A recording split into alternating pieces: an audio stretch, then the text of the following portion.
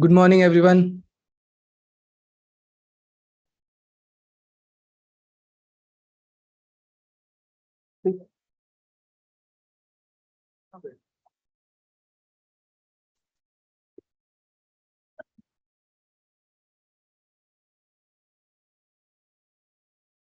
So, good morning, everyone. As we start the day two of Eximius 2023, I welcome you all to be present here, and let's start the session here.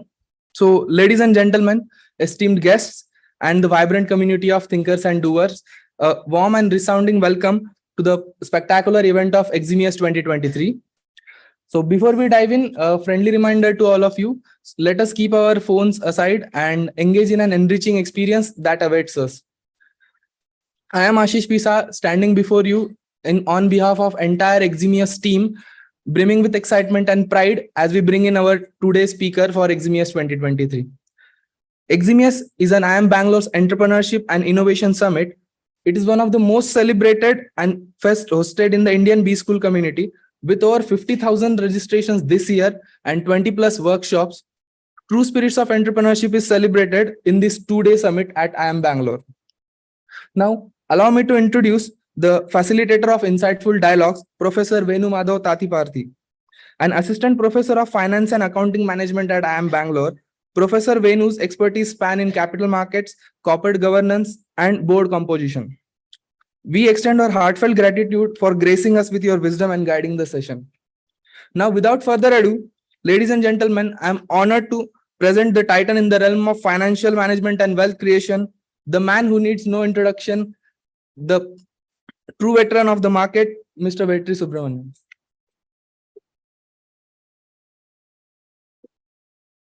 As the Chief Investment Officer of UTI Mutual Funds, Mr. Vetri is at the forefront of asset allocation and portfolio management. Since joining UTI Mutual Funds in 2017, Vetri has been a driving force behind its innovative investment strategies. His vast experience spans esteemed financial institutions such as Invesco Asset Management, Motilal Oswal Securities, and Kotak Mahindra Asset Management. As we invite him onto the stage, we invite you all to join us in what is certain to be a captivating discourse. So let us come together to observe his insights, be inspired by his experiences, and embark on a journey of discovery that has potential to shape our understanding of entrepreneurship. Please join me in extending a warm welcome to Mr. Vetri Subramanian.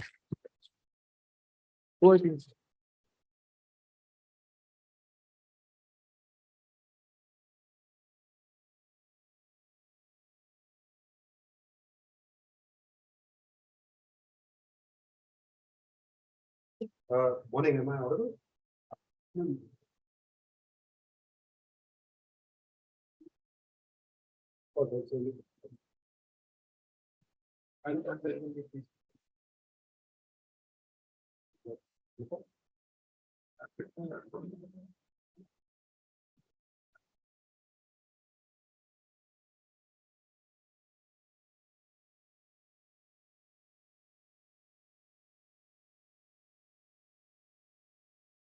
Yeah, hi, morning everybody.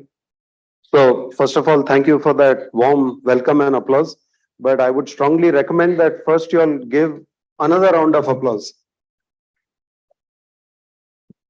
And this round of applause is for you all, because I cannot recollect 30 years ago any of us waking up on this campus and 100 people assembling in a classroom at 9 a.m. So applause is fully deserved for all of you. In fact, when I told my wife, who's my batchmate from IIM Bangalore, that the session is at 9 a.m., she said, "Are you sure anybody will show up?" Because we certainly didn't have a reputation for showing up in the morning. So, delighted to be here, and it's always fantastic to come back to IIM Bangalore. I think the last time I was here was 2017. We did our 25-year reunion, and we had a session right here. And I took a session, some of my batchmates, on women in the workplace. So that was interesting. In our time, the batch didn't have too many women. I think it was about out of a batch of 200, maybe I think 35 or 36 girls. But I'm told over the years, the sort of representation of women in the batch has gone up. So I think that's a, wonderful thing to see that it's changed so much, over the last 30 years. So quickly diving in, I was actually struggling with this topic of, what do I talk about when it comes to entrepreneurship? Partly because honestly, when I was on campus 30 years ago, and I can speak on behalf of many of my other friends as well, I don't think any of us really considered entrepreneurship as an option, right? All of us came to campus pretty clear that, this was a very different India 30 years ago. We'd all pretty much been told, at least 90% of us by parents, that, okay, you got this lucky break, you're going to this institute. I hope after this you will get a job and not depend on me for, taking care of your needs anymore. And if anything, you will contribute back to the family. So all of us pretty much came to campus saying, okay, we need to figure out how to get a good job at the end of this. And entrepreneurship was something that we loosely discussed in conversations in the college canteen or late at night when your spirits tend to be more elevated in terms of your risk-taking ability. But in the cold light of day, it was always about how do I get a job? How do I make sure that I, secure my future? But when I thought about what to speak, I said I can just share my experience with you because twice in my life and my career, I sort of ended up in organizations which, loosely speaking, were sort of startups. They were not pure startups in the sense that me and another guy starting in a, sort of garage or whatever it is. But these were both new businesses being sort of incubated by a larger organization or somebody who had the financial wherewithal. And both experiences, from my point of view, were life shaping. They changed my sort of trajectory, career path, and all of that. As much as coming to IIM Bangalore, in a way, sort of defined everything that I did thereafter, right? From my point of view, professional career took a particular trajectory after coming to IIM Bangalore. And because I met my wife over here, even my personal life sort of took a trajectory which, started here at IIM Bangalore. So the first one I'll describe to you was in the year 1998, 1999. And this story also has a lot of IMB involved in it. So the year was 98, 99. I was working with a securities broking house, right? So you do research, you then sort of position that research to institutional clients. Earlier, I was talking to, two of your PGP2 batchmates, and they were telling me they did their internships at Morgan and Goldman. So, that's the kind of investment bank where you do your research, you give it to institutional clients. That's pretty much what we did. And I was getting pretty bored. So I had been in the workplace for about 7 years, and it was getting sort of dull and boring to do this research, talk to clients, pitch ideas to them. And 98, 99 was a very interesting time because that is when we discovered the internet. Right? So we discovered the internet, and we started hearing about all the wonderful things that were happening in the US on the internet. All business models were getting sort of put onto the internet. So 5 of us, and it so happens that 3 of us were all batchmates from IIM Bangalore. We were working together in the same firm called at that time SSKI in Bombay. So 3 of us were batchmates. The 4th person, IIM Calcutta, 1992. He was a batchmate from undergrad of one of us. And the 5th person was somebody who had been in the broking industry for more than 20 plus years. So what happened essentially is that SSKI told us that, okay, if you guys are so keen to do something on your own, and our idea was, let's start stockbroking on the internet, right? Nothing radical about it anymore. All of you are familiar with the Zerodhas and the Grows and all of that. But this was a pretty novel idea in 98, 99 that can we do retail broking on the internet? So we moved out of that institutional business, SSKI, which was the company with which I worked. They effectively put a little bit of capital to get this new company going. which decided to get into this space called internet broking, right? And many of us who were part of that venture were heavily inspired by two US websites, one which still exists, which is called thefool.com, right? And thefool.com was very, very opinionated in the way that they talked about investing, but most importantly, they really simplified discussions about investing and how to look at businesses. So we were very inspired by that. And then, of course, E-Trade was sort of at that time the best known internet broker. So these were the two business models that we looked at, and we said, okay, let's put up this internet broking company. So five of us, and then start to build the entire team. That's the company which went on to be called, some of you may be familiar, it's a company which is now called Sharekhan by BNP Paribas, right? So Sharekhan was the company that I was one of the lucky people to help co-found at that point of time. We called it Sharekhan because we wanted a name which sort of had a more younger, evocative, sort of appeal, because SSKI stood for SS Kantilal Ishwarlal, and that didn't look like a name which could fly on the internet. So we said, the Sharekhan is more likely to fly. So that's the name with which we launched. Now, the thing I just wanted to share about this whole idea of entrepreneurship, and in a sense, mine was more entrepreneurship, because you are at this organization which starts, kicks off and gives you this opportunity to create a new business, is that obviously it was very, very exciting, right? From the initial team of 5 people over a period of, literally a year, etc., we hit 100 people. We used to come to Bangalore often because the guys who were building our internet backbone, the trading systems, etc., was a company called Planet Asia, part of an old tech company called Microland. Not sure it exists anymore, but they were building our backend. So things were very, very exciting at that time. By early 2000s, this whole internet rage had gone bananas. The US stock market was booming. Much like any of you who follow the stock market today know that there is this boom in the US market all about artificial intelligence. At that point of time, it was all about .com.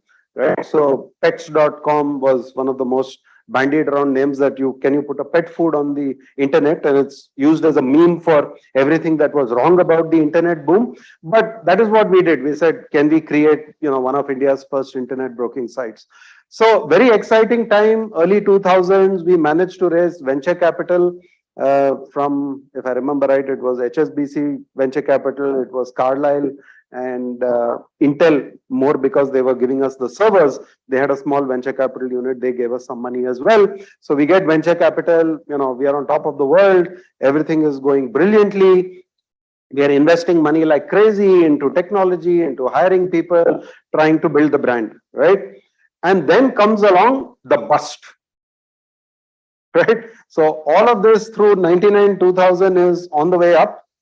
And then by the middle of 2000, the US NASDAQ starts creaking. The whole VC system goes for a toss. Nobody has appetite to fund losses anymore, right? And we are suddenly stuck with this huge investments we've made in technology, in people, in the brand, and the business is bleeding. It's also bleeding because it was too early, right? I mean, barely anybody had internet access, honestly, in 2000, right? I mean, even within the company that we were founding, very few of us actually had proper internet access. If we left the office and went home, you barely had ability to access the internet on a mobile. So in retrospect, it was just way too early in 2000 to hope that you could create an internet broking platform, because, just not enough people were on the internet. Obviously, we were doing whatever we could to try and get people into that internet broking model. But believe it or not, there were only 2 banks which could give you an online money transfer interface at that point of time. One was HDFC and the other was Citibank, which had a complicated route through which they could give online transfer. So how far do you think a business model goes in which you say very few people have internet, only 2 banks can be used to transfer money, no other bank can be used to transfer money? So it was very, very difficult time. Fast forward by 2001, any of you heard of Harshad Mehta? Oh, everybody's okay, good. Always bad names travel faster. But all of you know that there was that massive scandal, stock market scam which happened in 91, 92. How many of you have heard of Ketan Parekh? Okay, some, but not all. So Ketan Parekh was another Harshad-like figure, maybe slightly more mysterious in the shadows. And this gentleman was once again using a lot of bank money, using other people's money to speculate in the market. Just like Harshad Mehta was sort of the bellwether of 91, Ketan was the bellwether of 2000, 2001. 2001, something goes wrong. He suddenly doesn't have the money and the market starts to collapse. Right. So before you know it, the US NASDAQ is falling, the Indian market starts falling. There's RBI investigations going on. Ketan Parekh gets arrested. The market is in free fall, right? Again, to cut a long story short, VCs say we can't give you any more money. Cut your losses. We are unable to figure out how to do it in a hurry. They want us to lay off half the team. We just didn't have the emotional capability to say, let's lay off half the team that we hired. It was not a conversation I could have with anybody. I had hired these people, right? And now to go and tell them I need to lay you off, I mean, honestly, I didn't have the guts or the balls to do it, right? Long story short, eventually the four of us who were part of that initial team, all three of us, I am Bangalore, which is why it will never be called I am Bangalore success story, because all of us sort of exited that venture in 2001. Right. So this is the sort of long story of my first experience with trying to be an entrepreneur. Right. You build a business, you get the money from outside investors. It's a responsibility to the outside investors. It's a responsibility to those you hire. And, when I look back, I would say, obviously it was a terrible experience for me, both professionally, personally, for all of us who were involved with it. We learned a lot from it. I'm still very proud of the fact that we did what we did at that time. But when I look back, we just weren't mature enough to sort of, figure out how to navigate what was a very difficult period in that 2000, 2001 period. So moved on from Sher Khan, went back into typical sort of a regular day job. Thankfully, I landed on my feet, went back to becoming a fund manager again at Kotak Asset Management at that point of time. And then, life sort of carried on. Then I fast forward all the way to 2008, right? I'm again getting slightly itchy about what to do. And then suddenly somebody I knew from many years ago approached me and said, we are going to set up a new asset management company, right? So we are going to set up a new mutual fund.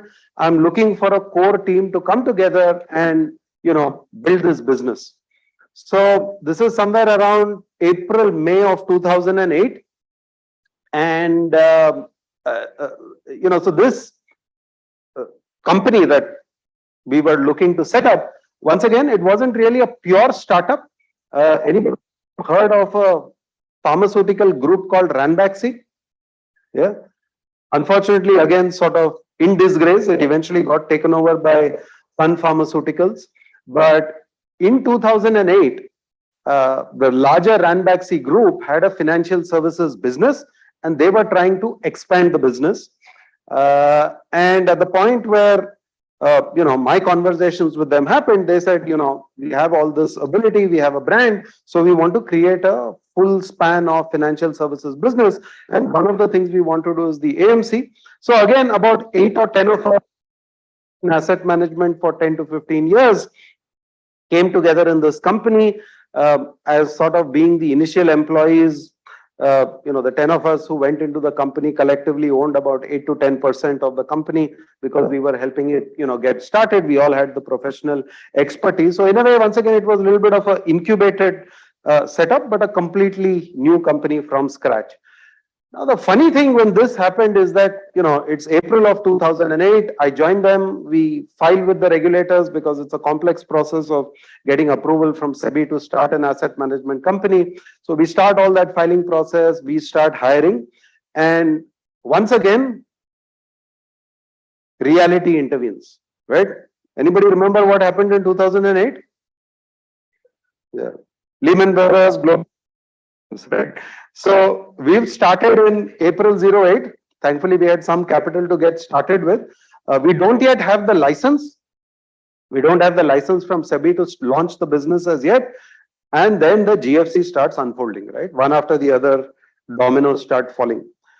The interesting thing, and somebody said Lehman, is that the collapse of Lehman actually became a life-changing event for me and for the business, right? I'll tell you why. Because we received our license from SEBI somewhere in November of 2008. Lehman has just collapsed. And then on Friday, before we have actually even started business, we get a call from somebody we know in the market saying, look, there is this company known as Lotus Mutual Fund. They have run into some financial problems, right? This is on actually not Friday, it was a Thursday. They've run into some financial problems. This company was actually indirectly also owned by Temasek in Singapore. And they said they want out of this company, but it has got to be done in the next 3 to 4 days because the fund has a problem. It has borrowed to meet redemptions and, they are quickly running out of liquidity. So in the last week of third week of November, this is actually was happening in Bombay. Our focus was not the 20 attack because between that Thursday evening and Monday morning, we had to execute a transaction to take over the business of Lotus Mutual Fund in the new company that we were leading. As it turned out, the collapse of Lehman actually became the biggest opportunity for the company in that sense. Because when we looked at the books, right, they had about 2,000 crores of investments, there was about 1,000 crore of borrowing. The paper was good, right? It wasn't that they had any poor papers, but basically post Lehman, all markets were in a state of panic. So if you went to the market and tried to sell not the top quality bonds, but a second tier or third tier bond, maybe a AA type of bond, there were no buyers for it. And people will bid you 20% YTM if you want me to, buy the bond.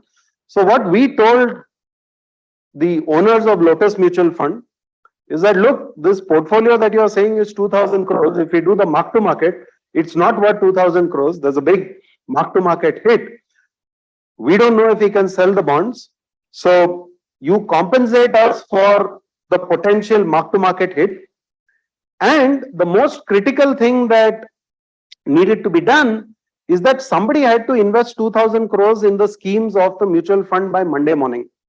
And as Providence would have it, Ranbaxy, the group, had just been sold to a Japanese company called Daiichi Sankyo, right? And the family that owned Ranbaxy actually had received 9,000 crores as a result of that transaction. Of course, they had some liabilities to settle, they had taxes to pay, but they were not short of money. So between a Thursday evening and a Monday morning, we went from being a startup AMC who has received license to doing a M&A transaction on the weekend, for which the seller compensated us for any potential mark-to-market damage in the portfolio, and we ended up acquiring that company by a Monday morning, right? Now, from that point, right, so this company had its sort of origins literally in the throes of a crisis. Over the next, 5 years, we built out the business. In 2013, Invesco, which is a, Baltimore-based, Atlanta-based investment manager, manages close to $1 trillion. They came in, they bought a 49% stake in that company. And later in 2016, Invesco hiked its stake to 100% and took, complete control of the company. So if you just look at these two examples that I've had of sort of dealing with entrepreneurship, right, I would say one was, from my point of view, both a professional and personal setback. 2000, 2001 with the whole dot-com, we got the VC money, built up the business, but much like currently startups across India are facing problems with lack of VC money being available, they've just burned too much capital. We ran into troubles and had to sort of turn around. And in 2008, a crisis which happened to somebody else actually became our opportunity, right? Because if the GFC had not happened, we would have started our mutual fund, we would have gradually figured out how to build it, and it would have been very slow burn. But that crisis, which was the GFC, actually for us became an opportunity because we got paid to take over an existing business and gave us a much smoother on-ramp and we were able to build on that. And because we were able to build on that, eventually the company got bought by a global major who, took 100% control. So the reason I sort of these two episodes is just to put in context. First of all, this entrepreneurship is a very messy business, right? You've got to be prepared for significant amount of risks, setbacks, and I think, in a sense, I heard people say this before, but it's only when it happens to you, you sort of realize that entrepreneurship means dealing with a lot of challenges. It means dealing with failure. It means after you deal with failure, you've got to still wake up the next day in the morning and figure out what next, right? And sometimes that's quite challenging. So many of us who were part of that Sher Khan episode, we all sort of landed on our feet. We went back to professional careers. Some people tried other things. So most of us managed to get on. But, it's just a huge, huge sort of emotional pressure and stress that you have to go through when you're doing this. And if I were to connect these two instances, right, I would say Sher Khan, great fun, but net outcome not very satisfying. I'd put it more in sort of the failure categories in terms of the business outcome, not in terms of what I got to learn. Religare, which then became Invesco, hugely successful, both from a professional point of view, personally satisfying, personally rewarding, right?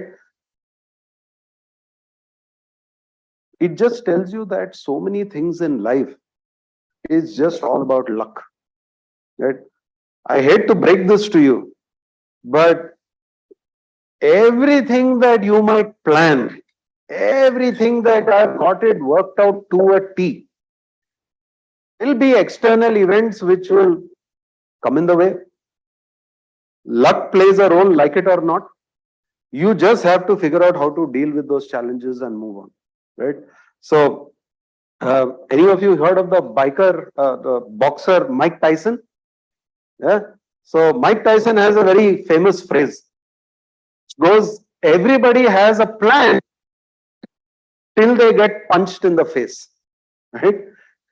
And this is true of whether you're doing a career, a professional job, or whether you're doing an entrepreneur. If you're doing an entrepreneur, you're just exposed to so many other risks and challenges simply because everything that happens in the external environment now becomes your problem. So that, to my mind, is one sort of reality that you have to deal with. If you're an entrepreneur, external events are going to impact you a lot more than if you're a professional working in a company. You just have to deal with it. You have to be prepared for the fact that sometimes luck will smile at you, and sometimes lady luck just doesn't smile at you, right? But you got to just pick yourself up and figure out how do I move on from this. So that role of luck, I think, is very often significantly understated. Few other sort of points I just wanted to share from my own experience as I went through these sort of entrepreneurship opportunities. One is, I think we've all got to learn how to step outside of our comfort zone, right? For me, the time I was really forced to step outside of my comfort zone is when I passed out of IIM Bangalore. So I passed out of IIM Bangalore saying I'll be doing some investing stuff, I'll look at annual reports, I'll do data analysis, maybe I'll trade some derivatives, all of that. Nothing that I wanted to do involved talking to people or selling anything to anybody. Those I was very not my skills, right? I would have been very happy, though I now in retrospect know that was the wrong idea. I sort of thought the ideal job for me would be where I'm happily sitting in a cubicle, not having to interact with anybody and just doing my own thing, right? I pass out of campus. Guess who intervenes in my life? Rishabh Mehta. Seriously. Because when I showed up for work in June 1992 at Kotak Mahindra in Bombay, they basically said, thanks to Rishabh Mehta, there are no jobs left in anything to do with investment banking or stock market or investing in Kotak. Right? So he played a role in my life, though I've never met the gentleman, he's never met me. I have no reason to hold any rancor towards him, but whatever he did impacted me. So I show up at Kotak saying, I want investing, I want investment banking, I'll do investing, I'll do treasury. Sorry, no jobs. So what's the only job that they have for me? Go and sell car loans. I mean, it might sound foolish to you, but that was the job I had. I had to go out, meet people and tell them, please take a car loan from me. Right? But I am very grateful for that. Because if not for that job, which I did for 2 years, I would have never learned to step out of my comfort zone. I would have never had the courage to stand up over here and talk to anybody. And if I have realized one thing in life, you are always selling. I am here selling to you. When I go back to office tomorrow, I'll be selling my ideas to my team. I'm selling to my clients. When I go home, I'm selling to my wife. I'm selling to my kids. Worse still, these days I have to sell to my dog also. So the reason I say this is that, some of these things are not self-evident.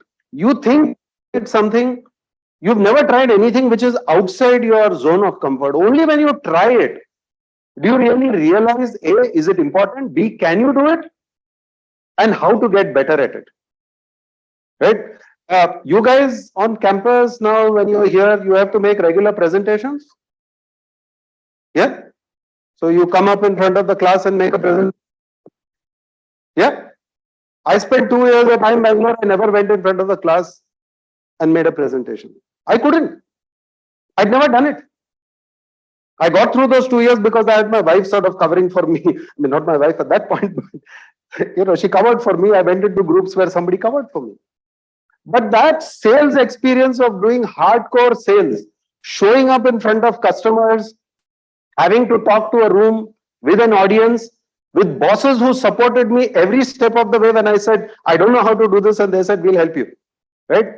So luck is important. People who will support you in your career as bosses and mentors, super important. I still stay in touch with most of them who, from my point of view, have made a tremendous contribution to my career. Very grateful to them. But step outside your comfort zone. As an investor, if you ask anybody in sort of market circles in Bombay,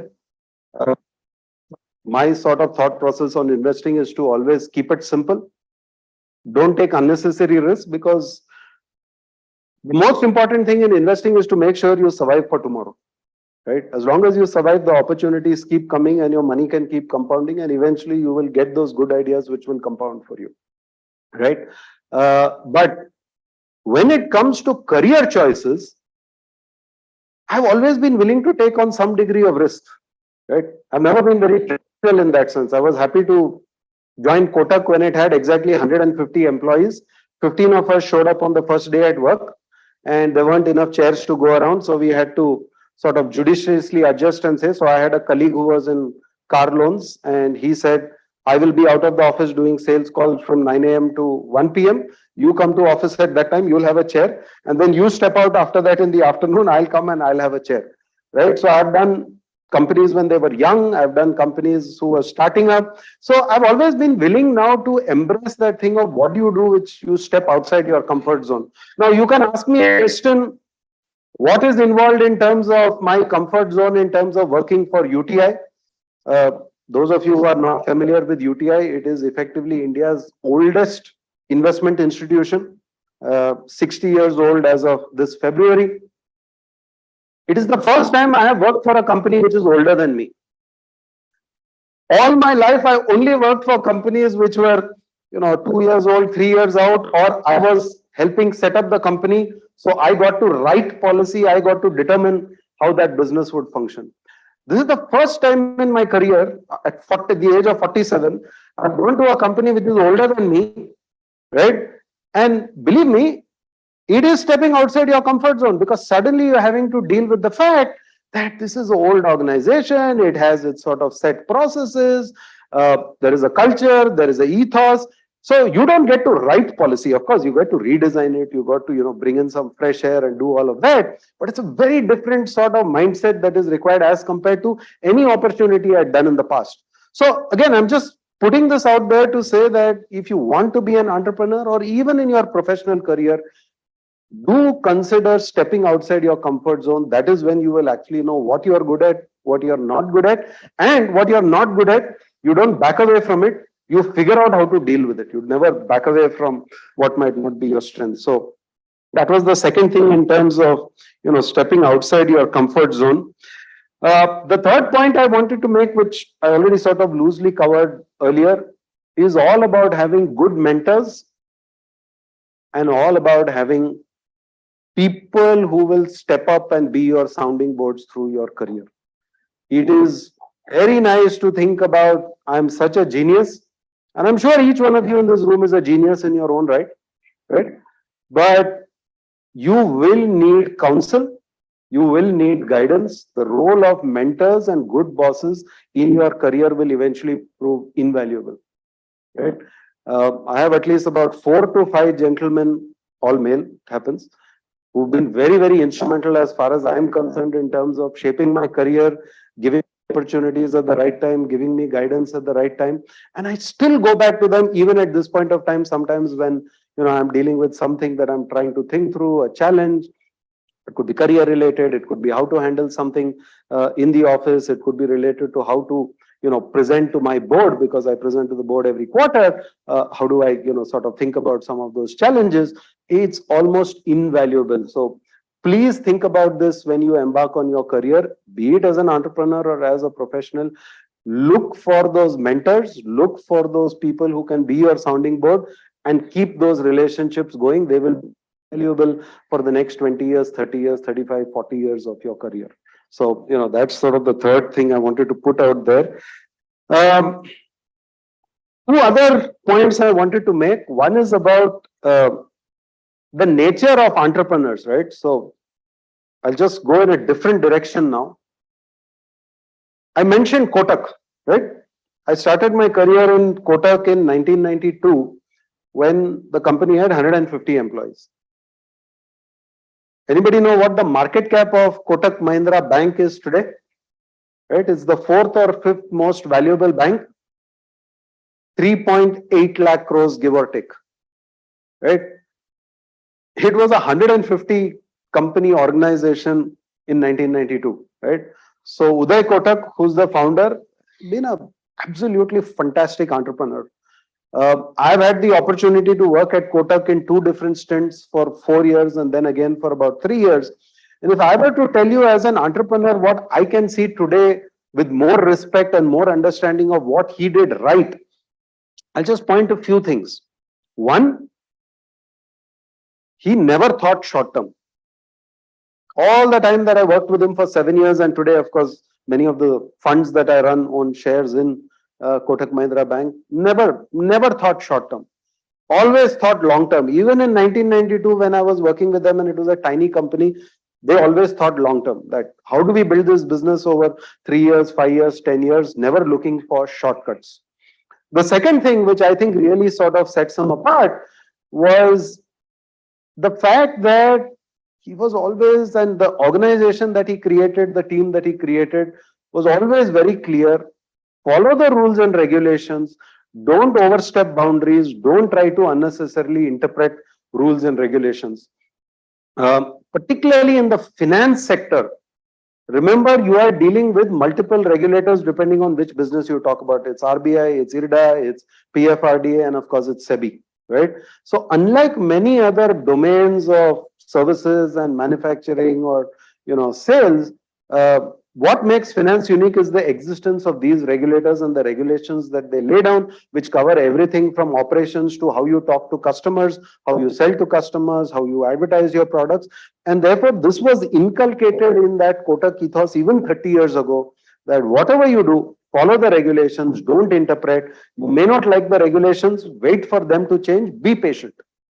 Don't try to, second guess, don't try to interpret creatively the regulations that the regulator has put in place. So if I point to the second thing which really sort of helped, Uday in that journey where he's gone from, such a tiny company to this financial behemoth, it's really the fact that there has been respect for rules point of time and never willing to sort of, fly with the wind.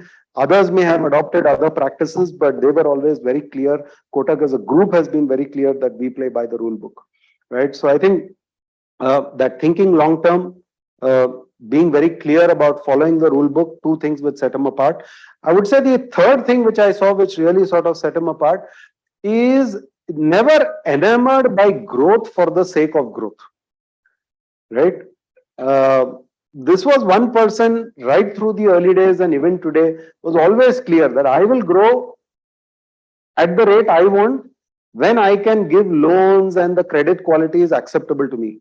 Just because somebody else is able to grow 25%, I'm not going to try and outdo him by growing at 30%.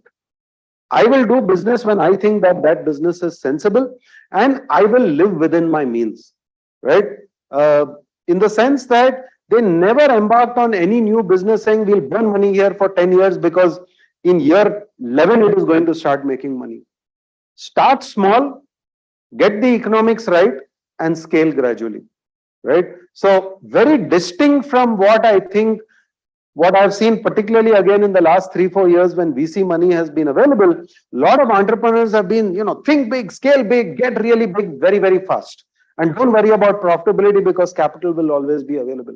But if I actually see the lesson that is so visible now in Uday Kotak and what he's created in Kotak Bank and the entire Kotak group, it's that respect capital, don't burn money, build slowly, steadily, live within your means as you scale the business. So it's a very different thought process, goes back to the fact that he's always thought long term. But I just wanted to give that as one example of somebody who I've seen who's sort of bootstrapped it so successfully. But let me just give you a counter example to this, right? I also mentioned the broking firm that I worked with, and this was run by an extremely mercurial person. There's no other way to describe him. I mean, he could get multiple brainwaves, new ideas, maybe 3 a day, maybe 5 a day. And it was really exciting to work with him. And, that's where we got to build out Sher Khan and all of that. So, I enjoyed that part tremendously. But these were all the attributes that I told you in Uday Kotak. You don't see it over here. And he's been an entrepreneur multiple times. He built a broking business. Of course, he sold the broking business, continued, he managed to sell that. So he's had many successful exits. But if you actually see over time, I would say he's an unknown. I mean, he's never managed to achieve the kind of scale that somebody like a Uday Kotak could do, simply because way too mercurial, did not think long term, did not have the patience, right?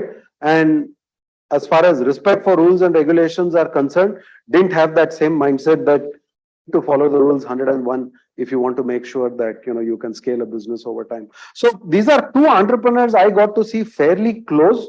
One who's now gone on to be tremendously successful. The other one who's recently been in the press because his company is currently with NCLT undergoing bankruptcy. And, I can just see these differences that it has made in terms of respect for rules, thinking long term and living within your means. So to my mind, that sort of literally just describes the way entrepreneurs need to go about it. So one final word, again, if you're trying to mix finance with startups, my recommendation would be simply because finance involves these regulators, you'll be much better off working in the finance field for a few years, understanding regulatory overlays, and then trying to build a business where you always incorporate this regulatory underway.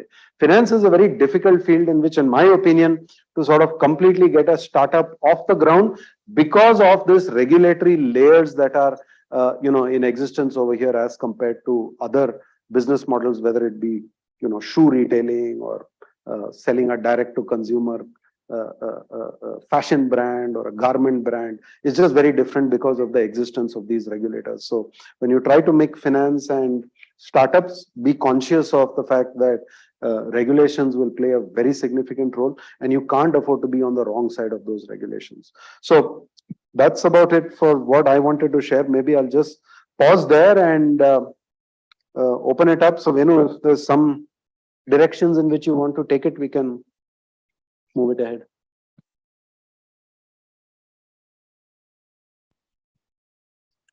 So thank you. Thanks a lot for this session. It was, I'm pretty sure I'm speaking on behalf of everyone. It was highly enlightening, I think, especially the fact that we see a lot of press, a lot of interviews, a lot of media coverage about people who become entrepreneurs I mean, as in startup founders and so on, but not so much about entrepreneurs, which I thought was extremely interesting in your career path that you took. Before I go into the subject of entrepreneurship, that's what I wanted to talk about.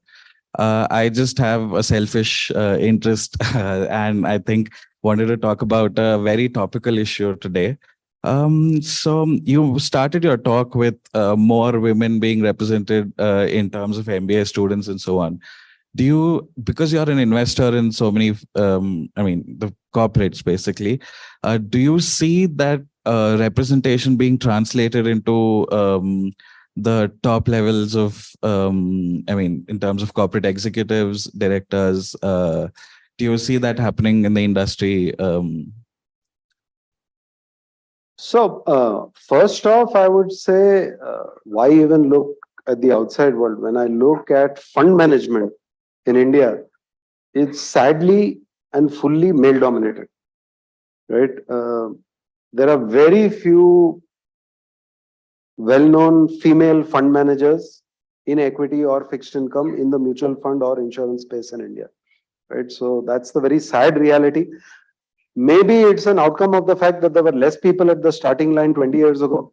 I'm hoping that will change, going forward. And we see some winds of change, but I would say still not enough.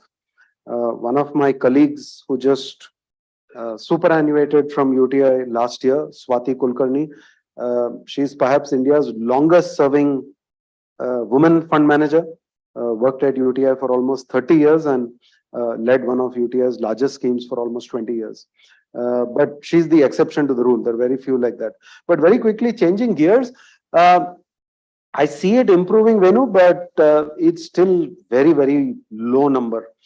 In the banking sector in India, of course, there was this period of time where there were quite a few women visible in senior leadership roles in the banks.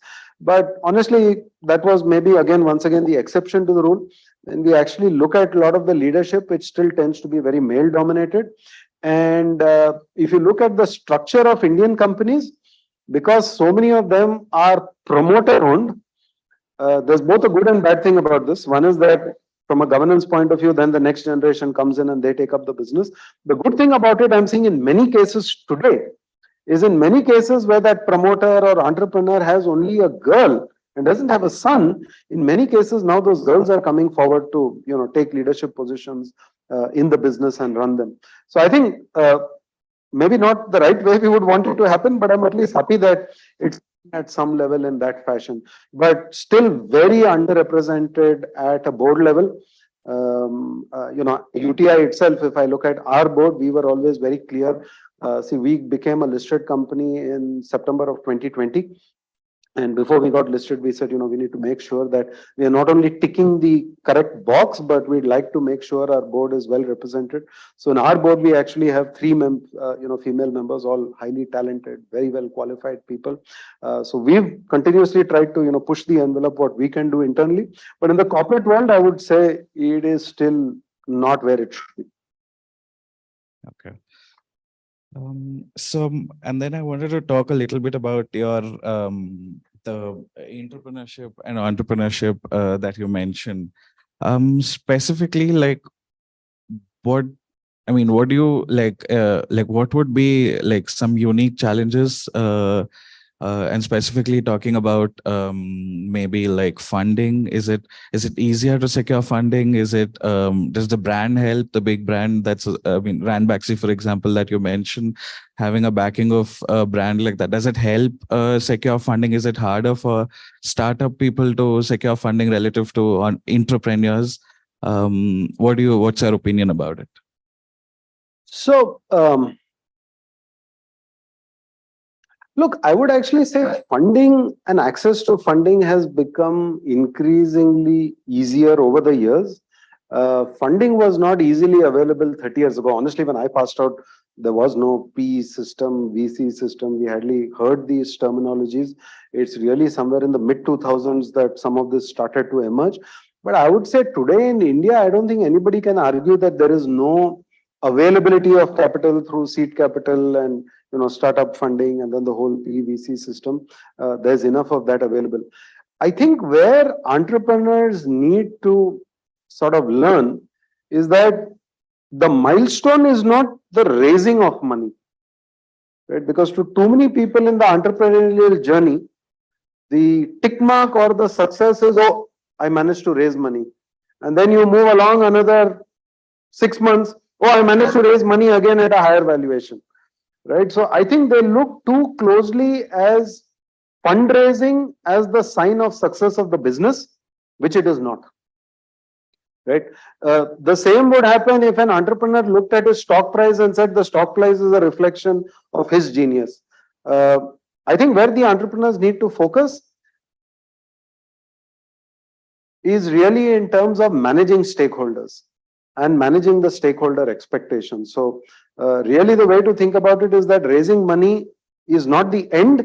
It is actually the beginning of a responsibility that you now have towards your stakeholders who have provided you capital, towards the employees who've joined this business model, which is exposed to so many more risks, maybe to the partners and vendors who work with you in that. And therefore, as an entrepreneur, think more about managing all those stakeholder relationships rather than looking at the raising of funding as your success milestone or your success tick mark. Okay, but like, I mean, just do you see any unique, I mean, is it like in terms of just the within firm versus an outside firm, is it also helpful in terms of like? So the within firm is obviously easier because in a way, there is already a platform, they are able to support you. But I think in both cases, what I've seen, both as a complete pure startup and of course today, as a public market invested in so many companies which are sort of younger in their journey. To my mind, I think the most important thing in all of these is be very clear as to have you got the unit economics right. I think this is something which sometimes get missed out when people only think top down. This is my total addressable market. If so many people do this, this market will be so big. If this market becomes so big, this will be my cost structure. Therefore, I will be profitable. I think this is a classic way of looking at the opportunity top down. I think what the good entrepreneurs do, whether you're doing it as an intrapreneur or whether you're doing it on your own, is unit economics. If I am serving one customer, am I able to make profit out of that one customer? If I am serving customers in a particular market, because maybe there is a geographical nature to the product or service I'm rendering, am I able to make that profitable? I think too many entrepreneurs end up focusing on that big picture because that's the picture you want to tell the world, and they don't spend enough time looking at unit economics. I'll just give you one quick example. Many of you may have heard of Radhakrishan Damani. Right? He's actually more a stock market investor, but today, of course, he is better known as the founder of DMart. Right? If you read his story, he actually first made only one store. And said there is no point expanding till I figure out how to make this one store work. If I can make the unit economic store work, then I can build the next one, the next 20, the next 100, the next 300, and now he has got upwards of 500 stores. But that's a classic case of saying, how do I get unit economics right? If I get the unit economics right, the model is scalable. And I'll give you another example from my own investing career. It's somewhere around 2003, 2004. Retailing is starting to be actually very popular. That was the first avatar of retailing becoming very popular in India. And in the span of 2 weeks, I met two gentlemen. One was Mr. Kishore Biani of Future Group, and the other was the CEO of a company called Trent. Right? And they were a study in contrast because Mr. Biani and Future Group was get as big as possible, open as many stores as possible, experiment with as many models as possible. If this model doesn't work, I'll tweak it to that model. And he was very, very passionate. And honestly, when I went and met him, I came back very, very convinced that this guy is going to crack it. And then you meet Trent and they sound so boring. We are doing one store, we'll do the second store. We are trying to figure out how to get our supply chain right. We are trying to figure out how will we get the fashion that people want on the shelves, all boring stuff, right? But look 20 years down the road, Future Group has gone bankrupt. And Trent is around and successful. because unit economics. So that to my mind is the key. Whatever you do as an entrepreneur, get the unit economics right. Once you can get the unit economics right, be it a restaurant, be it a store, be it a product line, then you can scale very successfully. Okay.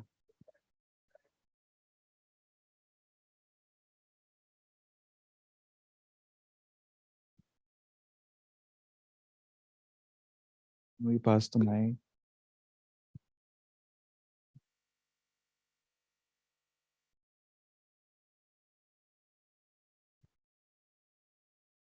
Hello, sir. My name is Prajwal. Firstly, I think we all can agree that it was a wonderful session indeed. We got to learn a lot. My question is regarding Sher Khan and your journey over there. Whenever we talk about entrepreneurship, the next thing that comes into our mind is persistence, right? Because we think that no matter whatever situation occurs or whatever happens, there is a need to have that persistence, that will to not give up and keep going. So in your journey of Sher Khan, there are like two incidents and two questions related to that.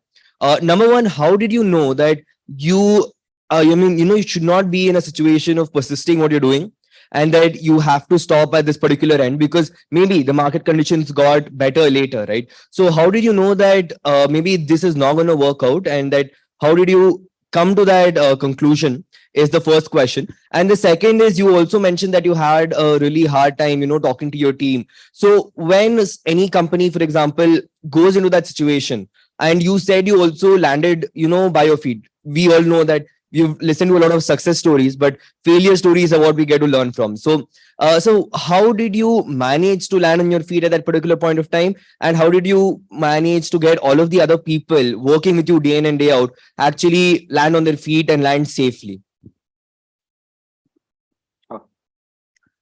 So honestly, the first part of persistence, I can't put it in context for the simple reason that I didn't give you the full drama of everything that happened, but there was a very ugly fight at the end. And it became a question of, do you run the company or do we run the company? And at the end of the day, in that entrepreneurial situation, we were still only employees, right? So I still have the stock options they gave me, but they were sort of valueless at that point of time. So it was a very ugly fight where we eventually parted. And the way I'll actually answer your question, and that was where I made that point about, don't treat fundraising as the point of success or that mission accomplished. It is just the beginning. If I look back at my own experience at Sher Khan, the biggest failure was intellectual arrogance that all of us had, that 28 years old, we know everything about the world, and B, utter and complete failure in terms of managing the stakeholders. We did not manage the stakeholders well enough. Those who had given us the VC, the initial company who had backed us, we just didn't manage them well enough. So I would say it was actually a failure of our ability and our maturity. Hopefully 30 years, 20 years down the road, I think if you put me in the same situation now, I know better now what I should do and what I should not have done at that point of time. But at that point of time, we allowed it to become an ego battle, and therefore it literally became my way or the highway, and then highway is what happened. So I would actually say the persistence question I can't answer, but if you can manage your stakeholders, hopefully it doesn't become this my way or highway situation, and that's the ugly situation that happened in that case. As far as persistence is concerned, from a public market investor point of view, I would say this is something we deal with all the time. We have a particular idea, we invest in a business. After some time, you realize it's not sort of working out. Simple reality of the world in investing, as they say, is cut the weeds and water the flowers. Don't do it the other way around. So you've got to know when to cut your losses and move on. You should never hesitate to do that. And the second part of your question was about managing the people. Yeah. It's my biggest regret.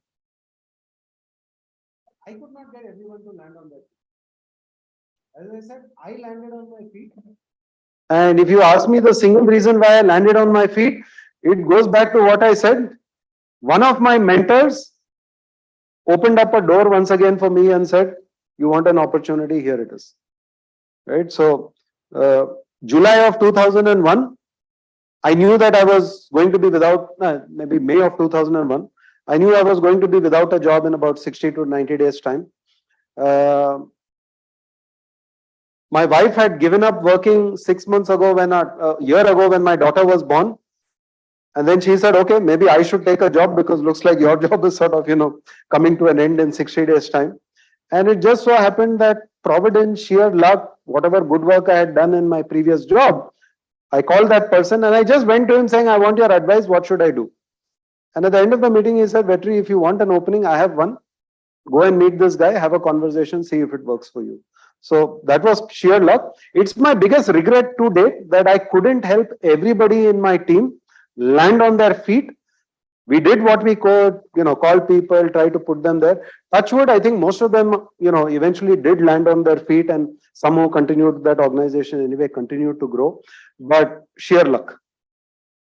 In fact, yesterday, I flew into Bangalore yesterday and I had dinner with one of my friends who was with me and Sher Khan at that point of time, and we were discussing exactly all the chaos that we went through in July, August of 2001. He was actually scheduled to get married when the news broke that we were all leaving the company, and we were just discussing that 20 days of torment he went through before he figured out that he had a job. So the day he got married, 2 days prior to that, he had a job offer. Yeah, but there's no simple solution to this at all. So, with the advent of time, we'll take the questions offline later, sir, if Sure. your permission. Thank you. So, thank you, Vetri, sir. Thank you for illuminating our minds and hearts today. Your presence has truly enriched us with your stories and your vast experience. So, I would ask everyone to have a key takeaways from sir's journey and embark upon it as we go on this comfort zone, out of this comfort zone of the campus. And thank you, Professor, for your presence and moderating the session as well. Now I will ask Professor to present memento to the Vetri sir.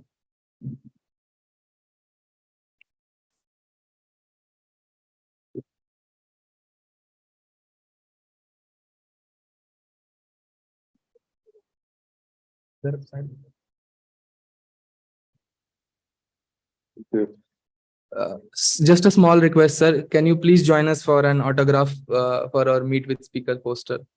If you don't. Okay. We are doing this new initiative.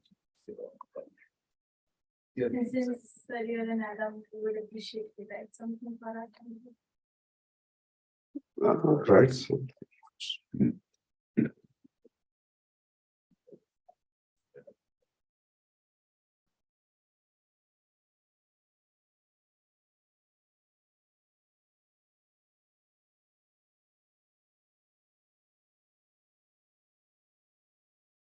Thank you. Thank you so much, sir. Chalo.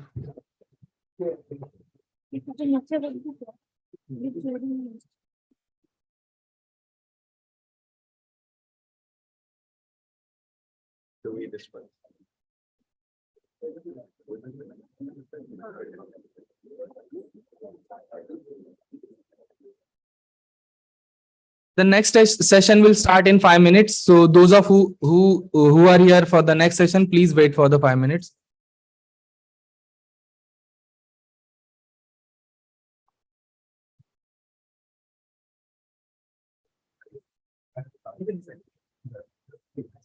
I mean, if he's, he doesn't have to.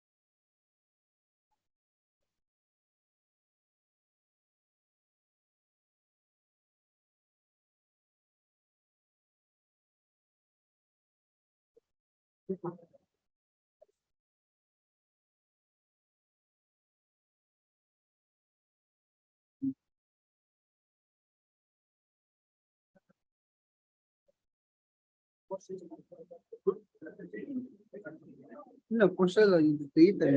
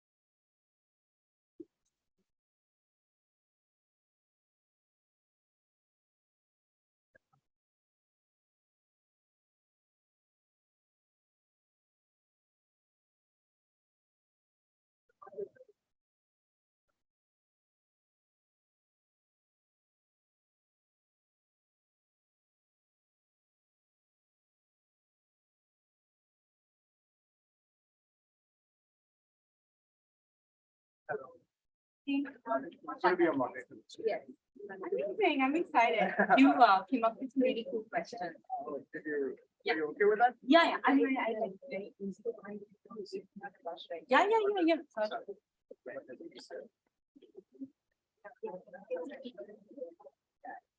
Move to that.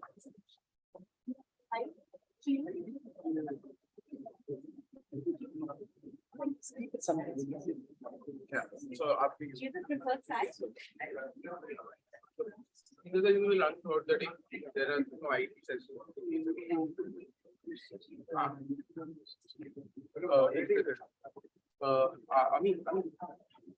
I mean,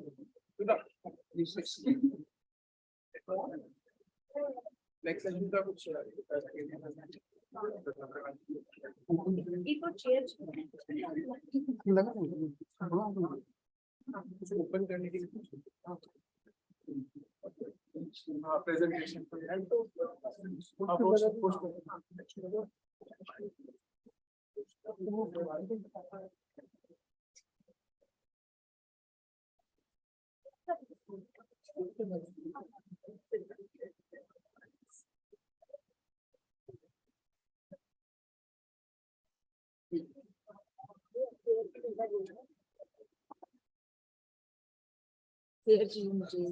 Reach here.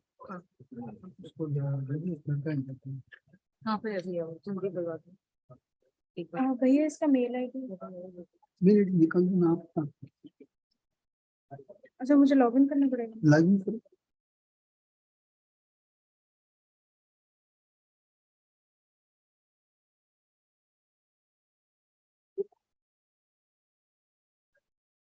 मैं login कर लेती हूँ मैं outlook ले. या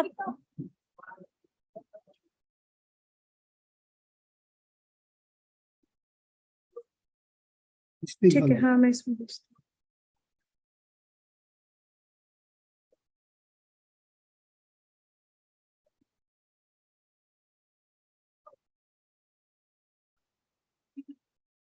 हाँ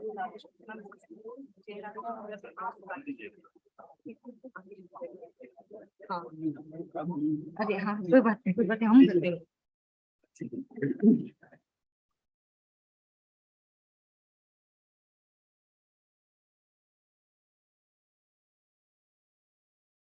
Yeah. Yeah.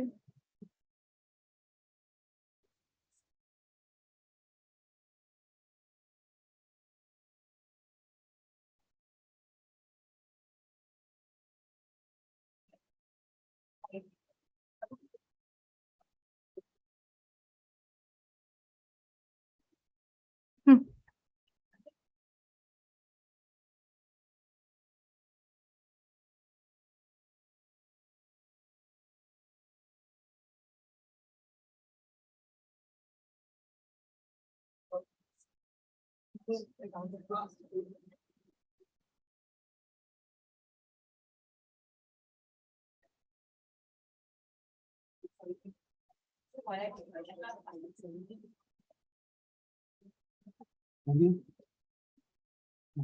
Yeah.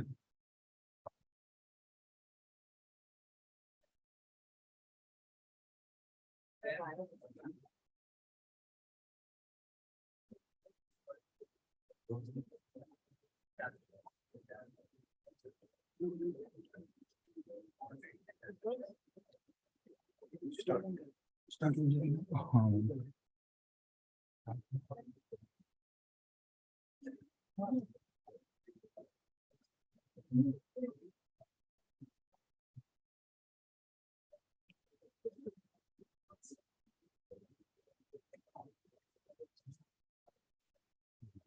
Unbelievable.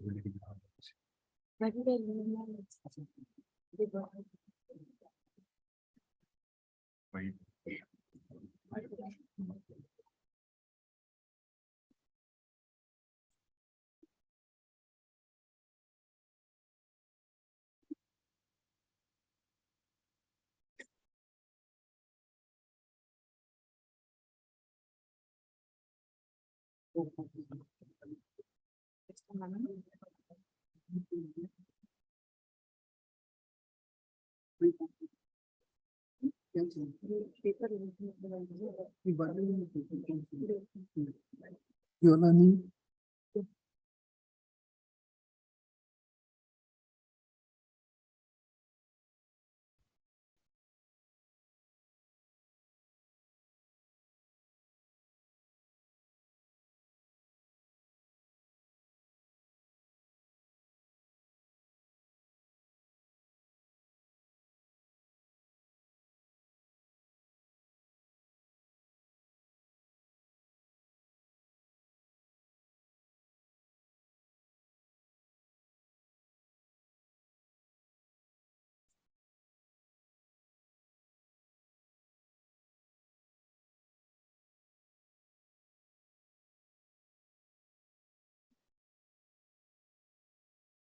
Can I request Lalit on stage, please?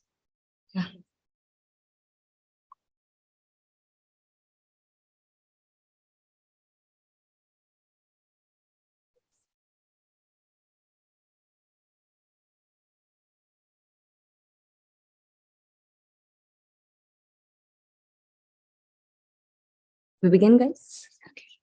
So good morning, everyone. Welcome to our morning session of Eximius 2023, a business summit that we all have been looking forward to. After a power pack performance of Ankur Wariku yesterday, we have two lady entrepreneurs with us. But before that, I would like to request our moderator who will introduce him first. So he's Lalit Dhanush, a speaker, a podcaster, and an author. He started off during his college days, just like us, who took part in events, debates, competitions, and a Toastmaster Club member himself. As a speaker, he has won numerous competitions, but I think his entrepreneurial journey started when he co-founded More Than Textbook with two of his friends. I too am planning to start one. And he's impacting thousands of people here. So thank you, Lalit, for making it and getting us a chance to have insightful session with two wonderful ladies here. Next up, I have this privilege to introduce these two beautiful ladies sitting right in front of you, Chinu Kala and Shraddha Bansali. One is making a hats off entrepreneurship journey with vegan food and other in fashion and jewelry. Chinu started her career at near teenage years when she had very meager amount of money, and that's how she carved her path. I think if you have strong determination and will, she's one of the perfect examples of how you can start your journey and reach heights. Ruben Accessories is her brainchild and baby, along with a wonderful daughter that she dearly loves. We'll know more about her journey together. Chinu, it's our privilege to have you here. We have Shraddha Bansali. She is co-founder of Evo Foods. The first time when I came across this product, I was amazed when I saw that there is a product called liquid egg. And she has this mission of changing world through her vegan culture. I would definitely love to know why did she take this step and how we are going forward with it. So over to you, and we'll love to hear. And maybe at the end of the sessions, we have few questions. And the speakers have got us goodies as well. So people with interesting questions, please keep them posted. Yes, over to you, Lalit. Mic check. Can you guys hear me? No? Hello. Okay. This is the third mic that's clipped onto me. I feel like a convict, but yeah. Anyways, ladies and gentlemen, boys and girls, welcome to today's panel discussion. Can we have a huge round of applause for the two wonderful ladies? The IIM team at the Eximius team at IIM, and most importantly for all of you. I'm really glad to be hosting this panel today, and I have a few questions that I am straight going to jump onto. I hope in this conversation, you guys have some interesting questions towards the end. First of all, hello, both of you. How are you doing? Great. Great. Okay. So I did go through your LinkedIn profile. I did go through all the things that you've been doing, quite successful amongst your peers. And the first thing that I want to ask both you entrepreneurs is, what was your eureka moment? What was that aha moment? Because now we come from South India, where there's a jewelry business on every single street. And to kind of position yourself there with a different concept is actually hard. What was it like for you, Chinu? And then we'll come to you in a bit. See, for me, the day I saw how a piece of jewelry can transform the look, I think that was the eureka moment for me.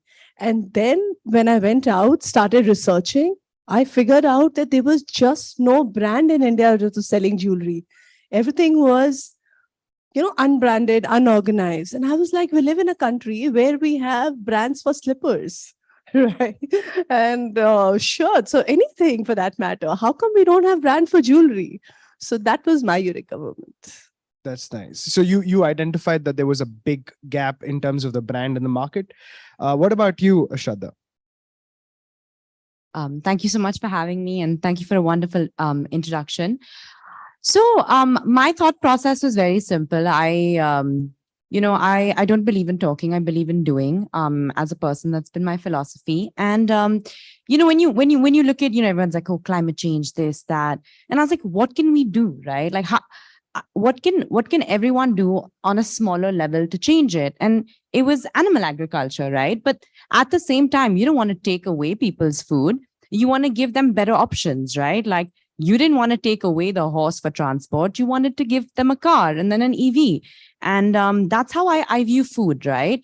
I view that, there's been so much change, right? Look at the past 100 years, the way we consume electricity, the way we travel, everything's changed, right? Except our food. The only thing that's changed in food is we have better packaging, which to me is a little bit ridiculous. So, there had to be a better way to give people a nutritious protein alternative that satisfies their taste, their cravings, their nutritional needs, but at the same time is something that, can be affordable and accessible. And that's what we aim to create with Evo. Wow. I think both of you have such great head starts in terms of your own entrepreneurial journey. Shraddha, I just want to have a follow-up question with you. Like 2 weeks before I got to know I'm doing this panel, in fact, I got a sponsored ad on Instagram of her product. So I was like, look at the coincidence. So my question is, where did you find the recipe, or where was this secret recipe hiding all the time? Because for me to even, so I was a meat eater, for me to even process the fact that you could have something as equivalent as an egg in terms of nutrition and taste, but it's not egg, is baffling. So where did that come out from? So just to give everyone a bit of context, so Evo makes plant-based eggs. So we make eggs made from plants. And honestly, see, there is no secret recipe. It's just hard work by my R&D team, by my scientists. We're one of the very few food processing companies in India that have 2 international patents, right? So it's not like we imported this or bought the recipe off of someone. It was very much developed in India. And if you look at the way an egg is, right? What is an egg? What is the molecule of an egg? Water, protein, fat, flavor, minerals, right? What we did is you break down the elements that make an egg, and you reconstitute, you find what in the plant kingdom can sort of give it the same properties, and you reconstitute them together. And you know what? Simply, that's how Evo was made. So, yeah. Wow. I'm trying to go back to my 12th grade biology class. I'm trying to process how this could possibly happen, but I'm sure that's why you have scientists and experts for putting that thing together. Thank you. Thank you, Shraddha. Moving to Chinu. Chinu, like I was doing my research for this entire panel, and I happened to go through your story, of you getting out of your house and all of that. Walk us quickly through that story. And I know you did not have a big background in terms of formal education, whereas Shraddha on the other side studied at Boston University. I want to know what actually inspired you in your journey once you got out of your house in terms of the entrepreneurs you met. Who are they? They could be in the form of mentors, or is there like a book that you read that kind of really moved you, or any source of motivation and guidance that you got? Sure. So I had a very, very tough childhood, and I was 15-year-old when I left home, went to a railway station, stayed there for about 2 days, found a job as a door-to-door sales girl. Well, the journey has been very tough. And for me, life has been my biggest teacher, because I did not have a privilege like all of you to come to this great college, or any school or college for that matter. I'm a 7th dropout. But then what worked for me was constant learning, and also accepting that there are things that I don't know. This happens with a lot of people. Sometimes we don't want to accept that we don't know things. So because I accepted that, I kept on learning at every step. What I learned was resilience. What I learned was never give up. What motivated me and kept me going was to be a better version of myself. Because where I come from, this is more than a dream. The life that I live is more than a dream.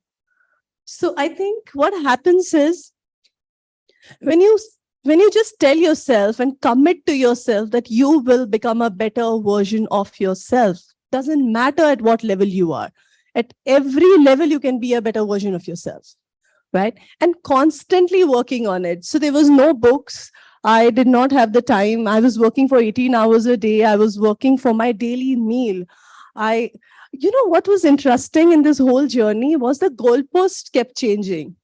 I still remember I felt very successful when I got 3 meals in a day. I actually felt that. And today, I'm aiming to become a 1,000 crore company. So the goalpost kept changing every week, every month, every year. I think that's an awesome answer, because a lot of people learn from 2 things, I believe. One is examples, which is a book, which is mentors. Second is experience, which life in itself is the biggest teacher. When you said that your goalposts kept changing, it reminded me of this video. I don't know if you guys have watched it. Have you watched Ray Dalio's Principles video on YouTube? It's a brilliant video, and you can definitely relate to what Chinu said. Like, once you climb the mountain peak of success, you will realize there's a bigger one in a distance, and you will keep climbing again and again and again. And I think this is one attribute of most successful people, that once they climb that mountain, they don't tire, they don't rest, and they realize that the whole beauty is moving from mountain to mountain and evolving in that process. Forget whether your business is evolving, you are evolving. Thank you for that lovely answer, Chinu. We'll quickly move on to Shraddha. Shraddha, I want to know, I watched a few of your videos as well, including your TEDx video. What were some failure moments that actually defined you? Because I believe hard times are a test of true character. And when did you realize that you evolved? Maybe like a phoenix, or like, if you could say even a Pokemon, but yeah, where did you evolve? Oh wow, I love this. I love Pokemons. I think what's very beautiful about failure is most people feel like they need to be successful to talk about failures, which I think is really funny because I mean I'm here, but I see myself as an equal to all of you. I don't see myself. I mean, I was here a couple of years ago, right? And you guys will be where I am in a couple of years, and you fail every day, right? You not only as an entrepreneur, you fail as a person, right? And like Chinu said so beautifully, life teaches you lessons. Of course, there've been you learn about this, right? Like like hire quick. I mean, hire slowly, fire quick. Like hire the right kind of people that can rock your boat. Don't overspend. Look at this. But I think my biggest failures have come from things I cannot predict, right? I had so before Evo, I had a restaurant called Candy and Green, which is what I actually got on the Forbes list for. It was a farm. It's what brought the whole farm to fork revolution to Mumbai and India in general. And I could not predict that another rooftop would catch fire, and overnight, December 31st, when we had the most bookings and had taken so much pre-sales, the government would come and shut my rooftop. I couldn't predict it, right? But I think what my failures have taught me is no matter what, I will be okay. And I think that's something you should carry with you, right? Like view this as a journey. And I don't think failure is absolute and not a success. So don't let failure get to you, and definitely don't let any success get to you.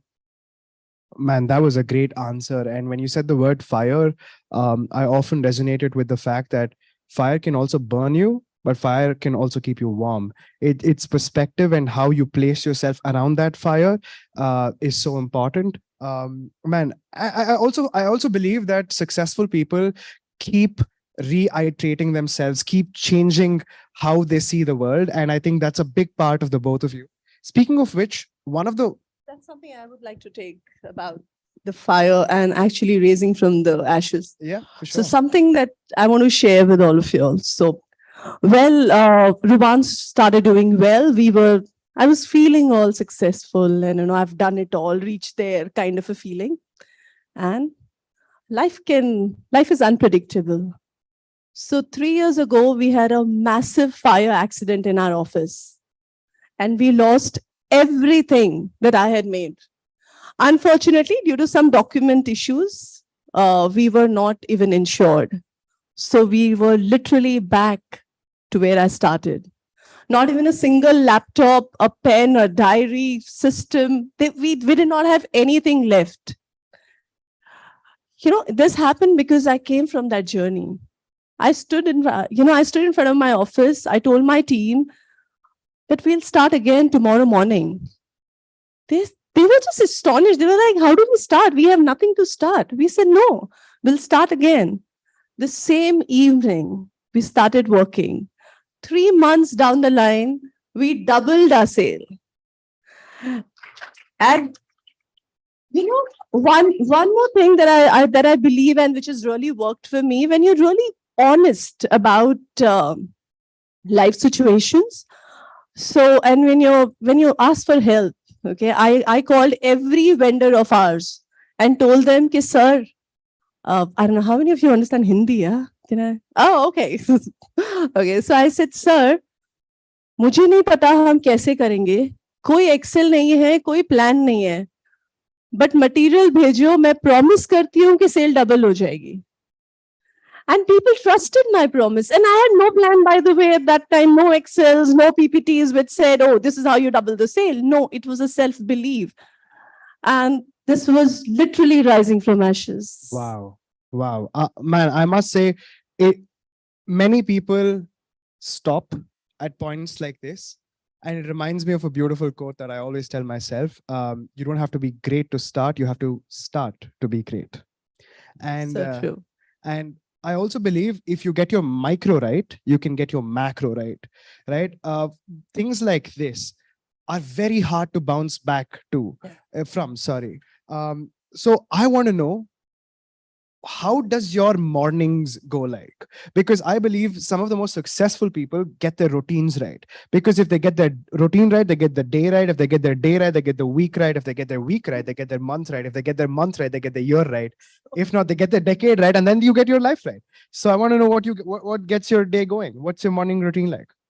So I'm not a 5 a.m. person. That's a myth that if you want to be in that 1%, you have to be a 5 a.m. No, you don't have to be. You can still get up at 7. So I get up about 7, start my day with a little bit of stretches, some coffee. Very important thing that I do in the morning is that I send voice text to my team much before I reach the office, early in the morning. So the day is already organized. My team knows that, before they even reach office, what are the things that are priority? What are the things that they're going to work upon? Wow. So that's something I really follow. And yes, some stretches, 15 minutes of music. I love doing that. I listen to music before I reach office because I want to reach office full energetic, feeling all good about my day. Who do you listen to? Oh, okay. Depends That's on important. just anything, something happy, something which makes me feel like, oh, life is beautiful. What's the last song you remember that you played? Okay. Oh, that's a good one. So I keep listening to this. I Believe I Can Fly. That's something I hear almost every day.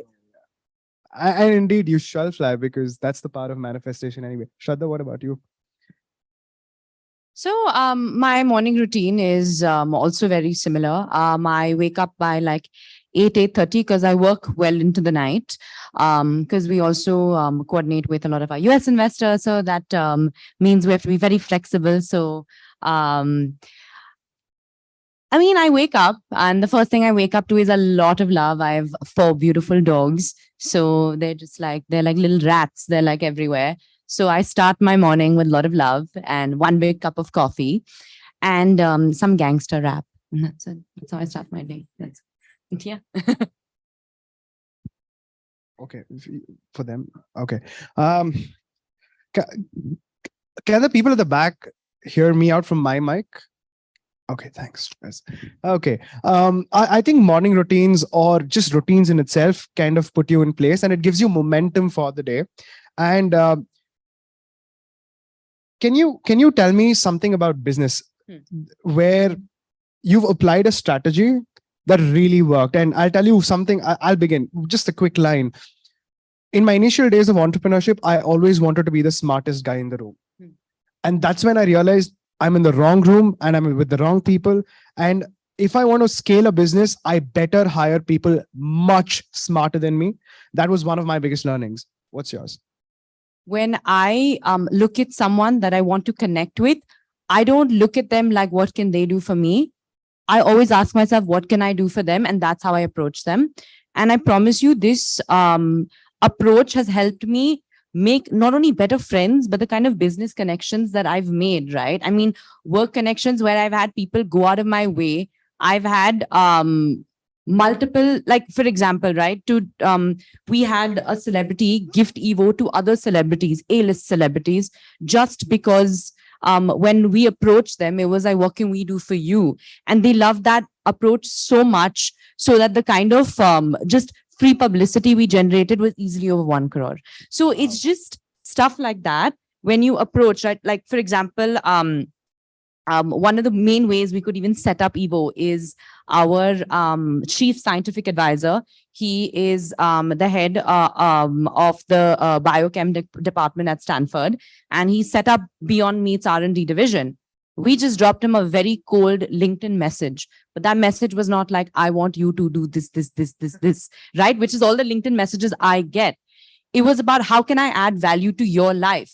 And honestly, when we got on that call, we wanted to learn about him, right? And it was a beautiful relationship we built, which is why today Evo is what it is. And Evo has that kind of global appeal because, it's always what you can do for others and not what they can do for you.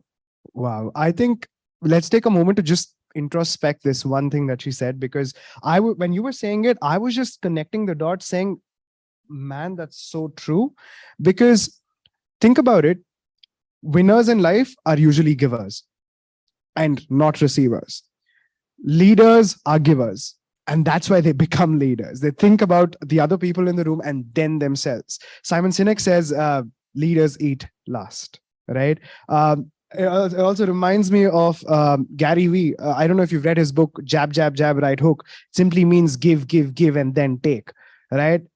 You got to take at your third or fourth give. And that's when it comes even without you asking.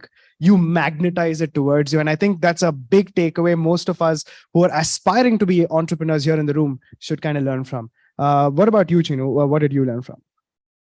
Beautifully said, I must say. Such a beautiful. So something that I believed in. So we are a product company, and most of the product company I've seen would concentrate.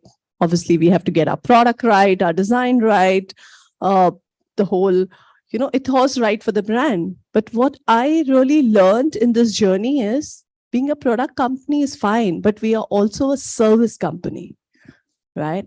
My product could be brilliant. If it doesn't reach you on time, you're like, how does that work? I don't want to buy from this company.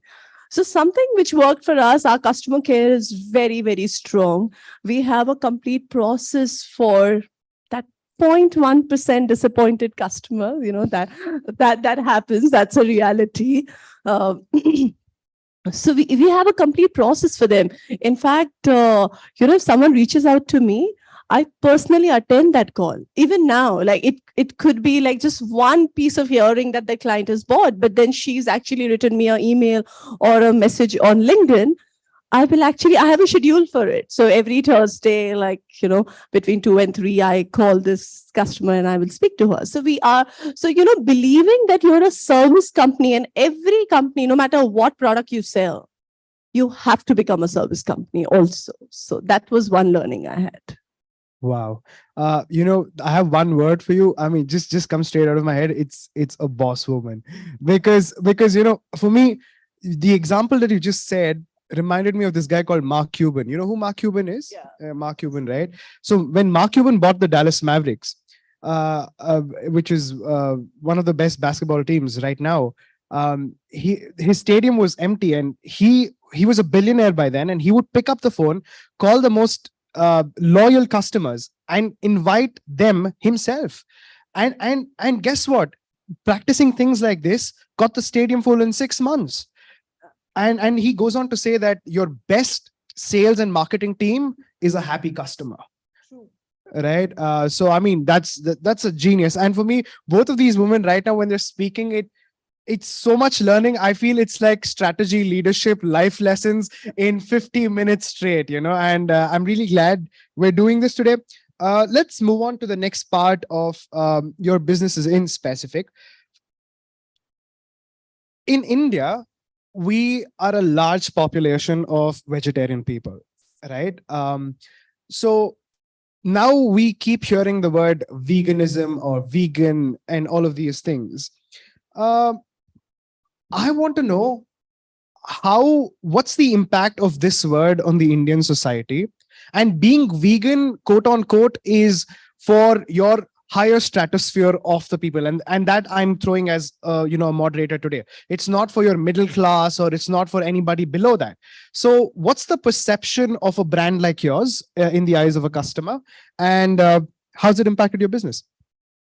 So vegan, organic, clean, these are all buzzwords. Okay. Please, you all study marketing. You know what that is, right? So veganism is a movement. It's a very beautiful movement, but a company. So I think a company is a community, right? And it's the community you build. Now, you very rightly said a large part of, only 30% of India is vegetarian. But even your non-vegetarians, right, that live in India, eat meat less than any other country, like almost any other country in the world, right? They have egg and they call that non-vegetarian. They have like chicken once a week and they call that non-vegetarian. So our per capita consumption of meat is very, very low. Okay. And then you look at things like, people talk about these alternatives that are super pricey. But if we look at the way, so I'm Gujarati.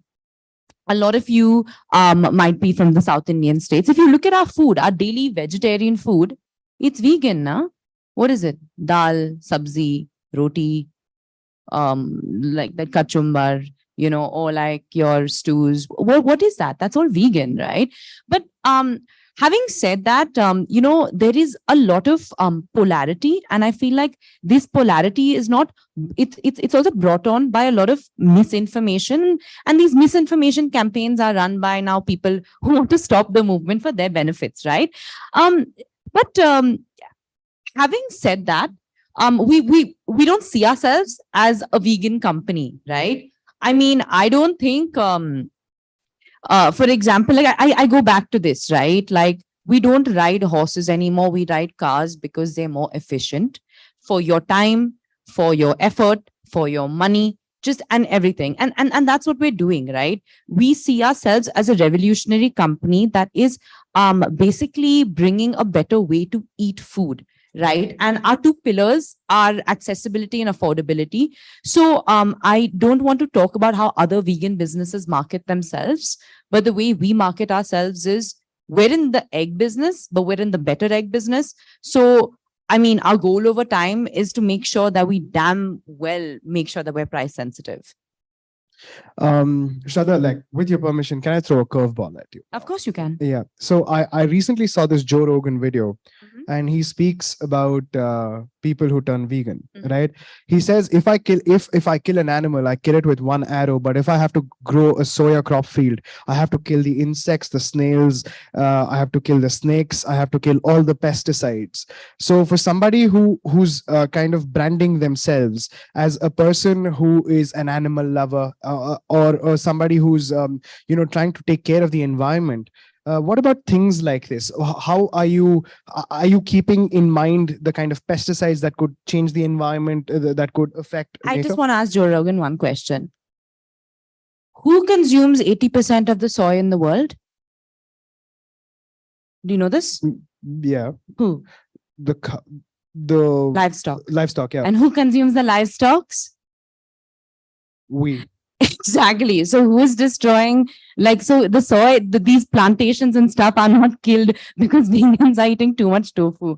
Okay. And I don't want to get into this debate, but like, when people say stuff like that, I'm like, it's cute, but it's misinformation. And I honestly, I don't think that's what this platform is for. But having said that, I will tell you what we do, right?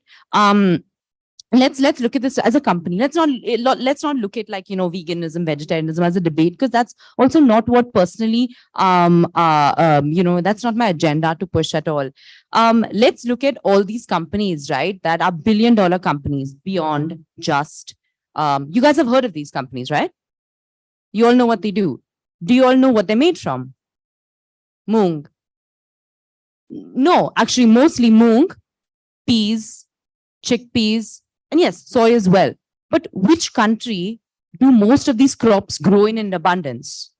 India. India. So where should the company that's making these $1 billion come from? Yeah. Preferably. Simple. That's how we look at it.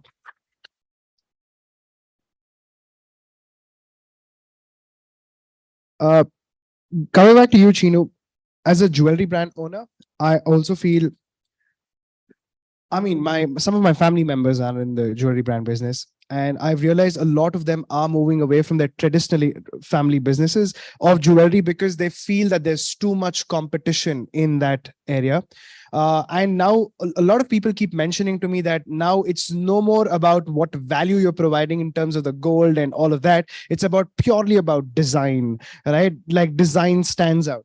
That's something that I've commonly heard from my own family members. So I want to understand from you, how do you maintain a balance between your traditional designs of jewelry and introducing innovative and new ones? Because sometimes, and majority of the people who buy jewelry are women, right? And they might have a taste that have already acquired over the years. How do you innovate and kind of bring in a new trend in your concepts? So what we do is we bring the change slowly. Okay, we don't start with an extremely quirky design, like something which Indian women will never wear. But if Indian women like pearls, but she doesn't like something which is very thick, which would be, trending internationally, we would curate something for her could be in a smaller size. So what we do is we make sure that we are in trend, and innovation in this format comes little slowly, right? But obviously there'll be always one collection for that fashionistas, who want to look completely different. So that will always be there. Um, Yeah, all the beautiful ladies here, yes. Yeah. I also believe that when you're introducing change in a business, or when you want to start a new business, you got to have 10% of change in it, right? If you tend to have a little more, then it becomes too early for a trend that's about to come in the few years. And sometimes we might have even experienced this, right? When we're walking down the road, we see a business idea and you might say, damn, dude, this is something that I would have loved to do at some point of time. Thank you so much. I would have loved to do. But then all of a sudden you realize that you had imagined this idea 3 years ago, and that idea would have been so early for that time. That's simply because if you're trying to innovate a product, do it only by 10%, not by 45%, because your audience and market is not ready for it. And this is a lesson I just learned yesterday. And I think it was great. And I think that's what you're trying to say as well. Innovate. So basically, don't shock your customer. Yeah, don't shock. Like, surprise them beautifully. Just make it look different. Don't shock them. कि अच्छा आप तो हम एकदम अलग कुछ लेके आए. They're like, ये क्या है? Like, who will wear it? How will I wear it? Until a Katrina Kaif or a Kendall Jenner wears it. Maybe. Okay. But anyway, let's move on to the next part of it. The next part of it, I've labeled as balancing passion and profit.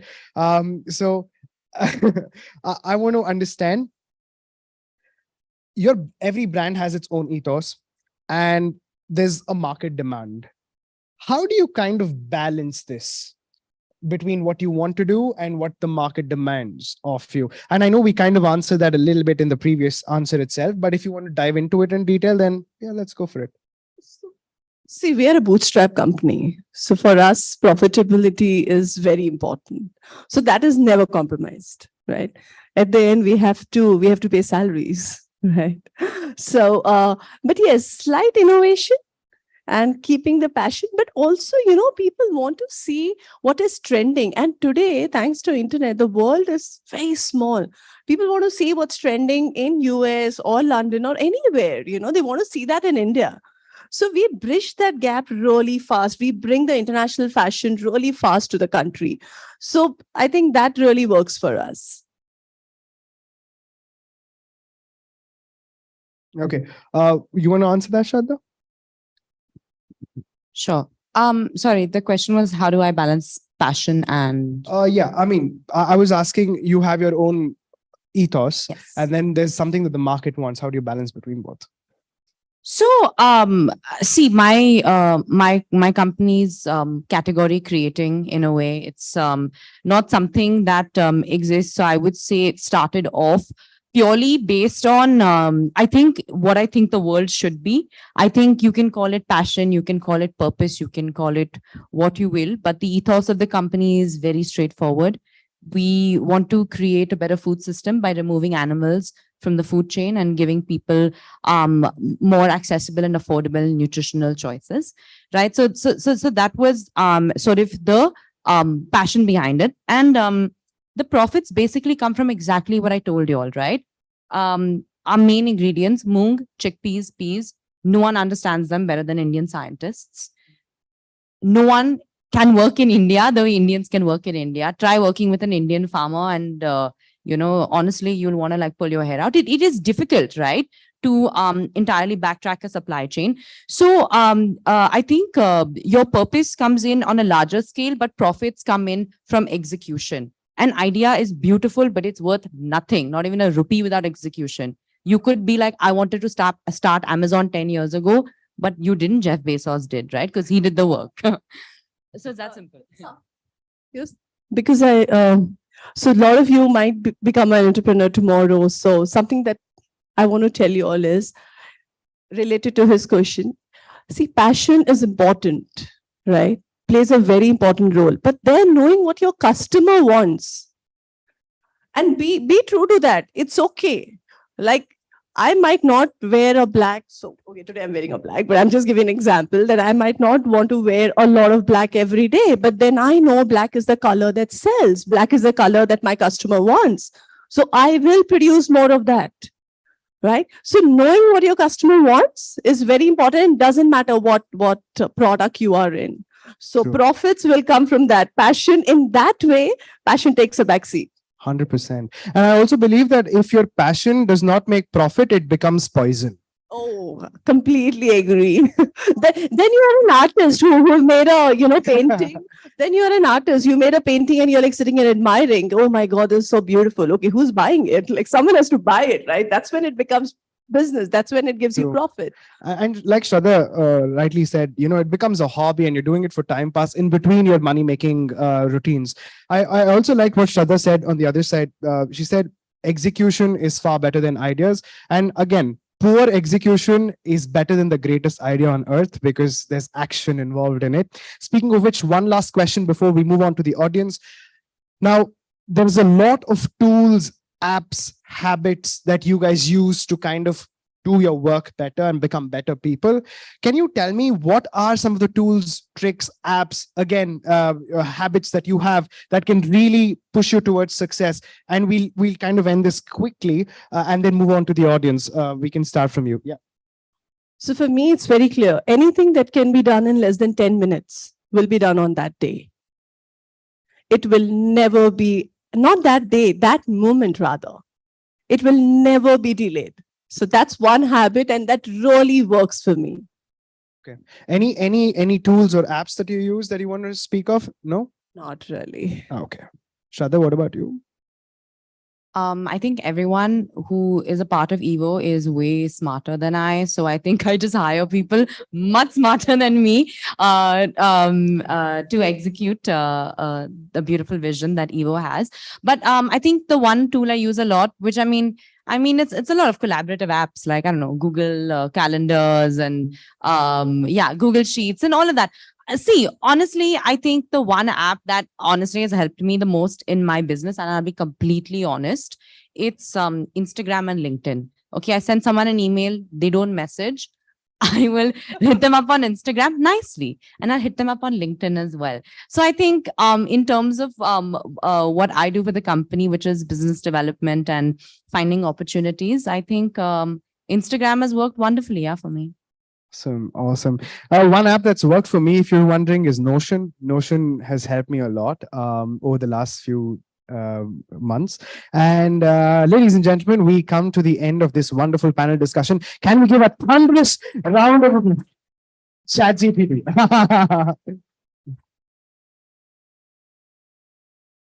Oh yeah, I just heard Shraddha saying ChatGPT on the side. I forgot ChatGPT and Midjourney now.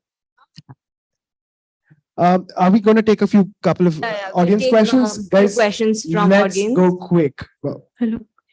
Yeah, we'll pass around mics. To people who want it.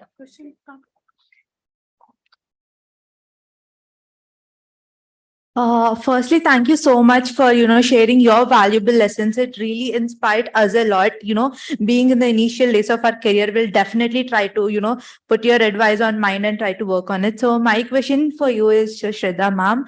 So it is definitely not easy to start something like plant-based egg, right? It's a completely new product, that too in the Indian segment. So it's a definitely risky business, and I'm pretty sure you're really successful on that. So can you just share me like 3 strategies, which you've used to, position yourself and, get succeeded in this business? And what's your name? Sorry? Sharanya. Sharina. Okay. Oh, well, thank you for your question, Sharina. So, okay. So the first thing that we did was I really didn't know how to run a food tech company. So I joined an accelerator. I applied to a couple and I picked the one that really worked for me. So it was wonderful because I got my initial seed funding, but I also learned a lot, and it connected me to future investors. Second thing I did was, like I said, I hit up people and I have a wonderful advisory board. And I'm someone, I always learn from people. So I think getting on a good set of advisors, and I don't mean advisors as in you want Indra Nui or someone. Like advisors are people that who you want to be like in the next 2-3 years or 4-5 years. People are approachable to you, people like that, right? So very early on, I got them as advisors for my company. And the third thing I did is I found an amazing co-founder who basically all my weaknesses are his strengths and his strengths are my weaknesses. And I cannot tell you how easy that makes my life. So yeah, those are my 3 tips. Thank you. Next question, guys. Also, we have goodies for people who ask interesting questions. Now we see more. Yeah. I think I'm going to end one with question.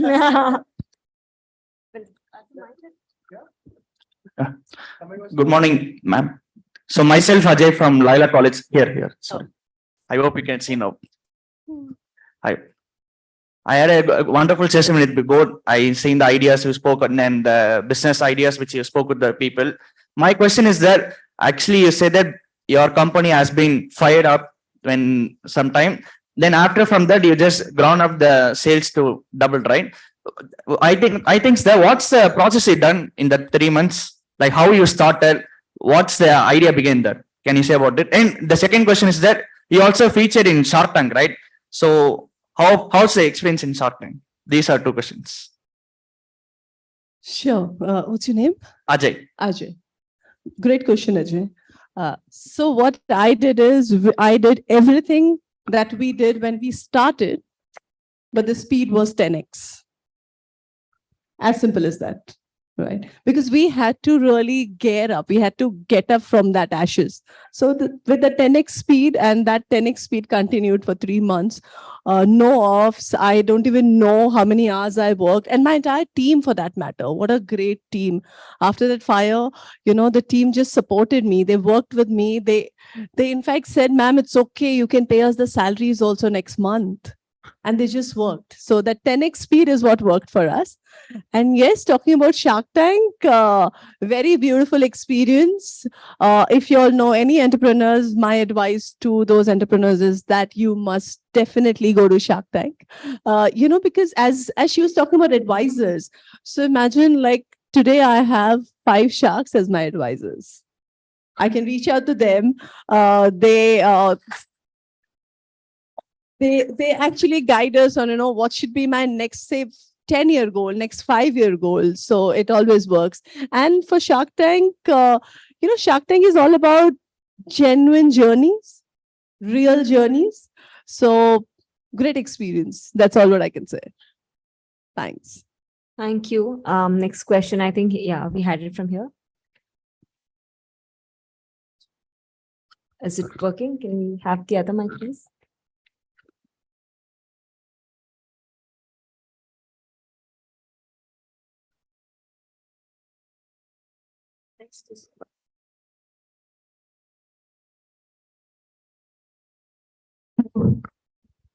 Hello.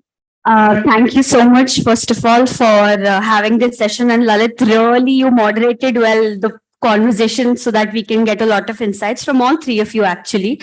I have a couple of questions, but I thought I'll primarily ask 2 or 3 if I'm allowed to. So one is to both of you. So both of you are very passionate about what you're doing currently. And I've seen a lot of people do become an entrepreneur because they want to follow their passion and make it into reality primarily.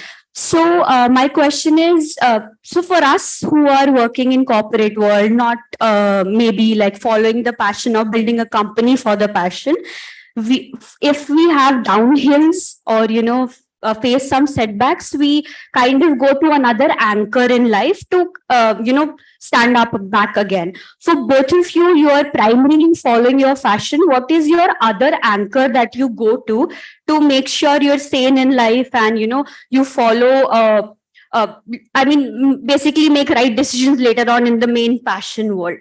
So one question is that. Looks like you really want those goodies with those 3 questions, but I think we'll keep this to one question. Yes, I think speakers, would you mind being available after this for a quick networking session and people can ask you there? Yeah. I see we are running short on time and people do have a lot of questions. So I can take one last question before we wrap this up. I have a lot of hands.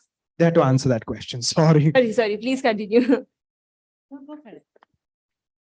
So my other pillar is I'm extremely spiritual. So just before this, I was in a 3-day.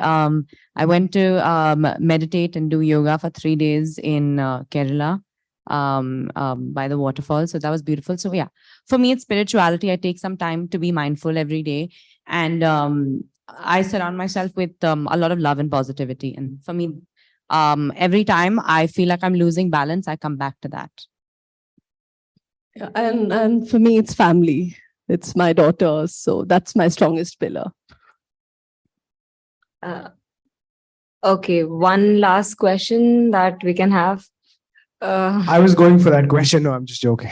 Somebody, okay, here. I think we can do that, Lalit. Guys, I'm so sorry, but we'll have to wrap this up. You can definitely meet them outside. We have another session planned here. Lalit, I give you the chance to ask the last question. Oh, no. I think I'd give it to him. You give it to I him? want to catch them anyway. Okay, just because Lalit asked me to give it to you, the gentleman here. Yeah, he's already standing up. Yeah.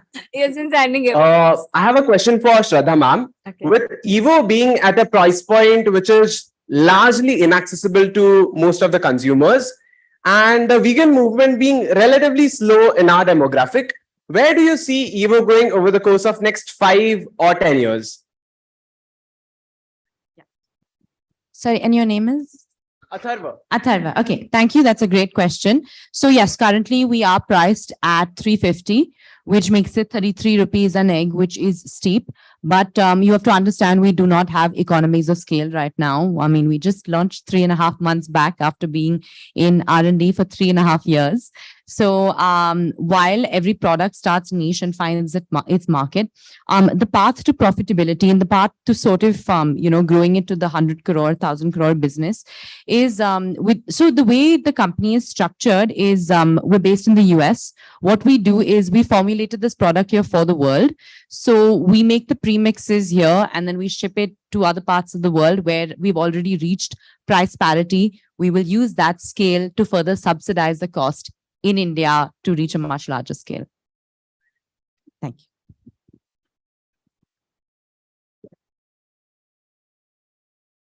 Guys, without further ado, I thoroughly enjoyed doing this panel, and for these wonderful, amazingly successful women, can we have a thunderous round of applause one more time?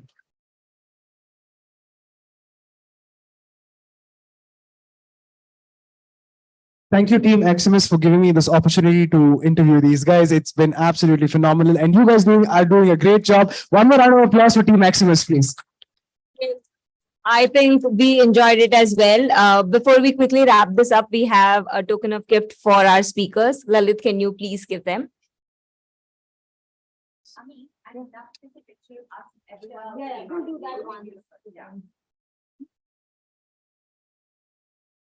Thank you so much.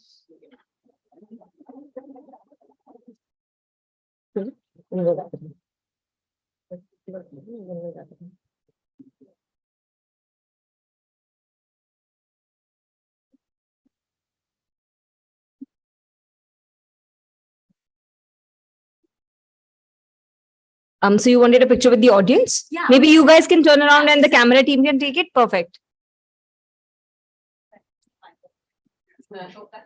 Ah.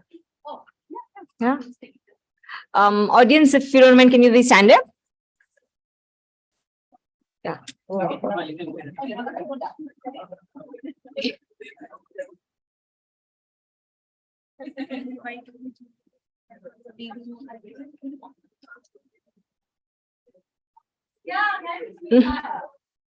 The chair, no? 2, 1. 3, 2, 1. Perfect. Thank you so much, guys. You have been a wonderful audience. And Chinu and Shraddha will be available outside if you guys want to have a quick chit chat. For people who asked questions, please collect your goodies from me. I'll be available here at the podium. And we have next session by Ganeshprasad from Think School. Thank you so much, guys. You be with them.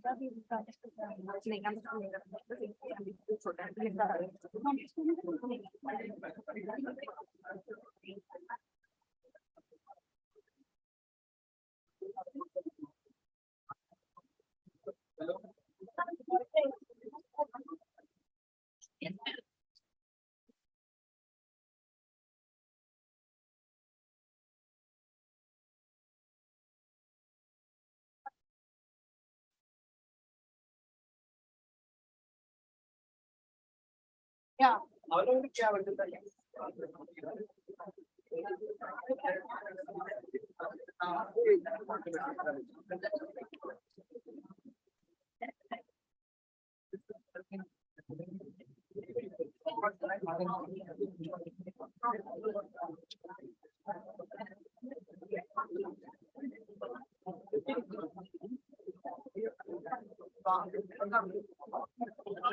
Audience, please be seated for the next session of Ganeshprasad, the founder of Think School.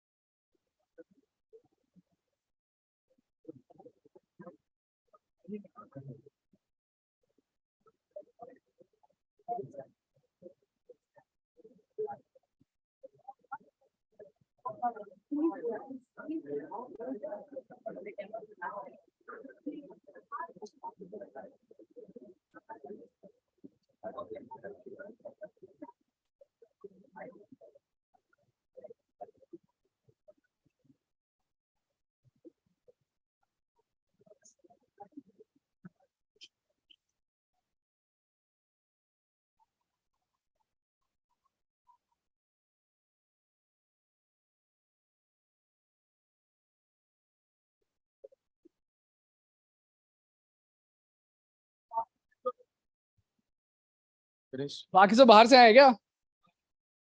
Wonderful, wonderful. It's a pleasure to see you all over here. Thank you so much for coming. Really means a lot. Thank you. Just give me 2 minutes. I'll just set up the slideshow and then we'll get started. Okay? Mail में लेना पड़ेगा. Mail कर भेज. If you can send it to the email address, we can directly load it. Hi, bro. What's up? How are you here? I'm again going to cover you today. What's up? So you're basically the media partners here. Okay. Covering all this. Do you have any pen drive or mail? You don't have an HDMI? We have. I don't know if it will work or not. Hi. Nice to meet you. You're Ankita, right? No problem. No problem. Can you mail it, please? Bro, 500 MB का mail नहीं होगा. Whenever you're free. Excuse me? ये यहाँ रहा है HDMI. अच्छा, whenever you're free, just say it. Whenever I'm free, free कर लेते हैं. चंद्रकांत का just Then I'll be. ये ऑनलाइन तो नहीं जाएगा? नहीं bro, ये workshop specifically होता है. ऑनलाइन करना नहीं चाहिए. अगर आप planning the road already, but that is just keep the recording. yeah, I mean, I'm okay with it because you are already there on the platform. I don't mind. Okay, so then just now continue with your workshop. If you don't want online, then I don't want to go to these. Chalo, all the best. See you soon, man. Bye. क्या बात है? Yeah. There is a person who will introduce you and then you can take it on. Yeah, that's okay. Yeah. And यहाँ पे HDMI cable है, so that'll get into my laptop. Yes, actually we are looking for the technician who will get it into this Okay. system. ठीक है. मैं करके Can you send the presentation with this deck? I will leave the laptop, bro, because Mac में केवल Windows में डालूंगा पर presentation नहीं आएगा. Okay. Just give us something. Yeah. You need HDMI. This has an HDMI. ये डाल के देखो.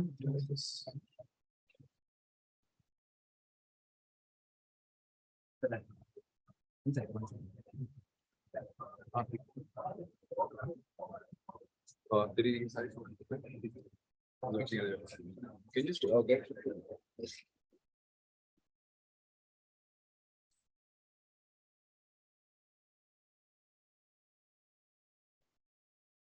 Oh yeah. And We need the clicker. yeah.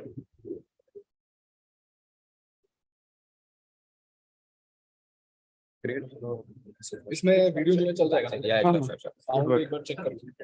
Can you play this? Can you play the video?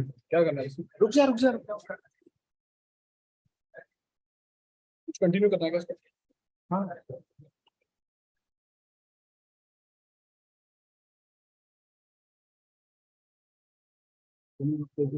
Works. Video.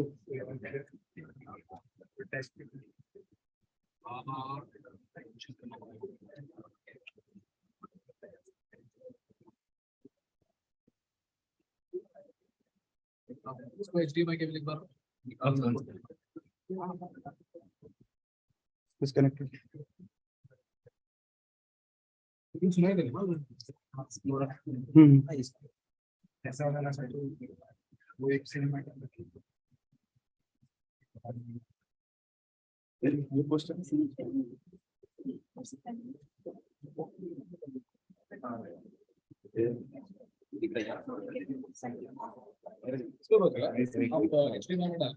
presentation sort of 1 second.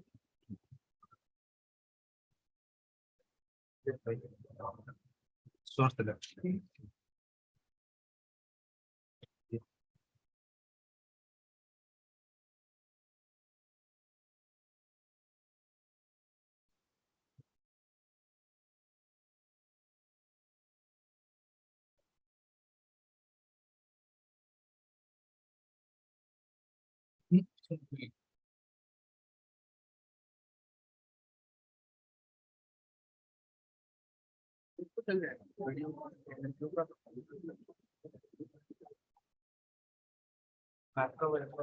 To be played from you.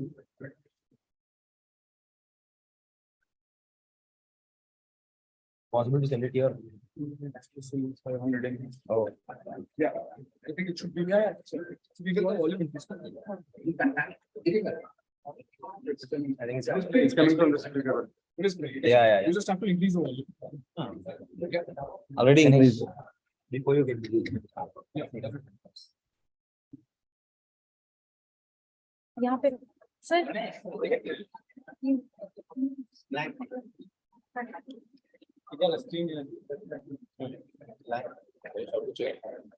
बस पानी चाहिए बहुत सारा. मैं तो ठीक है. Thank you so much. I think I already have a Rode mic. Yeah, I will need a collar mic, which is connected to the audio speakers. Yeah.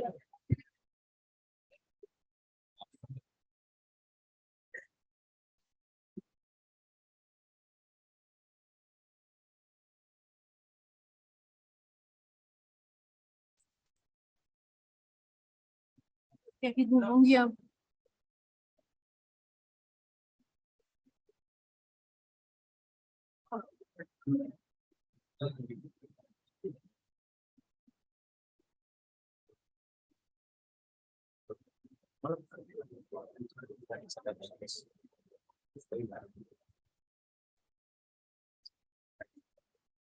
How do you put it?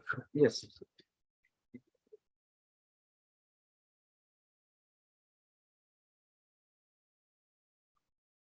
Can you tighten it a bit?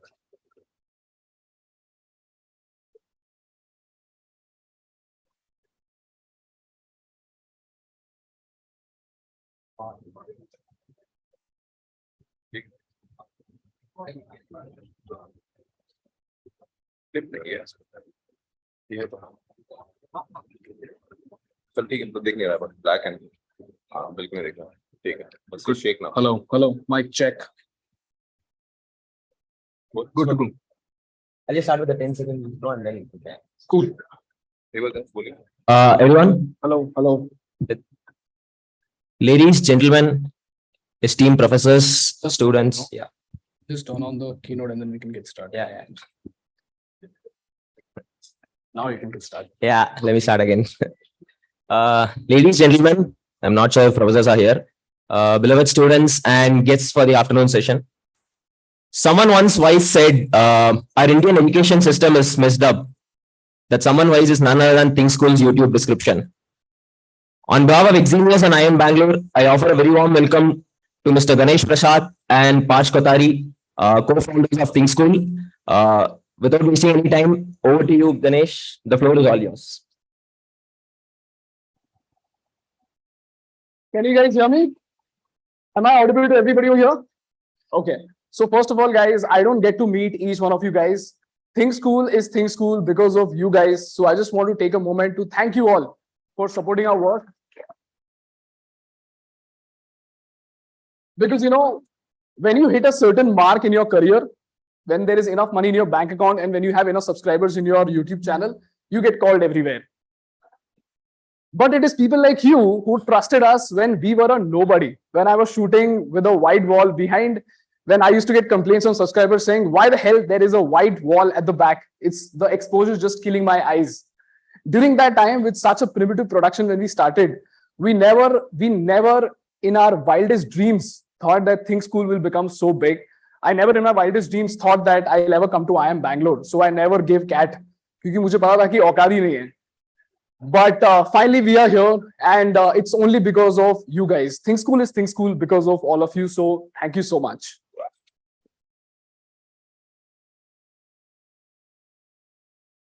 So for today's presentation, I was actually told to tell the story of Think School, but then I thought that would be too narcissistic and I'll reserve the Joe's talk for later. But for now, what I thought is I would rather tell you something that you can go back home and work on so that you can go on to build an incredible business. Because in the past 4.5 years, we've had the opportunity to talk to a lot of great entrepreneurs, a lot of great businessmen. And these people have given us such beautiful bits of wisdom that it has saved us years of mistakes. And by attending sessions like these, I want you guys to not make the mistakes that we made, which is why in today's presentation, I'm going to give you 5 principles, 5 golden principles that are applicable to every single sector, every single business. And the best part is these principles will not change with time. So if you only understand these fundamental business principles, you will be able to build an extraordinary business in a hyper competitive market. Because today, it's not difficult to raise $1 million. What is difficult is to build a sustainable business that can show profit on the balance sheet, if you know what I mean, right? Today, we celebrate entrepreneurs who have thousands of crores of losses on their balance sheet. I don't call them entrepreneurs, they're just celebrities. But we need to look for real entrepreneurs. And I want you guys to cut through the fluff and be the real entrepreneurs of the future. So if you're going to start your own venture or if you work for a different company, these principles will make you a great business leader. Is this very, very clear to everybody? Shall we get started? Yeah. Lovely. The first principle that we have is about finding the gap in the market. Now, whenever we talk about gaps in the market, this is a very subjective term and it's got multiple definitions. But today we'll understand what is the real definition of a gap and how do you spot a gap in the market, because this is where your business will be built. For this, the classic example of the same is Bajaj Finance. Now, I don't know how many of you have seen the case study, but this is what the media says about Bajaj Finance. It's not playing.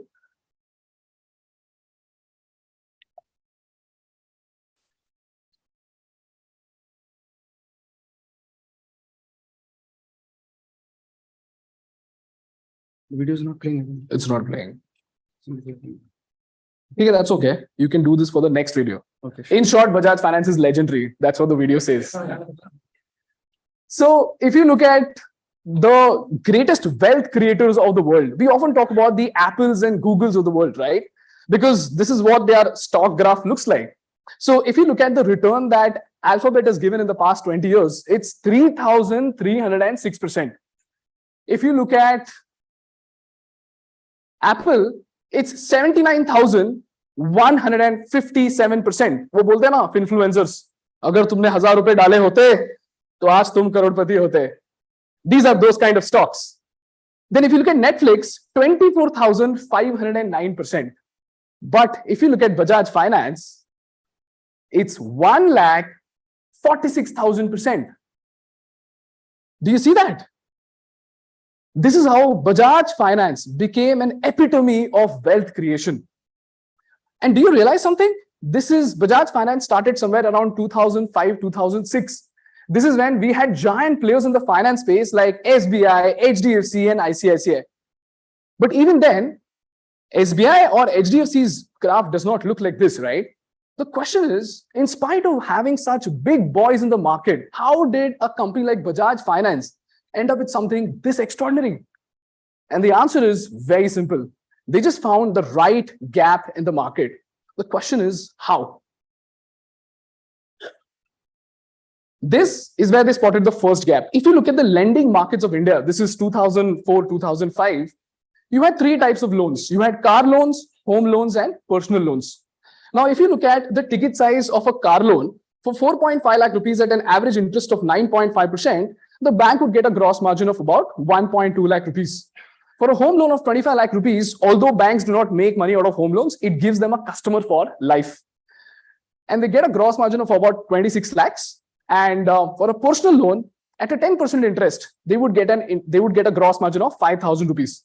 So below this price point, that is below 50,000 rupees, it was not feasible for the banks to give out loans or financing. Why? Because there is this terminology called cost to serve. Have you heard about this? Cost to serve. I said this in my MSME video. Cost to serve basically ye bolta hai that if I go to the bank and I ask them for a loan of 30,000 rupees, they will have to carry out verification to understand whether I'm credit worthy or not. And for that, they will first have to verify the documents, which will require labor. Then they will come to my shop and they will check how much business am I doing. Again, that will cost labor.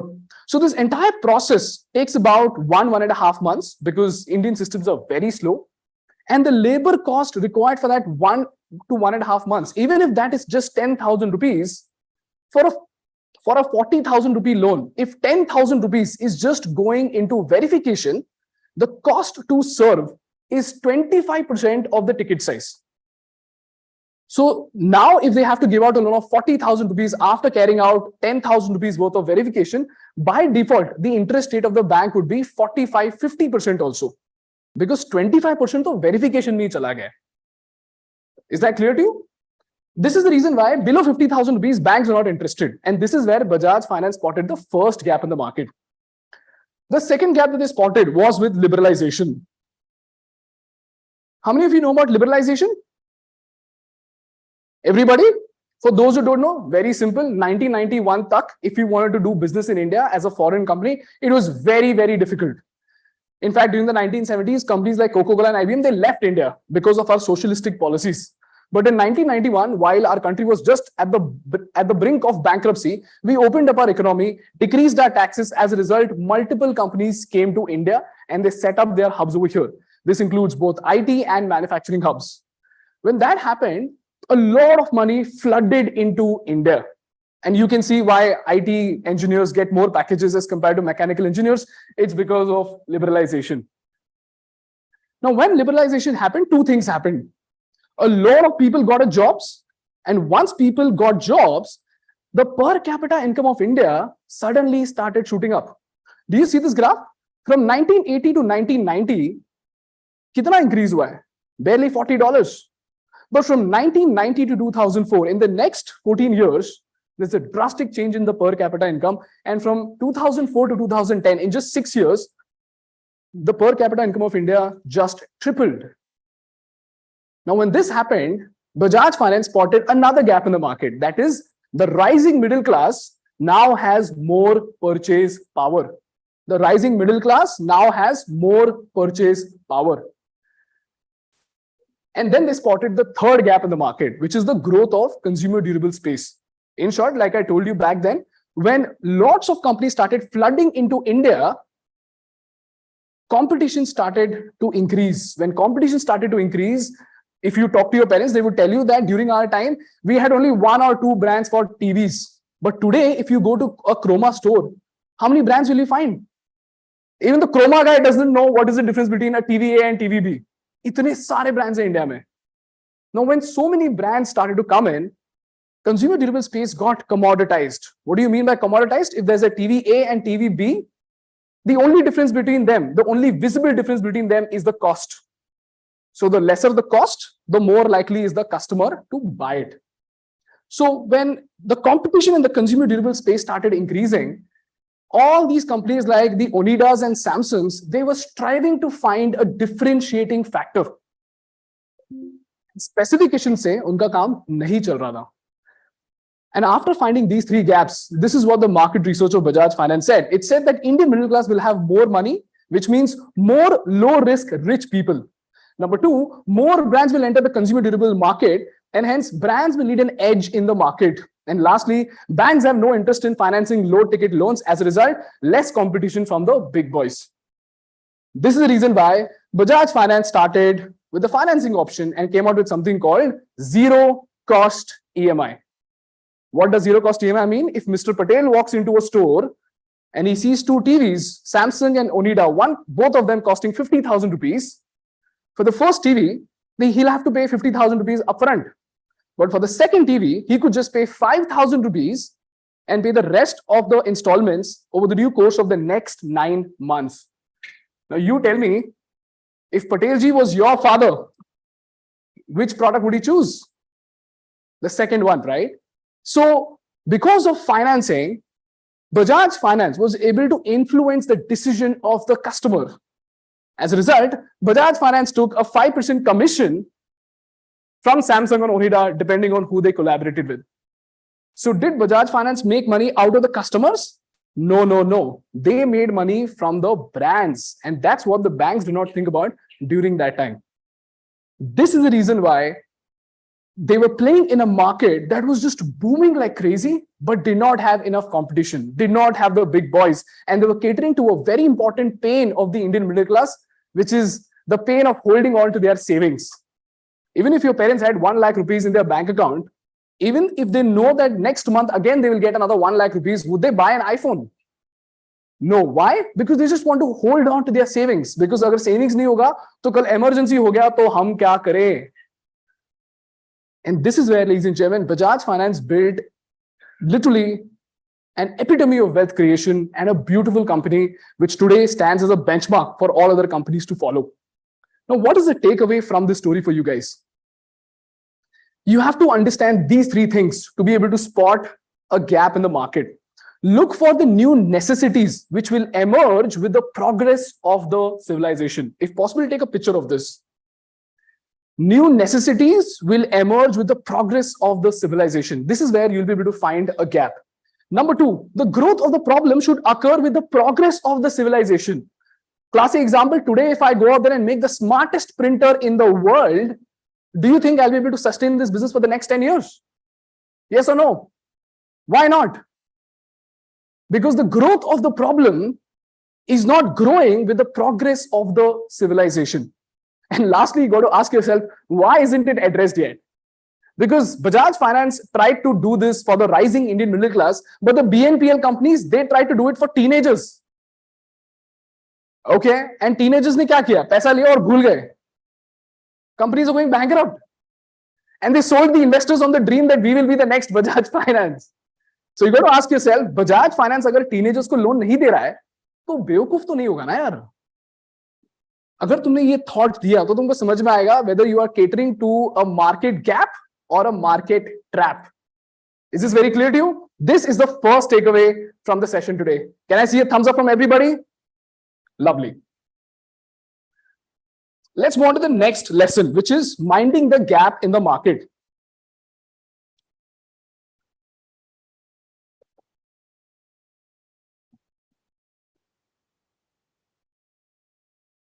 For this, I'm going to give you a think school case study. मुझे एक बात बताओ. If I sell you guys a diaper, would you buy it? अरे? You won't buy diapers from me? That is so sad, guys. Did not expect this from you. But turns out, guys, we did end up selling diapers worth more than 1 lakh rupees via YouTube. अरे रुको. अभी नहीं. बताता हूं मैं. मुझे एक बात बताओ. ना तुम पेरेंट्स हो, ना मैं पेरेंट हूं. तो मेरे बोलने की वजह से, जो कि एक नॉन पेरेंट है, तुम क्यों डायपर खरीदोगे यार? Can you think about the remotest possible reason? Can somebody think about the remotest possible reason? Why would you buy a diaper? Fan, ऐसी गलती कभी मत करना. So the question is, how did he end up selling this diaper? This is a company from a very dear friend of mine. He came to us back when he was not a friend, when we were just at 150,000 subscribers. He came to us and he told us that, you know what, I am a big fan. I want to sponsor your content. I said, do you have funding? He said, no. I said, don't sponsor. Because YouTube does more branding than sales. So this is meant only for the branding purposes, and we don't take money from the sponsors for whom we can't add value. So we said, we understand what it is like to start a bootstrap startup, and for us, every penny was important. Think School started with 20,000 rupees from me and 20,000 rupees from Parsh. During that time, if we had gone to a YouTuber and we said, 40,000 rupees हम आपको देंगे sponsorship के लिए, आप हमारा company चला दोगे? Most people would say yes.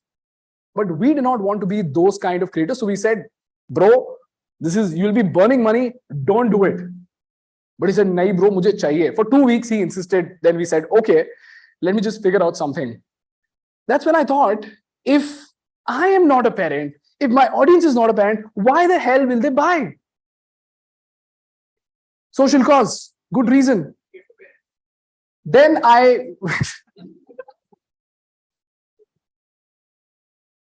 Then I spoke to my sister. And by the way, if you look at the product, it's not that good with the numbers. Do you see this? Tickles was costing 630 rupees a unit, while Pampers was costing 776 rupees for how many diapers? 76 diapers. 10 rupees ka diaper, 630 rupees ka diaper. And this is a reusable diaper. So you'll have to wash it every time the baby potties. Which means baby ने एक बार potty किया तो एक diaper लगेगा. 4 बार potty किया तो 4 diaper लगेगा. Loose motion हुआ. Your entire cupboard needs to be filled with a 630 rupee per unit diaper. Does this look like a viable product in the market? No. Then why did people buy it? I went and spoke to my sister. I said, Didi, she had just delivered my niece, and I asked her, ki, would you like to buy these diapers? She said, are you crazy? I said, why? She's like, dude, I got to sleep. Do you really think I care about the environment? All these work things, you keep it outside the house, not in my house. For me, the first priority is sleep, and that's it. I went to my Jiju. I said, Jiju, you are the so-called breadwinner of the house. Would you like to buy it? He said, are you crazy? I said, why? बोला तेरी बहन नहीं सोएगी तो मैं कैसे सोऊंगा भाई? So I said, ये तो बहुत बड़ा problem है. Then, before she had a baby shower, I remember this. My mother was actually looking out for a very meaningful gift, which was under budget. And that is when I realized that the real competition of tickles is not actually Pampers. It's a 10,000 rupee cradle that people would gift during a baby shower. And I spoke to a few of my friends, even they were looking for a meaningful gift for their brother and sister. मैं बोला eco-friendly diaper लेगा? बोला बढ़िया है bro. And then I told him, it's what's your budget? He's like 3,000 rupees. So do you realize what just changed over here? If somebody goes to buy a diaper, their budget would be 776 rupees because that's the market rate. But if somebody were to go and get a gift, the budget was by default 3,000 rupees minimum. So I said, great. We made a case study on Zara. And by the way, it's a great product. The only reason why the cost was so high is because they couldn't achieve economies of scale. So if they could produce like 2 lakh, 3 lakh diapers, the cost will go down to less than 50 rupees also. Okay. So they wanted to achieve scale. For scale, they needed initial push. That is the reason why we said yes. नहीं तो तुमको लगेगा कि मैं तुमको terrible product बेच रहा हूँ. ऐसा तो नहीं है. So we made a video on Zara to talk about how Zara became an incredible success because of fast fashion. And then at the end of the case study, we said that as much as Zara is a capitalistic miracle, it's also an environmental disaster.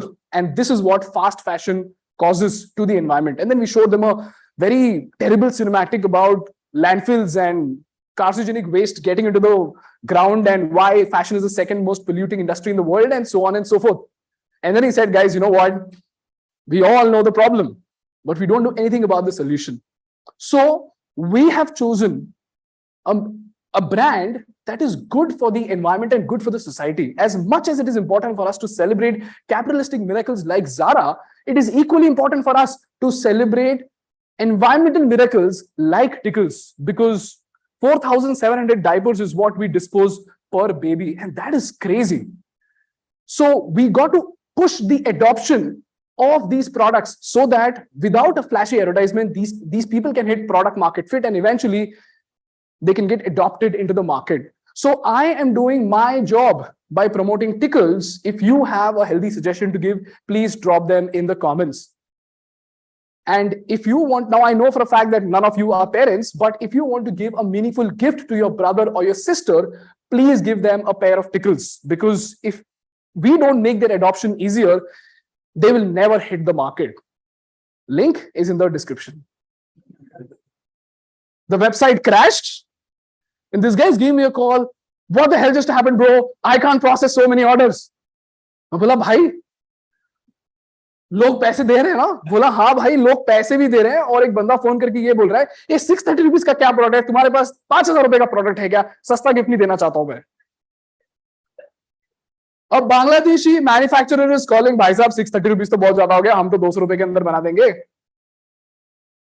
And that is when we realized that we had done something right, which sold a diaper from a non-parent to a non-parent. And the answer was very simple. We minded the gap in the market. We understood the difference between our perspective and the customer's perspective. Tickles was going to the market with the assumption that the customers are parents. But when we actually went to the ground, we realized that the real customers were not parents. They were non-parents who would rather give a gift to their sister rather than use the diaper. Okay. The second thing that we found is that the real competition of Tickles is not Pampers, but a 10,000 rupee cradle. And that is all when we positioned Tickles into the market by understanding the difference between our perspective and the audience perspective, by challenging our assumption. We were able to sell more than 1 lakh rupees worth of diapers. What is the moral of the story over here? The moral of the story is there is a difference between what you think is great and what is actually great. And you got to go out there and check this gap in perspective so that your product can hit product market fit. Is this very, very clear to everybody? Now, how do you do it? Very simple. There's something called root cause analysis. Have you heard about this? Can I see a show of hands? Okay, I think a lot of people know it, so I'll just go through it very quickly. Very simple. You just got to ask why 5 times. Every time you spot a problem in your business, ask why 5 times and you will find the answer. An example of the same is people are not buying from my website. Why aren't they buying from the website? Because they're not completing the order. Why aren't they completing the order? Because they're not logging in. Why aren't they logging in? Because they can't remember the password.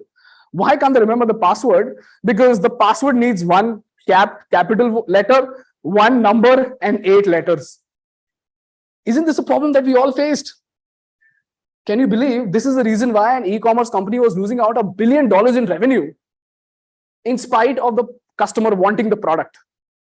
So if I just take the first line of the problem statement, people are not buying from a website, what would I do? I would invest more into marketing, because that's what I believe, that the website maybe does not have enough traffic. Or I would change something in the website. What will I change? My design team will take care of it, and I just hope that they come out with a good theory. But if I do a root cause analysis, I will know exactly what is the problem, and all I have to do is just say, log in with Gmail, and the problem will be solved. How many of you actually type individual passwords for websites? How many of you use login with Gmail or login with Facebook? Do you realize this is a $1 billion problem solved right in front of your eyes using root cause analysis? So how do you spot the gap between your perspective and your customer's perspective? Ask why 5 times. It's not as easy as it looks. So do spend more time than what we did right now. Is that clear to you guys? This is a second takeaway from the workshop. Can I get a show of hands? Lovely. Let's move on to a third perspective. This is what I call as pain and interest check. Iska matlab kya hai? Who's the main character in this frame? House of Cards. House of Cards तो series का नाम है. Main character कौन है इसमें? तुमको character का नाम पता भी होगा. You can just say woman. It's actually the cigarette guys. Have you seen that cigarette today has become a style statement? Okay, it should not be, but it has become a style statement. I was just fascinated by, the way Yash smokes a cigarette in KGF. I'm like, bro, ऐसे बेचेगा तो कोई भी सुट्टा फूकेगा यार. Like, have you seen him lighting the cigarette from the machine gun? It's just crazy. Okay. Now the question is, how did cigarette become an instrument of style? I mean, it adds nothing. It gives you a very bad smell and it causes cancer. It kills you. And yet it has become an instrument of style, which people apparently prefer. The question is how? It is because of this guy named Edward Bernays. इसको बोलते हैं father of PR. In short, father of propaganda. But people thought Hitler के वजह propaganda नाम बहुत खराब हो गया तो उसको PR कर देते हैं. And now PR is taught in colleges. Okay. So this guy did something so crazy that the growth of the cigarette market among women just skyrocketed after a certain point. Do you see this? 1924, 5% of women in America smoked a cigarette. 1929, 12% smoked a cigarette. 1935, 26%, and 1940, 45%. ये पता है क्यों हुआ? The president of the American Tobacco Corporation went to Edward Bernays and told him, bro, listen, men are smoking cigarettes. World War has just ended. We are making a shit ton of money. That's great. But why aren't these women smoking cigarettes, bro? If we could only get them to smoke cigarettes, our revenue could just double. So we will create a huge market for ourselves. So ye bola, bhai, soch ke batata hu. This guy goes back to the drawing board and does a study of the American society. And he realizes that cigarette does not necessarily have to be an instrument of dopamine. It just has to be an instrument of confidence, style, and sexiness. The question is why? Because he identified the pain and interest of the audience. When he evaluated the American society, he found out that women feel suppressed, which was the pain of the audience. When finances were discussed in the house, sadly, this is the state in India, women are not considered to be so important. When important matters of the house are being discussed, women of the house are not considered to be so important. And although this was just happening very casually, deep down, the women of America felt the pain of being suppressed, the pain of being unheard. And the interest of the audience, which is the women of America, was to showcase that they exist, to showcase their significance in the society, to showcase their significance at the discussion table when important matters are discussed. So you know what Edward Bernays said? Let's use cigarette as an instrument of style. How did he do it? He just got hold of a few pretty women, asked them to walk down the streets of New York and tipped off the press saying that feminist movement is starting, you better go and cover it. When he tipped off the press, a lot of newspaper reporters went and they started clicking pictures of these women walking. When they were asked, Madam, cigarette kyun phuk rahe ho? So she said, when men can smoke a cigarette, why can't women? When this happened, a debate sparked up. Look at that. An ancient prejudice has been removed. कैसे? किसी को नहीं पता. लेकिन cigarette smoke करने से women are made to feel significant. There's another company called Lucky Cigarettes. You know what the copy said? The copy said, instead of reaching out to a sweet, reach out to a lucky. The cigarette was being placed as a competitor to sweets. The question is why? Because even they studied the American market and they realized that women want to feel attractive because they want to attract rich men, patriarchal society. In order to attract rich men, slim women were considered to be attractive. In order to be slim, you had to consume less calories. And in order to consume less calories, you had to kill your appetite during certain times. So Lucky Cigarettes bola, instead of reaching out to a sweet, Lucky Cigarettes said, instead of reaching out to a sweet, reach out to a lucky. अच्छा भी लगेगा, भूख भी नहीं लगेगा, और तुम hot भी दिखोगे. Wow, massive success. If you look at what is common, it's the pain of the audience and the interest of the audience. And the cigarette was placed as a perfect bridge between the pain and interest of the audience, because of which cigarette today has become an epitome of style. Cuckoo dekha hai? Sacred Games. Have you seen Sacred Games? Of course dekha hoga tumne. In Sacred Games, cigarette is an instrument of power. You will see that every time a woman takes a puff, she will say something sexy. She will say something stylish. You will never see a timid woman with a sari smoking a cigarette. Because cigarette is an instrument of style, it's an instrument of confidence, it's an instrument of sexiness. This is the reason for that graph. I wish I could play this video, guys. It was very interesting, but theek hai. This is the reason for this graph. Is this very, very clear to everybody? Can I see a thumbs up from everybody? Okay, now I'll tell you a brand, especially the boys. You got to tell me what is the pain of the audience that the brand spotted and what is the interest of the audience that the brand spotted. Axe deodorant. Body odor. That's the most bullshit thing I've ever heard. Singleness or men not getting women. Seeking attention. Now this is the story of every guy over here. हम 8वीं में थे, ठीक है? तभी हमको लगा था, wow, girls are attractive, but nobody's attracted to us. तभी आया axe, जहां पे axe लगाती लड़कियां बस पता नहीं कहां से गिर रही है, चाहे हमने बिलीव किया हो या ना किया हो. इंटरेस्टिंग तो लगा था, तो we thought axe अगर इतना ही लेजेंडरी होता तो 200 रुपए में बेचता क्या वो? 200 रुपए में इसलिए बेच रहा था क्योंकि अपनी औकात उतनी थी गाइस. एक्स तो सबने यूज किया है.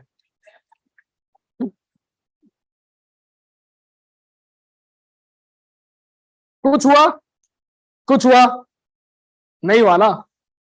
Girls, did you ever find a guy attractive? Because I hope not. So the pain of the audience was lack of attention, and the interest of the audience was girls. I'll give you another brand. Durex wishes Happy Father's Day.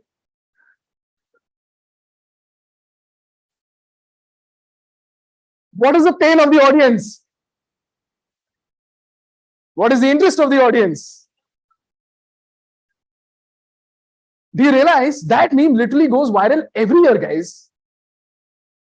That is Durex making viral Instagram posts by understanding the pain and interest of the audience. Is this very, very clear to everybody? Can I see a show of hands? Lovely.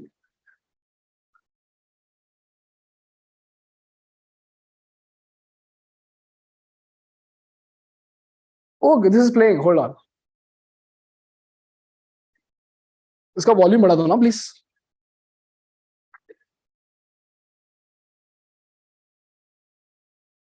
नहीं जाने दो, छोड़ दो. बंद हो गया तो छोड़ दो. It's okay. आप शुरू कर दो, पीपीटी शुरू कर दो, कोई बात नहीं.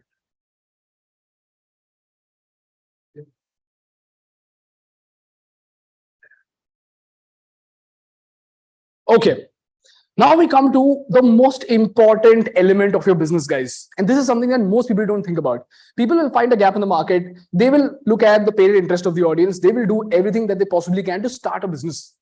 Okay, now the business is up and running. But the point is, when in a hyper competitive market, there are too many people doing the exact same thing that you are doing, right?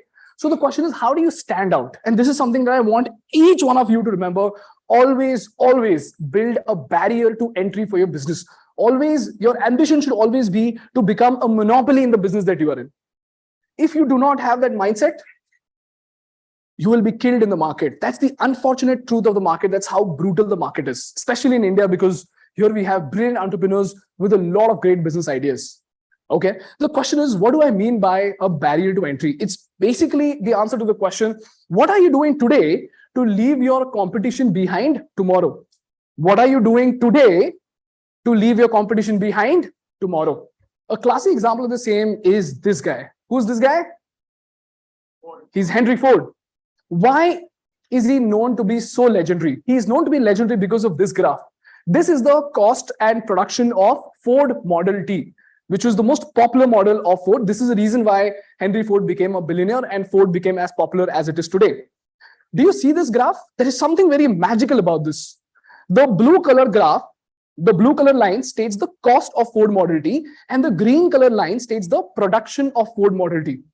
From 1908 to 1924, that is 16 years. 16 years. Inflation बढ़ता है, तो cost of product बढ़ना चाहिए ना? बढ़ना चाहिए ना? But do you see this? What is crazy about this graph? For 16 years, the cost of the product is decreasing, and ये जो बीच में जो तुमको spike दिख रहा है ना, this is because of World War. And even then the cost is dropping further. This is the reason why it's an insane case study.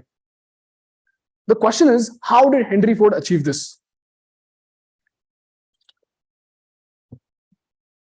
This is the sales figures of Ford Model T. 18,000 units, 34,000 units, 168,000 units, 248,000 units, and eventually it touched 785,000 units. Crazy. Why did it happen? Because he built a great barrier to entry. What was that barrier to entry? The first aspect was division of labor. So there was this guy called Adam Smith, and he conducted a very simple experiment in the textile industry where he saw that people were making pins. Now, if you were to make a pin from starting to end, it would require about 18 tasks.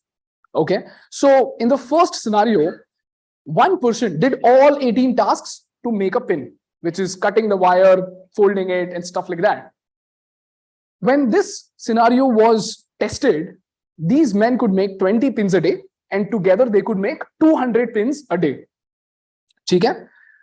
But what he did is he started to divide the tasks in such a way that each worker did only one or at max two tasks. Either one or at max two tasks. When he tested this scenario, you know how many pins they manufactured? What's your wildest guess? 2,000.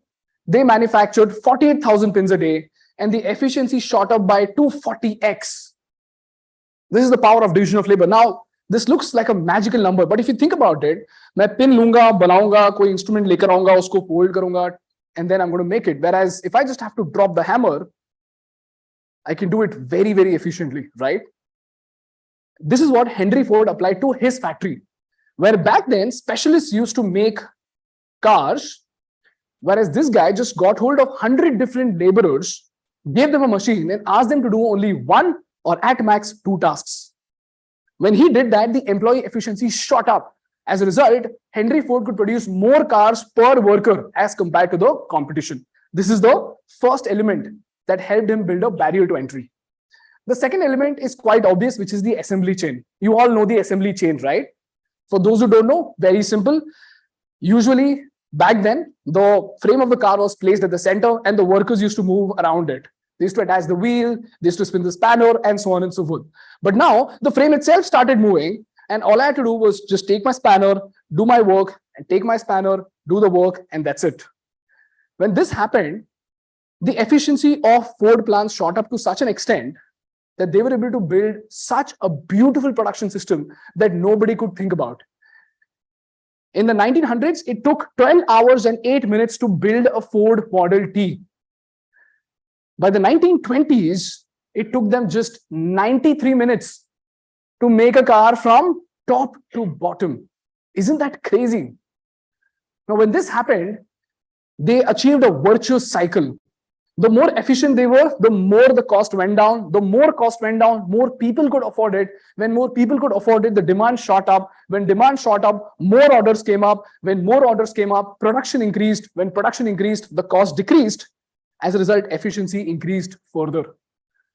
Now, do you realize, as the factory is running with each passing day, Ford is going way ahead of its competition, and the rest of them won't be able to catch up. This is the reason why the cost of Ford mobility decreased for 16 years, while the production shot up, and Ford had a 60% market share in the automobile market of the United States of America. And this is including the wartime. This is the reason why Henry Ford is considered to be a legend. What is the moral of the story over here? If you are an entrepreneur, should you just produce cars and be happy about producing the best cars in the world? Absolutely not.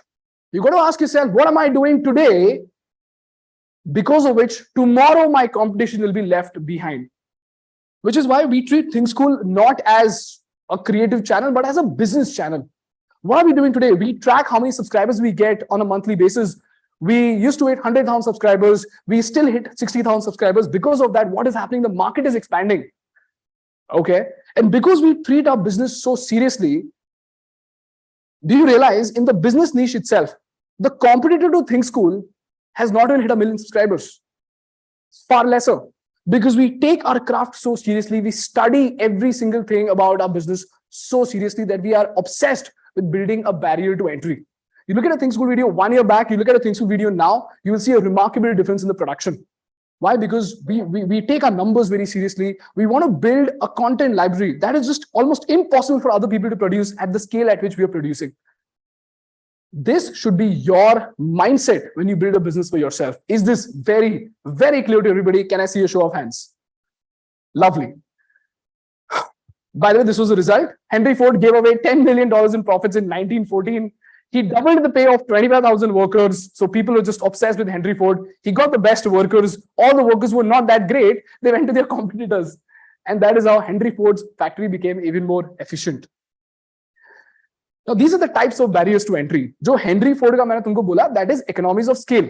But there are multiple types of barriers to entry. Please take a photo of this because each of your business might have different types of barriers to entry. For Bajaj Finance, it is data. For Nykaa, it is government policy. If you watch the video, you will understand. I'll not elaborate on this. For Linden, it is the network effect. For Physics Wala, it's distribution as well as trust. And for DMart, it is cost. Why cost? Because of economies of scale. Is this very clear to everybody? Types of barrier to entry. Is this obvious for everybody? Okay. Now let's move on to the last thing. Does the government love you or hate you? Can you tell me the significance of this picture in today's market? Because 2 news came out. Wonderful. Laptops and government policy mein kya ho gaya?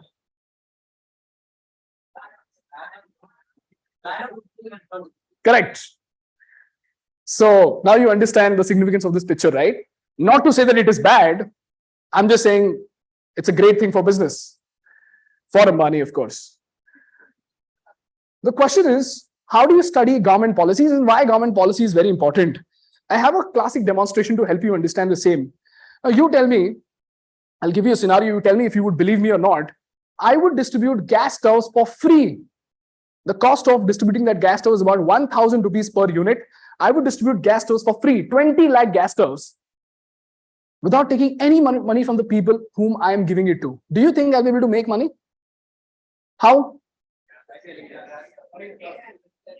कुछ भी नहीं बेच रहा हूं मैं, cylinder भी नहीं बेच रहा हूं, तुमको लगता है पैसा कहां पाऊंगा? Data, gas stove से. I just hope we don't have a gas stove that's collecting data. Insurance companies, okay, interesting. Distribution, how? Okay, interesting. None of this is the answer, but it's quite interesting to hear the perspectives out. This is the reason why I would make money. Carbon credit revolution. How many of you know about carbon credit revolution? Very few. Very simple. सब लोग बोल रहे हैं, मोदी जी बोल रहे हैं कि हमको zero emission target hit करना है 2070 तक. Okay, China is saying that we want to hit the zero emission targets by 2060. Biden is saying we want to do it by 2050. What exactly do they mean? They mean that the amount of carbon that we will be emitting, we just want to make sure that we absorb enough of it so that net we achieve zero carbon emissions because of global warming, climate change, and so on and so forth. Now, because of the carbon credit revolution, did you know that Tesla in 2020 made more money by selling carbon credits than by actually manufacturing cars? Did you know? Have you heard about it? Now, the beauty of this is that if I sell a gas stove worth 1,200 to 1,600 rupees, if it's costing me per stove, each stove will save 20% emissions from firewood. Now, when 20% of these emissions are saved, my company will earn a carbon credit. What does this mean? Very simple. If you run a steel company and you emit 100,000 metric tons of carbon, then the government is going to put tax on you. They're going to fine you. Because of that, the cost of steel in your company will increase. As a result, your product will not be able to compete in the international market. So, तुम्हारा अगर $100 का steel है, if I apply more taxes on it, your steel will cost $110.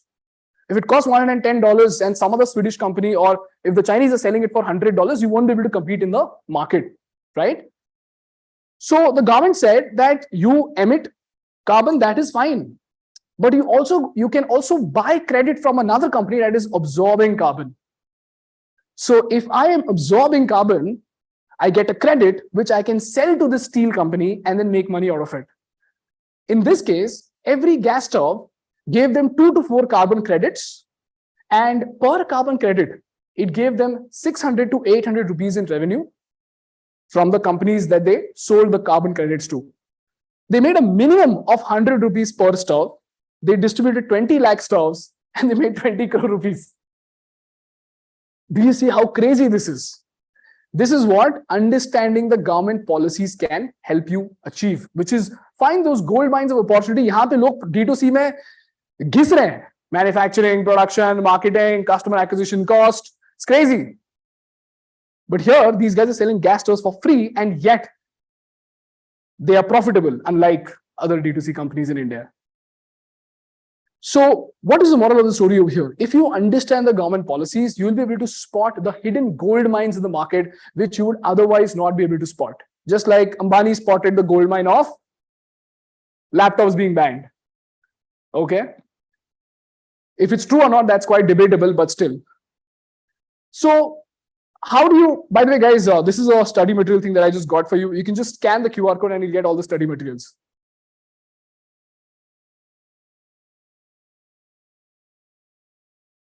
Is this working? It's not working? Okay, I'll just send it to one of the organizers over here and they'll send it to you. So the question is, how do you read government policies? Very simple, guys. This is a 5-step process. This is a 4-step process. You got to look at the ministry website plus the circulars. You got to look for something called consultation papers. How many of you know about consultation papers? Can I see a show of hands? I've attached consultation papers in many of my video descriptions. Have you seen them? If not, please go and see them. हम जो भी government policy पे video बनाते हैं, 99% we attach the consultation paper at the bottom. You can check out the Unified Health Interface का video and you will find the consultation paper in the description. What is the consultation paper? The government, before they come out with the policy, they ask the stakeholders, what do you think about this policy? They ask for opinions. And this is a well-documented piece of work which has a ton of market research explained with flowcharts and examples as to how this government policy will impact the society. And as startups, I always say this, that the government is the most powerful entity in the market. And more importantly, the government is like a godfather in the market. So if you've seen the movie Godfather, if the godfather doesn't like you, even if you are a billionaire, can you survive in the market? No. But if the godfather likes you, even if you're an idiot, you will do very well in the market.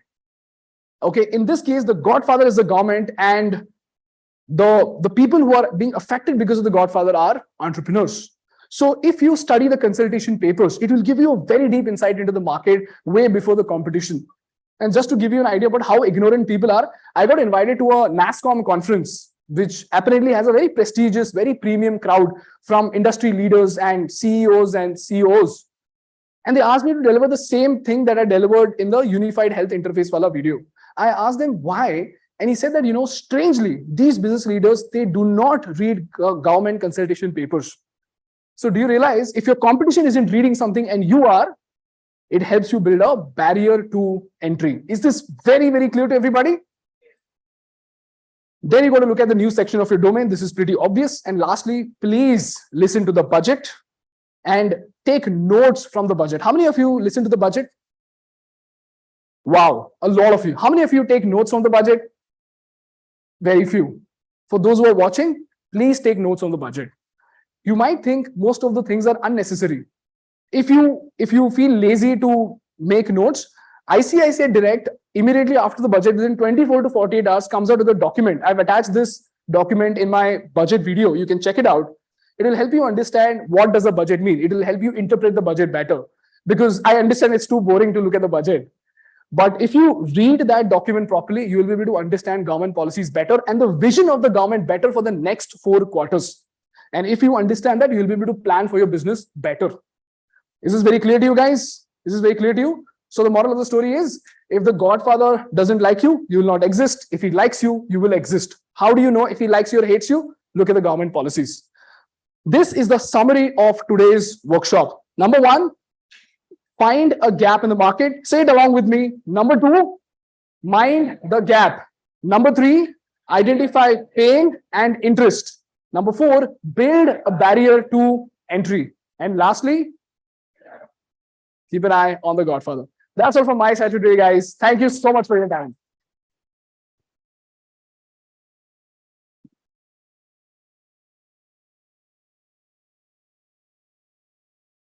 Do we have to take questions? Yeah, short on time. Sorry guys, we're a bit short on time, so keep the Q&A. Thanks a lot, Ganesh. Thank you so much for inviting me over here. That was an in-live YouTube channel session that we saw for 45 minutes to an hour. Amazing. Thanks a lot. We can close the session now. That's Thank it. you. Thanks. All right, guys.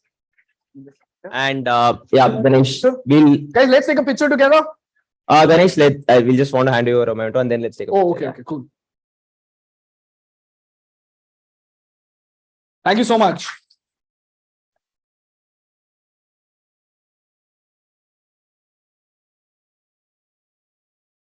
Done? Sure, let's take a picture. Hi, sir. Yeah. How you reach out? Just take a picture and then come, bro. मैं बाहर आके मिलता हूँ आपसे. यहाँ पे रुकना है?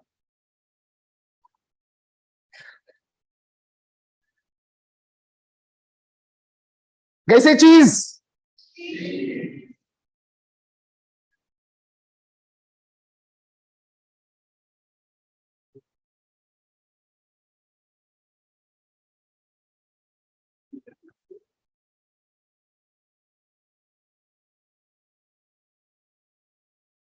Done? Thank you so much, guys. Thank you so much. See you. Bye-bye. Guys, please stay seated. The next speaker is here. Please stay seated. The next speaker is here. Guys, please. Back up. Ganesh, are you around campus? Yeah. Okay, awesome. Should I say that they can meet you around lunch? Because then everyone is going to flock to you. That's okay, bro. I don't have any problem. I won't be there for lunch. I'll leave ASAP. Oh, you're leaving right now? Yeah. That's okay. Fine. ठीक है. चलते क्या? थोड़ा सा control करना पड़ेगा. Control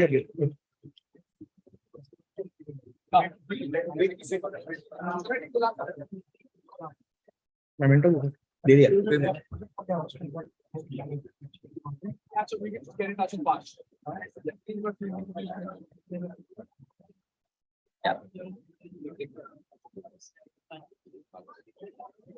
We'll move through here.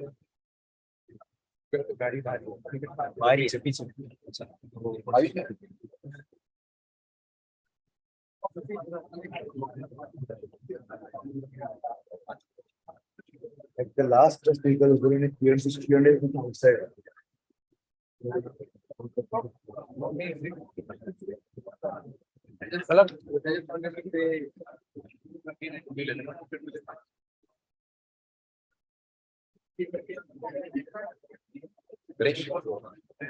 That's it for Bangalore.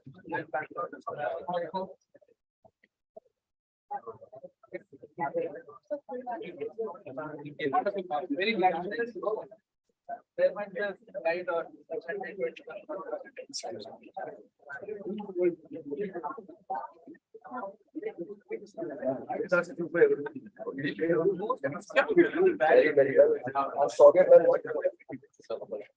I'll just take this short. I'll just follow Ganesh.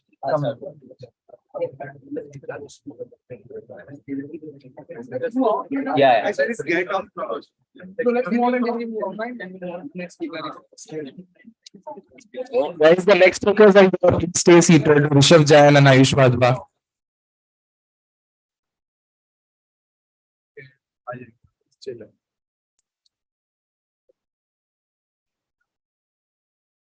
Chairs, two chairs.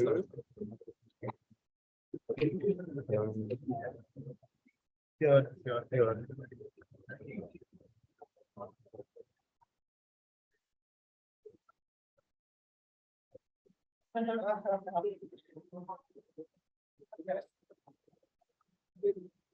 Yeah. This setup is perfect. Chairs. Yeah. अभी तो लोग आएंगे नहीं अभी तो अरे आ जाएंगे Ganesh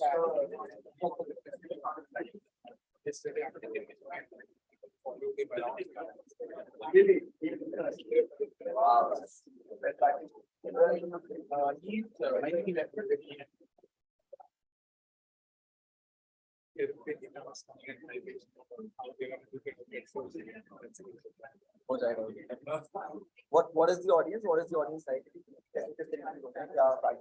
So these are like students studying the undergrad and also start exams. How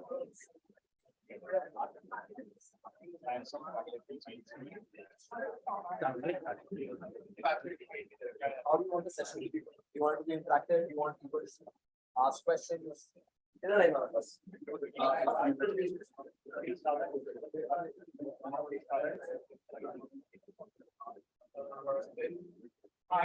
हो जाएगा 24 minutes is more than nice jacket. Thank you so much. Sara.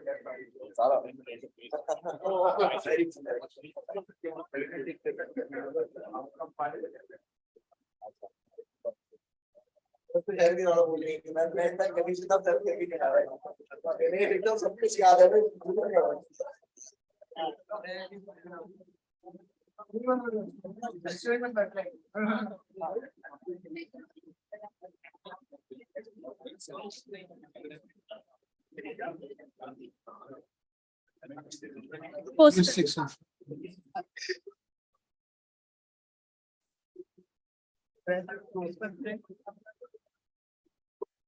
I have to open this printout. I don't have you speak from there. It's fine. Yes, sir. Sign this now. While I'm setting it up. There's a pen here. Just get them to sign this.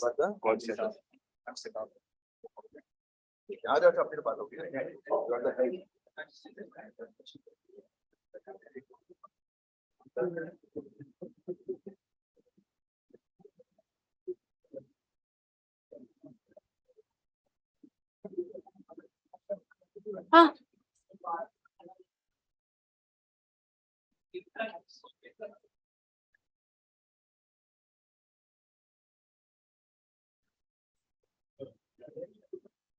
He's soaking.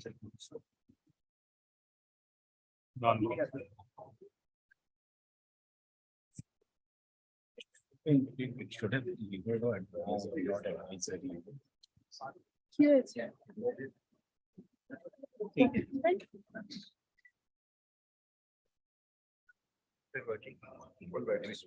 Hello.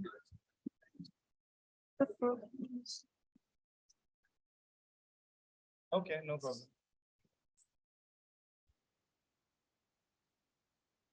As much as company,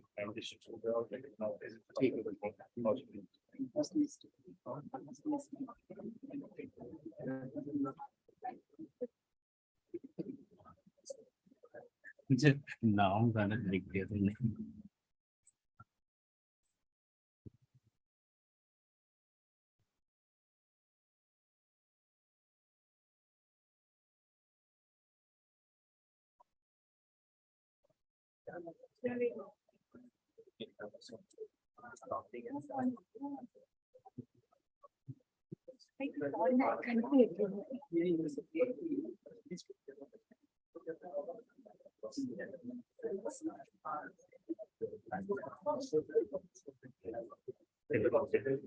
Sugar content. Yeah, that's fine. Oh, take it. Shall we start? Hello. It's on.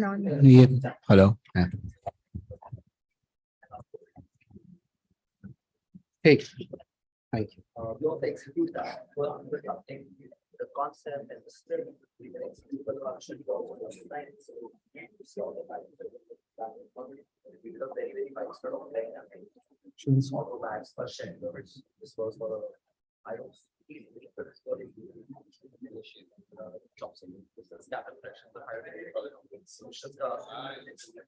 So this is what we Roshni, shall we start?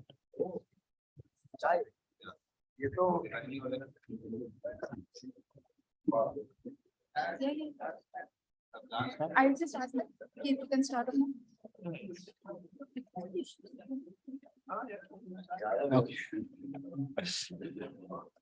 All right, please settle down. So today, we are going to start with a panel discussion where two very young gentlemen from the entrepreneur community shall be talking to us, to each other, and regale us with their conversation. I'll first introduce Ayush Wadhwa, the founder of Owl, a very, very young company, which was founded in 2020. Ayush challenges the age-old rhetoric that you need to go through different stages of life. You know, you have to do this, go to a company, start off, learn, become some CXO level, and then maybe, probably, presumably, possibly start off on your own. And he has decided to bypass all of that. And the moment he walked out of BITS, Pilani, after graduating, he decided to start off on his content creation, and that too in 2020 when COVID was at its worst. A creator, an angel investor, a podcaster, and most importantly, the founder of Owl, his company has provided services to over 150 plus brands, which include the likes of Disney, Hotstar, Cred, PhonePe, Grow, Unacademy, and so on. Owl has produced brand campaigns, digital content, AR filters, creator-led campaigns, digital marketing strategies, which are distributed across TV, digital, IPL, OTT, and even for the Emirates brand. Ayush, a visionary entrepreneur and founder, stands testament to the power of creativity, determination, and innovation. With a deep passion for media and a keen eye for the ever-evolving digital landscape, Ayush embarked on a journey that led to the establishment of his company. Ayush's story serves as an inspiration to aspiring entrepreneurs and creative minds and showcases the potential of turning dreams into reality through dedication and a willingness to embrace change. Thank you, Ayush, for being here with us today.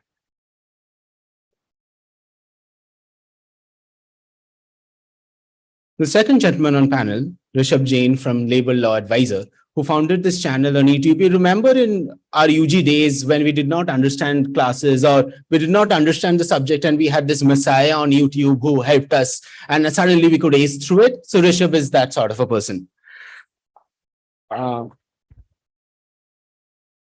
who calls himself the accidental content creator on LinkedIn, not only transformed an idea into reality, but chose a subject which is way different from his BTech, MTech background from IIT Bombay, and decided to embark on a journey in law, specifically labor laws for employees, employers, and HRs. Today, it has evolved, of course, to provide in-depth videos on personal finance, tax, and labor laws.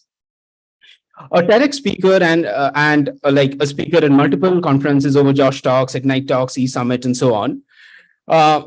He is an entrepreneur with the larger purpose of teaching, education, and so on. His YouTube channel has over 4.3 million subscribers and has over 1,000 videos. Through the relentless pursuit of excellence, Rishabh has not only created an institution, but a movement that resonates with the aspirations of countless aspiring professionals. His leadership, coupled with a deep understanding of the industry's nuances, has led LLA to become a beacon of education that fosters creativity, critical thinking, and practical skills. So let us applaud these gentlemen, and without further ado, let's start off on this session. Thank you both for taking out the time to be here with us today. Thank you. Thank you so much for wonderful introduction. इसको कुछ मैं note कर लेता हूँ आगे कहीं भेजूंगा यही वाला. बहुत ही formal हो गया ये तो. बहुत ही formal. Anyways, so before we begin, एक quick survey कर लें जनता का. करो. अच्छा पहले ये बता दो भाई कितने IIM के लोग हैं, कितने बाहर से आए यहाँ पे. IIM वाले पहले एक बार बता दो प्लीज. ठीक है, फिर ज्यादा नर्वस होने की जरूरत नहीं है. ठीक है. और how many engineers in the house? Yes.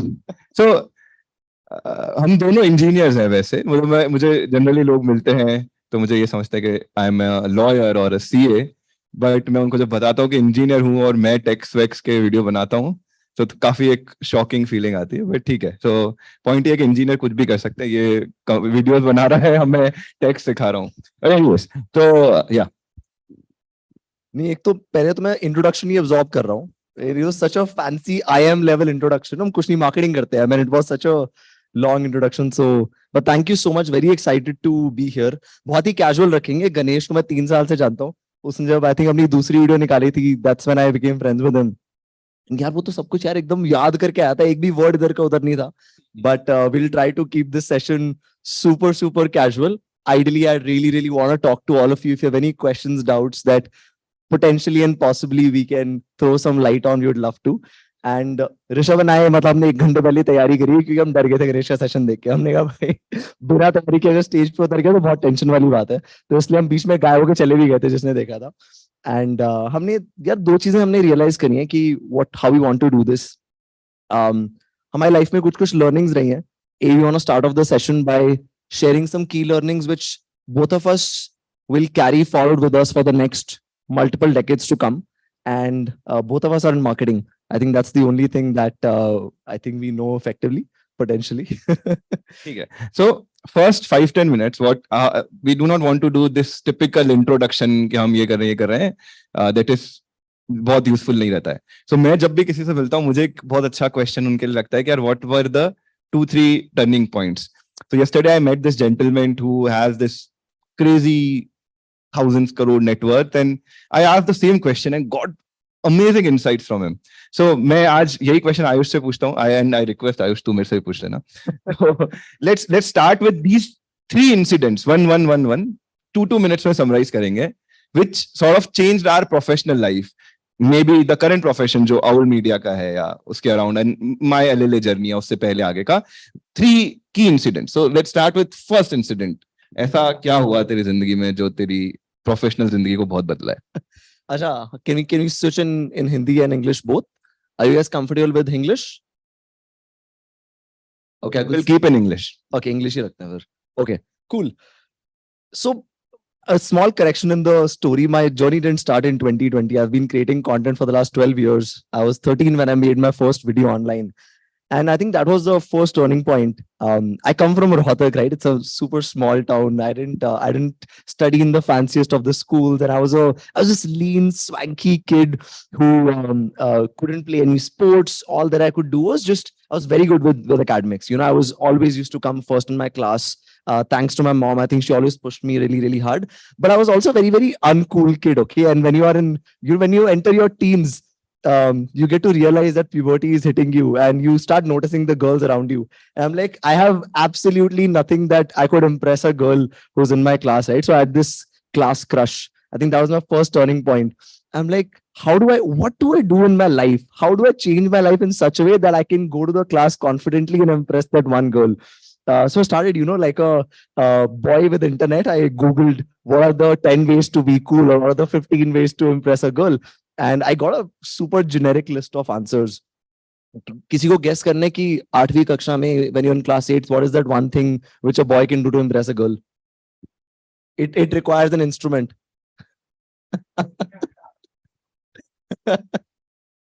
So I started learning the guitar. I was so bad at it. After I think 7 or 8 classes, I was terrible at it. मैंने कहा ये तो नहीं हो रहा. Then I realized that there is something called YouTube which is popping up. This is pre-Geo, right? So this is before the deep penetration of YouTube in India. I'm like, this is really cool, right? Like, people love these celebrities and stars. So I'm sure if I can potentially grab an audience online, they will love it. And that was the first turning point, which was I started randomly creating videos online. I didn't think much, right? And I was like, what can I possibly create videos on? I used to do three things, right? One, I used to study. Nobody wants to see me or learn from me. I was a kid, right? Second is I was playing the guitar and I used to play games. But again, nobody also wants to see me play games. So I should make a video on me playing a guitar. That was my first video online. That was 12 years ago. It was a video, and very, very embarrassingly so, I was in my boxers for some reason in front of a camera. I started playing the guitar, and it was really, really bad. That video, however, got 26,000 views in just 2 days. 2012 and 13. This is pre-Geo. 26,000 views was massive. It also got 2,000 dislikes, but we won't talk about that. We'll just focus on the number, which is, and that was the first turning point, which is, I call it the golden trio of unlocking opportunities. And I think that unlocked one trio for me, which is when you're starting out, you shouldn't overthink. You should just execute. And I just executed without any thought. And that was the start of my YouTube journey. And after that, I created tech reviews and I opened my first company when I was 13. And that company ended up, giving us the starting point of what I'm doing in life. And that was the first massive, massive turning point. And that learning, by the way, still carry. Whenever I start something new, I don't overthink. I'm like, yeah, I'm not as smart as Ganesh, right? So I'm not very good at market research. But what I am very good at is I'm good at getting up and executing without thought and just continue to learn as I'm on the job. But that was the first turning point. Over to you. Okay. Thank you. ठीक है. So I have, okay, so my English is bit क्या बोलूंगा, बुरा भी नहीं बोलूंगा, rusty नहीं, never learned. So I'm a Hindi medium kid anyway. तो थोड़ा बहुत हिंदी हो जाएगा बीच में. But anyways, so I believe in this theory that more darts you throw in the dark, the better it is for you, because nobody knows where is the that circle where you have to throw the dart. So more darts you throw, there's a probability that one of them will hit and it will be the bullseye. Second theory, which I truly believe is, it is something called maximizing your luck potential. So more people you meet, more opportunities you create. So I was just watching this reel a couple of days ago, and it summarizes it very well. Where do you think you will have more luck potential? While watching a Netflix video or while partying in a yacht? So one or two? Two, right? So that theory sort of stuck with me. How I started LLA. Now, any LLA subscribers here? Yeah. So how I started LLA, it is a very interesting journey. That was the turning point. I will come to that turning point. But to get to that turning point, what things went wrong that I need to share before. So I'm an engineer. And I'm sort of a failed engineer. I graduated from IIT Bombay, got a job which I didn't join, then did some consulting, and then did a startup which failed, and sort of a lot of things happened. So I'm a failed engineer, you can say. So my family has, and by the way, my father is here. He was, and he's a civil engineer as well. So he always wanted to attend one of the talks, so he came with me. So super. Anyways, so I was a failed engineer, and my family had this very successful labor law consulting business, started by my grandfather and then joined by my father and my mother and all. A couple of my grandfather, my mother is a gold medalist lawyer and so on, and I had zero idea about labor laws. So they say कि यार तुम्हारा startup तो यूं भी नहीं चल रहा है, तो हमारा ये labor laws का join कर लो. And बहुत pressure रहता ना, Jain Marwadi family, if some of you can relate. So, and that's how I got even married after 1 year of my college as well. So yeah. So they were like, labor laws ka hamara business hai, you should join this because your startup won't work. Funding raise kar liya, usse kya hai, paisa wapas dena hai. So yeah, so it was 2017 and it was the point when humko samajh aa raha tha ki yaar chal to nahi raha. So we had to do some creative stuff to make ends meet. That time I started reading about labor laws. कि worst case क्या होगा, घर जाना पड़ेगा तो labor laws के बारे में पढ़ ही लेते हैं. And while I started reading about labor laws, जितना boring sound करता है उससे भी ज़्यादा है. तो I thought यार ये तो 10 पेज पढ़े उसमें से 3 लाइन काम की. As an engineer अपने को वही चमकता ना कि what comes out of it? So after reading 10 pages, I found, okay, these three numbers are important, which every employee should know. So ऐसे नहीं हो पाएगा. While I started reading, I thought, let's make videos about it. Now I have zero idea about scripting, how to make videos, all those things. But then the second piece of puzzle came. So in my earlier startup, which is called Creo, it is a home tuition app where we used to send tutors at home for academics, for yoga, for Zumba, for painting and stuff. There was this very young kid who popped in office one day and said that I want to teach fitness. Even though that was a category in our app, no fitness leads ever came. So his name was Mandeep. Anyone know money-minded Mandeep? Yes, so he's my partner now. So that guy came. I said, यार कुछ इसमें आता नहीं leads वगैरह. एक काम कर, मेरा weight है 80 kgs, तो मेरा 70 करवा दे. तो कल से मेरे घर आता ना. So we used to live in this company guest house, बिल्कुल, and we asked Mandeep to come at 7, but he actually came at 7, and all of us were sleeping. He was continuously calling from the gully where he mentioned our guest house is situated, but nobody woke till 7:45. And finally, I woke up. I saw this one guy sitting on his bike, fiddling with his phone. I said, "Hey, Mandeep." Oh, yes, sir. Yes, sir. I was searching for a home and I couldn't find. I asked this uncle as well where this Creo guest house is. They said, no, nobody lives here. But he stayed there anyways. So that's how the friendship started. He was my fitness trainer, a terrible fitness trainer. When he started training me, I was say 75, and by the end, I was 85. So said, भाई ये तो नहीं हो पाएगा, fitness भी करते हैं. Do you have any other passion? So he was very passionate about video creation. He used to go on Fiverr and edit all these small gigs and stuff. That's how he used to make his ends meet. So I said, okay, I want to make labor laws videos. What is labor laws? So first video how I made, I had this WhatsApp voice notes. I still have those voice notes. I didn't know that you can cut the audio notes. So I wrote a script. I spoke probably 10 times so that there is no cut. And on the 10th time, it became like 3-4 minute long audio note. मैंने उसको मंदी को भेज दिया. इनका अब उसका video बना. So there was some tool जिसमें वैसे हाथ चलता रहता है और एनिमेशन बनता है. You remember that tool? What is this name? कुछ था, ठीक है, वी से ऐसा कुछ आ रहा था, तो हैंड चलता रहता, एनिमेशन स्क्रीन पे आते रहते. And that used to cost $30 a year. 1800, तो इतने भी रुपए तो लगाने नहीं थे. तो हमने जुगाड़ किया, कुछ एक टूल बनाया, उसके बिना सब्सक्रिप्शन के रैंडम यूट्यूब चैनल पे अपलोड किया, फिर यूट्यूब डाउनलोडर से डाउनलोड करके अपने चैनल पे अपलोड किया.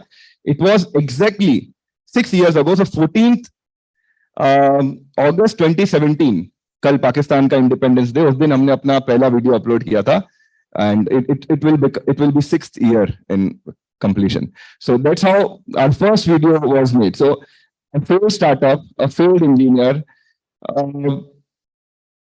zero idea about video editing, but somehow because of that startup I met Mandeep.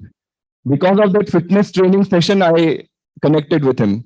Because of my father's or my family's pressure, I started learning about labor laws.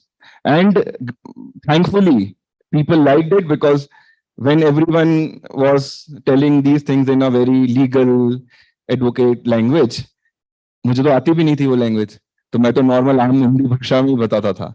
So and people started liking it. It took us 10-11 months to get 10K subscribers even. 26,000 तो आए नहीं थे, 3 view आए थे पहले दिन, मुझे पता है. वो भी एक मेरा, एक मनदीप का, एक मेरे घर पे भेज दिया था. but लगता ही नहीं 6 साल हो गए. And that was the first sort of turning point in my current journey. So again, what you said, कर दिया, बस सोचा नहीं उससे पहले, अभी भी नहीं सोचता हूं इतना करने से पहले. But you need to maximize your luck potential. So more people you meet, more you network, chances ज्यादा है. And कुछ ना कुछ करते रहो यार, कुछ कहीं तो आप सही हो जाओगे. So that's why I'm an accidental content creator. Yes.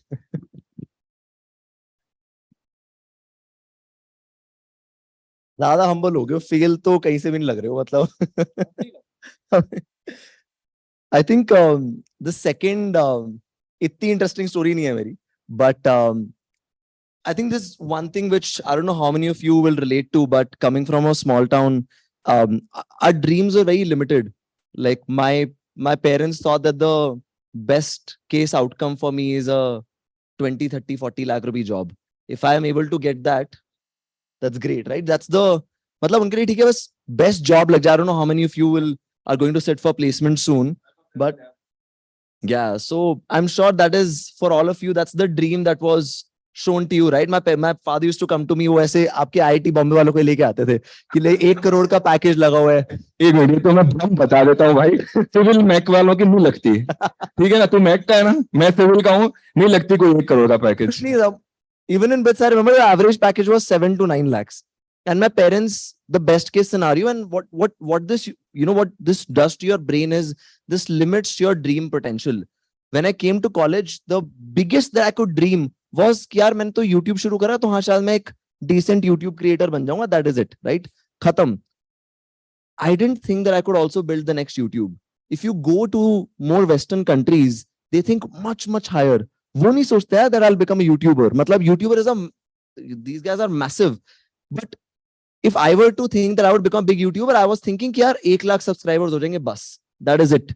I remember Ganesh used to tell me that when he first hit 1 million, he didn't believe that he hit 1 million. And that's when I resonated with him a lot more, right? Ki both of us come from middle class families where we weren't taught that we could dream that big. We weren't taught कि अच्छा हम भी शायद 1,000 crore की company बना सकते हैं. सोचता भी नहीं यार, मतलब बोलने से फटती है. I couldn't even say that, oh, I will build 100 crore revenue company or I will build 1,000 crore revenue company. Can most of you confidently say that you will go out and build 1,000 crore revenue company? One person. मुझे higher कर लेना. Ideally, it should be all of you, right? Why can't all of you raise your hands? Why do we not have that confidence? Is because people around us limit our dreams. Everyone around us limits क्या यही आप कर सकते हो. They define the potential. And I think parents also unknowingly end up defining that potential. Because of the biggest dream that they could see is the dream that you get. The biggest dream that my father could see was a 1 crore package in IIT. So he was like, this is your dream now. So he handed me that dream and मैं भी IIT crack करा, मुझे बॉम्बे नहीं मिला तो पिलानी चला गया. तो पिलानी जब मैं गया, I saw that there was a bunch of people who weren't following the norms. These are people who come from the metro cities of India. वो, you know, these are people who are really ambitious. India's biggest space tech company is from Pilani. And he was 1 year senior to me. They have raised close to $30-40 million. And he was like, he told me one day, Kiar, I want to build an organization which is as impactful as NASA. I was just like, okay, cool. I'm just gonna go and make my YouTube video.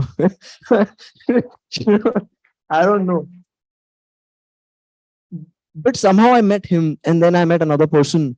He was like, Yaar, he's a friend of mine, runs this company called Pepper. I really admire him. He was like, I'm going to build, every company in the world is going to use my product. It was a very ambitious statement for an 18-year-old to say, but the fact that he could say that out loud just made me realize how small I think. I'm not ambitious at all. And that's what made me realize that every day, most of us need to consciously remind us to not limit us by our dream potential, because ho sakta hai ki the dream that you are seeing is somebody else's dream. It's a dream that is borrowed and not yours, because a dream does not need to be limited. It is something which should not and should never have a glass ceiling. If today only 2 people raise the hands, I hope next time you go to a session and somebody asks this question, at least you raise the hand. Doesn't matter if we'll end up building or not. But the fact that every day we wake up with that aspiration and that dream makes us work a little bit more harder. So when I spent those 5 years in Pilani, I ended up meeting a lot of people who had dreams 10x, 100x bigger than mine. And I think that was a turning point when I was like, okay, you know, great, I want to be a creator, but now I want to be the biggest creator. If I'll be a creator, I want to be a creator with probably 100 million subscribers. I didn't end up becoming the biggest creator, but I ended up finding my passion in a company as an entrepreneur.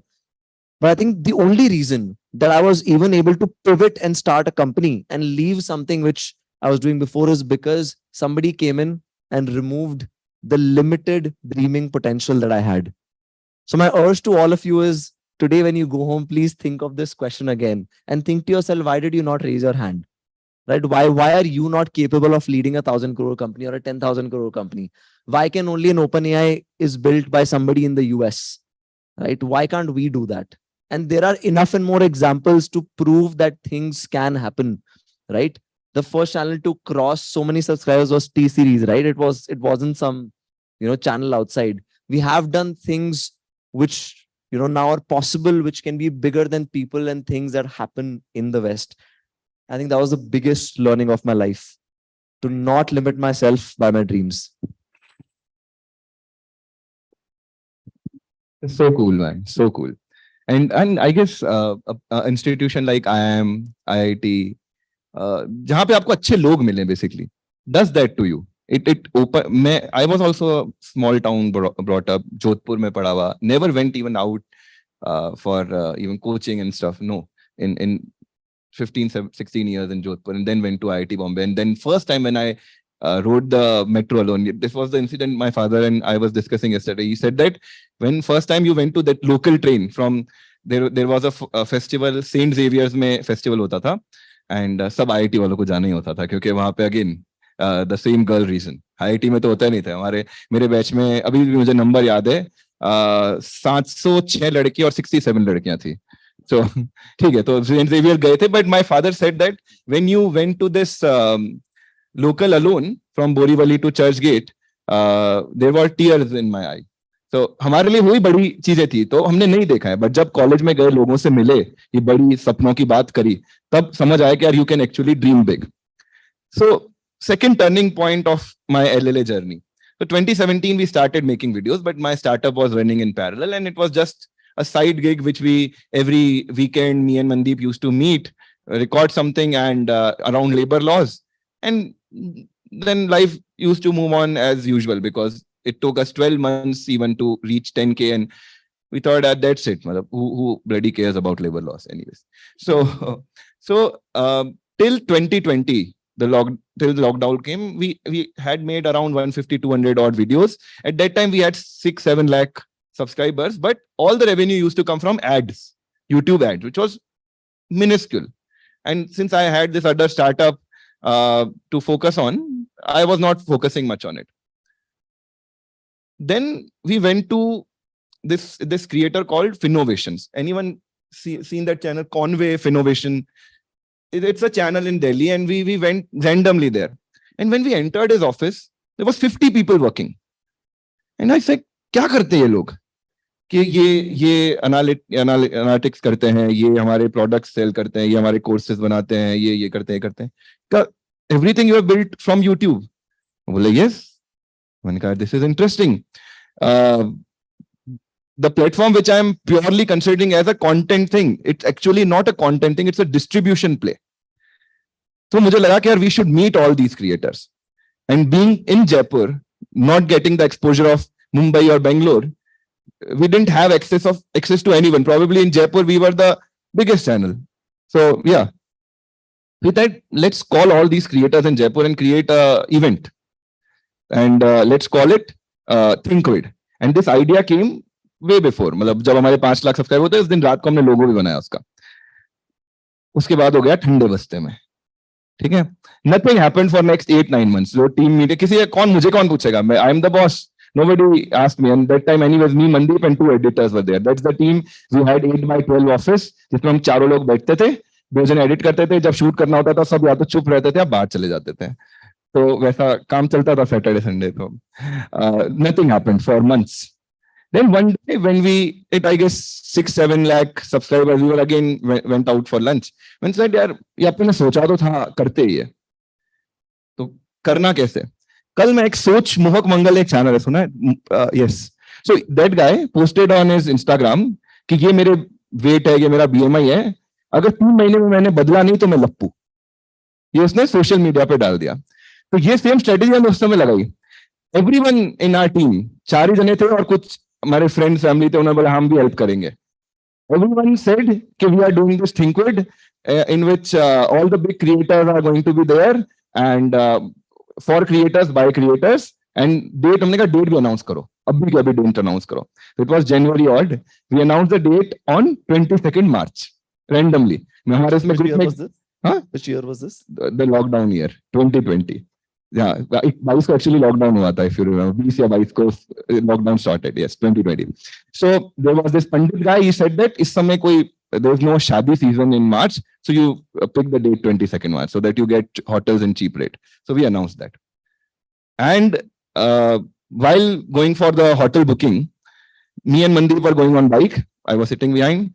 रास्ते में हमारी debate चल रही है. Why? Because there is this big program which YouTube does for creators, YT creators program.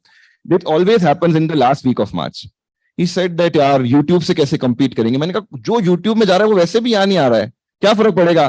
कि नहीं अपन ना इसको अर्ली करते हैं. We drew it on 7th March. उनका भाई ऑलरेडी 60 दिन बचे हैं, 0 तैयारी हुई है और 15 दिन उसमें से तू और खा रहा है, which is not good. नहीं 7th March. ठीक है, मैंने कहा चलो ठीक है. We went inside the hotel. We asked that 7th March is free. He said that okay, 7th March is free. And since we announced it, and everyone in our team announced it, and all the volunteers, whosoever joined that team of volunteers, पैसे तो नहीं थे उस time. Whosoever joined that team, हमने कहा अपने social पे डालो. मैं यहाँ पे creator बुलाने की responsibility ले रहा हूँ.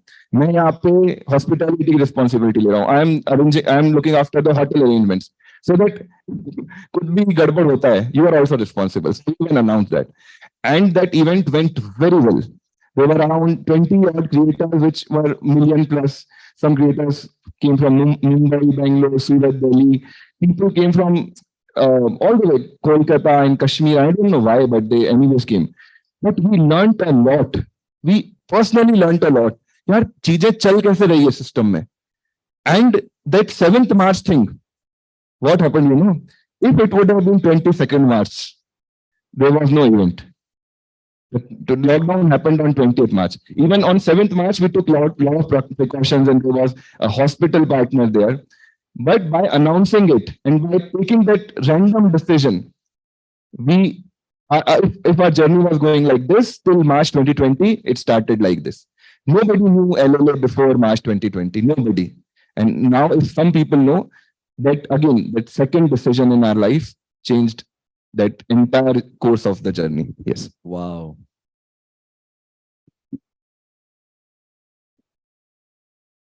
जब तैयारी करके आए थे कि स्टोरी इतनी ड्रामेटिक हो गया फिर ये इसका मैं कभी वीडियो बनाया हुआ है कि वाली सेकंड स्टोरी का. तो मुझे गणेश जितना चीजें तो याद नहीं रहती, बट थोड़ा बहुत याद रहता है. हाँ. गणेश इतना स्ट्रेस कर दिया ना तुमने हम दोनों के माइंड में. हम अच्छा वाला चिल होके आ रहे थे हम. We saw you and you're like you didn't even forget one word. You're like, okay, we have to be formal. But awesome. I think third and final takeaway. I feel two things I realized, and I'm very lucky that I realized these things early in life because my mentors tell me that this is something which people realize much later, which is be humble and don't let people around you define your failures. So 2019 की बात है. In 2019, I was in Bombay and I had faced 4 years before that. I started my freelance journey formally. So I used to be a freelance editor. I used to direct films, mostly in advertising. So Navratna Tel ka advertise, usme main kaam kar raha tha, things like that, right? Not the fanciest of the job. I wanted to be a film director, but I couldn't crack that industry. So I was working in advertising, and you know, there was one point where I was working with a company, I wouldn't take their name, but I was executing close to 80-90 lakhs of their P&L every month. And I realized, yaar, मैं ही तो कर रहा हूँ सारा काम. 90 लाख महीने का, that's a lot. Calculate कर लो अब कितने करोड़ बनता हूँ साल का. मैंने कहा यार मैं ही हूँ. And I was very young, right? Like I started very young. I started when I was 13, 14 and I was working since then. So मैंने कहा यार ये तो मैं खुद भी कर लूँगा. Like what is it? I was not, I had absolutely no humility. And I remember I was coming from office to my home. My travel, that auto where जिसमें बैठ के आ रहा था, that was sponsored by that company. That house was sponsored by that company. But I had absolutely no humility. And in that auto, I'm just thinking, इनसे better तो मैं ही कर लूँगा. मतलब ये तो कुछ भी नहीं है. मतलब this, they are like, they're so terrible at their job. I am the one executing. And I thought I was the best person to do that job.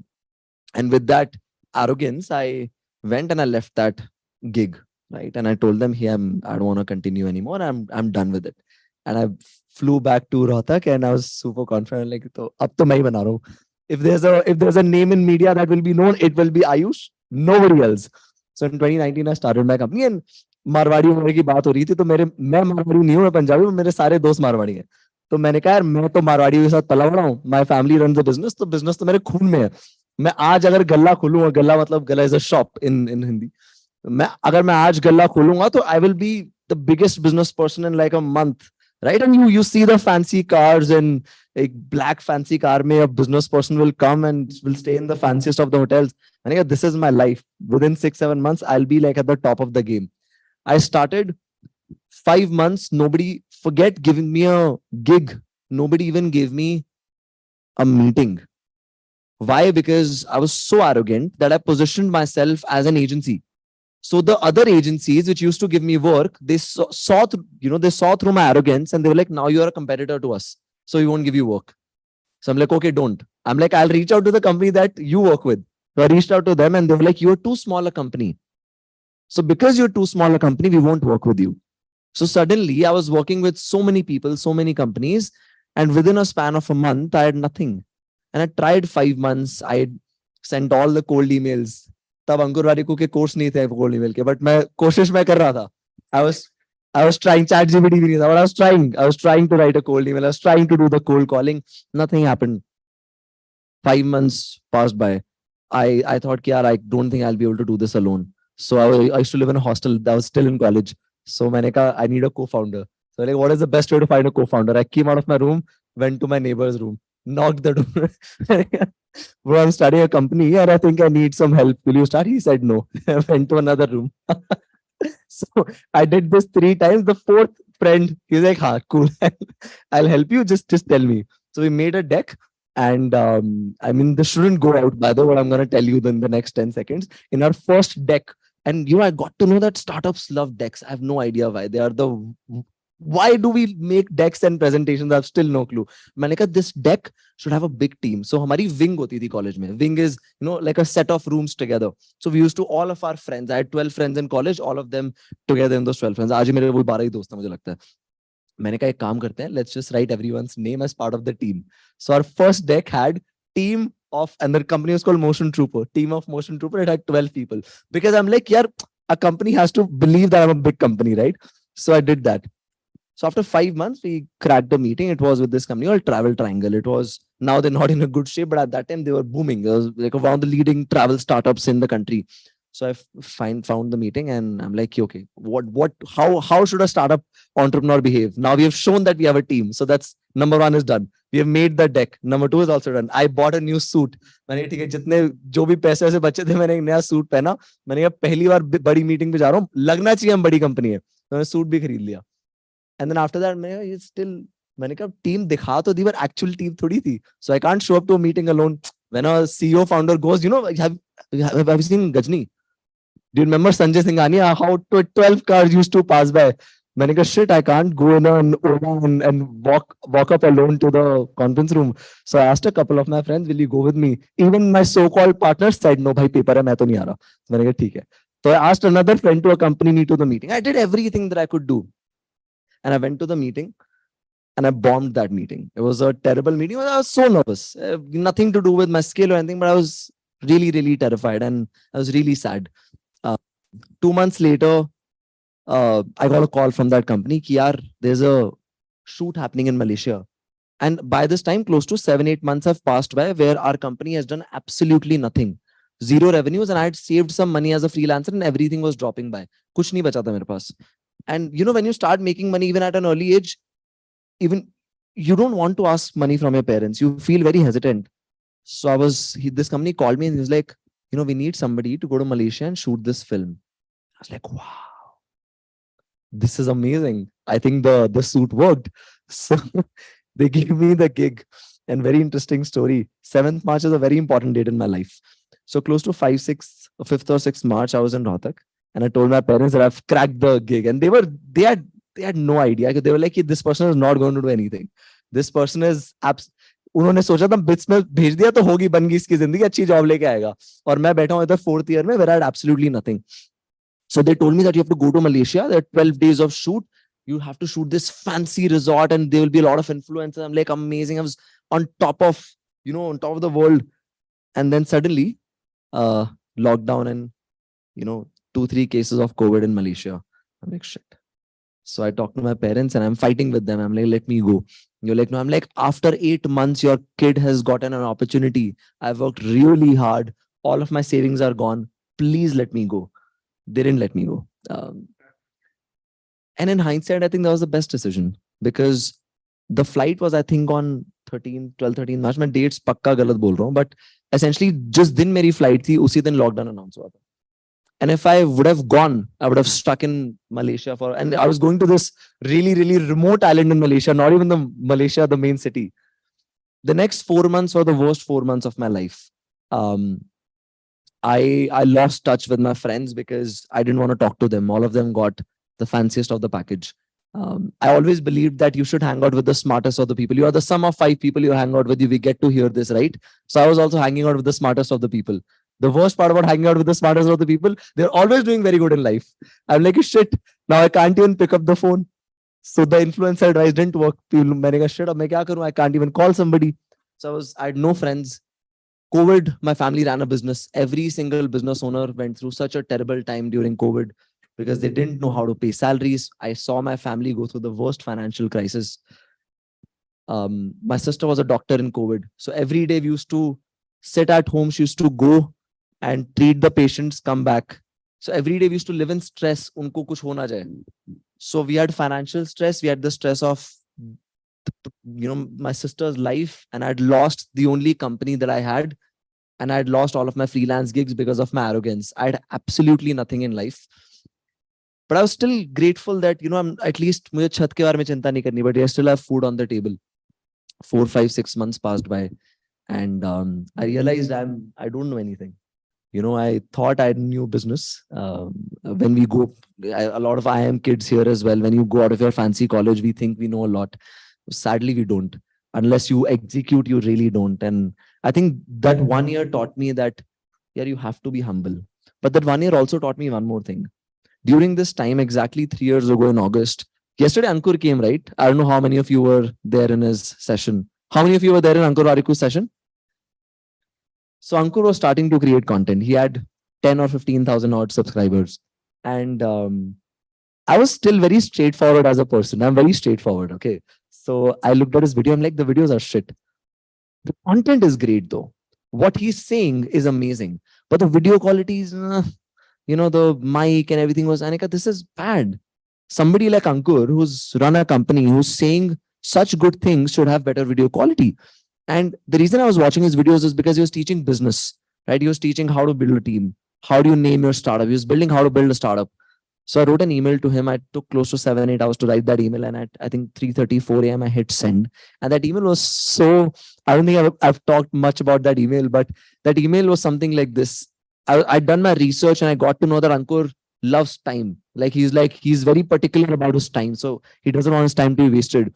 So my email was, the subject of the email was, the next 180 seconds will save you 180,000 seconds. So essentially, if you spend 3 minutes on my email, I'm going to give you so much value that you're going to save tons of time in your life. Because I wanted to help him remove everything in the video creation journey. I would want to do it, and you just focus on content. So, and I pointed out 3 mistakes in his videos. I provided him with solutions. This is something which you can potentially do, and I also do this. Luckily, he replied within hours, and within a month, Ankur and I met, and all of his courses were made by me. And though when I met Ankur, he was restarting his life. He had left his last company. He was restarting his life at 40. He was becoming a content creator. And we had a 5-6 day shoot with him. And I realized that the shoot was so massive. It was one of our biggest projects. I'm like, I can't do this alone. So simply by the virtue of that project being so big, I had to form a team. I couldn't do that alone. And that was the start of Owl. Owl wasn't started with a strategy. Owl was just started because I just chose not that people around me will not define my failure. Just because I failed in my last company doesn't mean that I will stop working. Doesn't mean that बच्चे को पानी में फेंकते हैं तो हाथ पैर मारते फिर eventually swimming सीख जाता है. तो मैंने कहा मैं हाथ पैर मारना नहीं छोड़ूंगा. I may not be the smartest in the room, and I think I've never been the smartest in the room. हम खेती करते थे. I come from a family where my family, my people from my father's side were all farmers. So one thing that was taught to us in life is always work hard and you will find a way. Right? And दूसरा उन्होंने बोलता कि कोई कर्म छोटा नहीं होता, कोई काम छोटा नहीं होता. So anything, and in that shoot, I was doing everything. I was arranging the setup, I was doing, and Ankur saw through that passion maybe. And he, over the course of those 5 days, he mentored me a lot, and he told me things which motivated me so much that led to the start of Owl.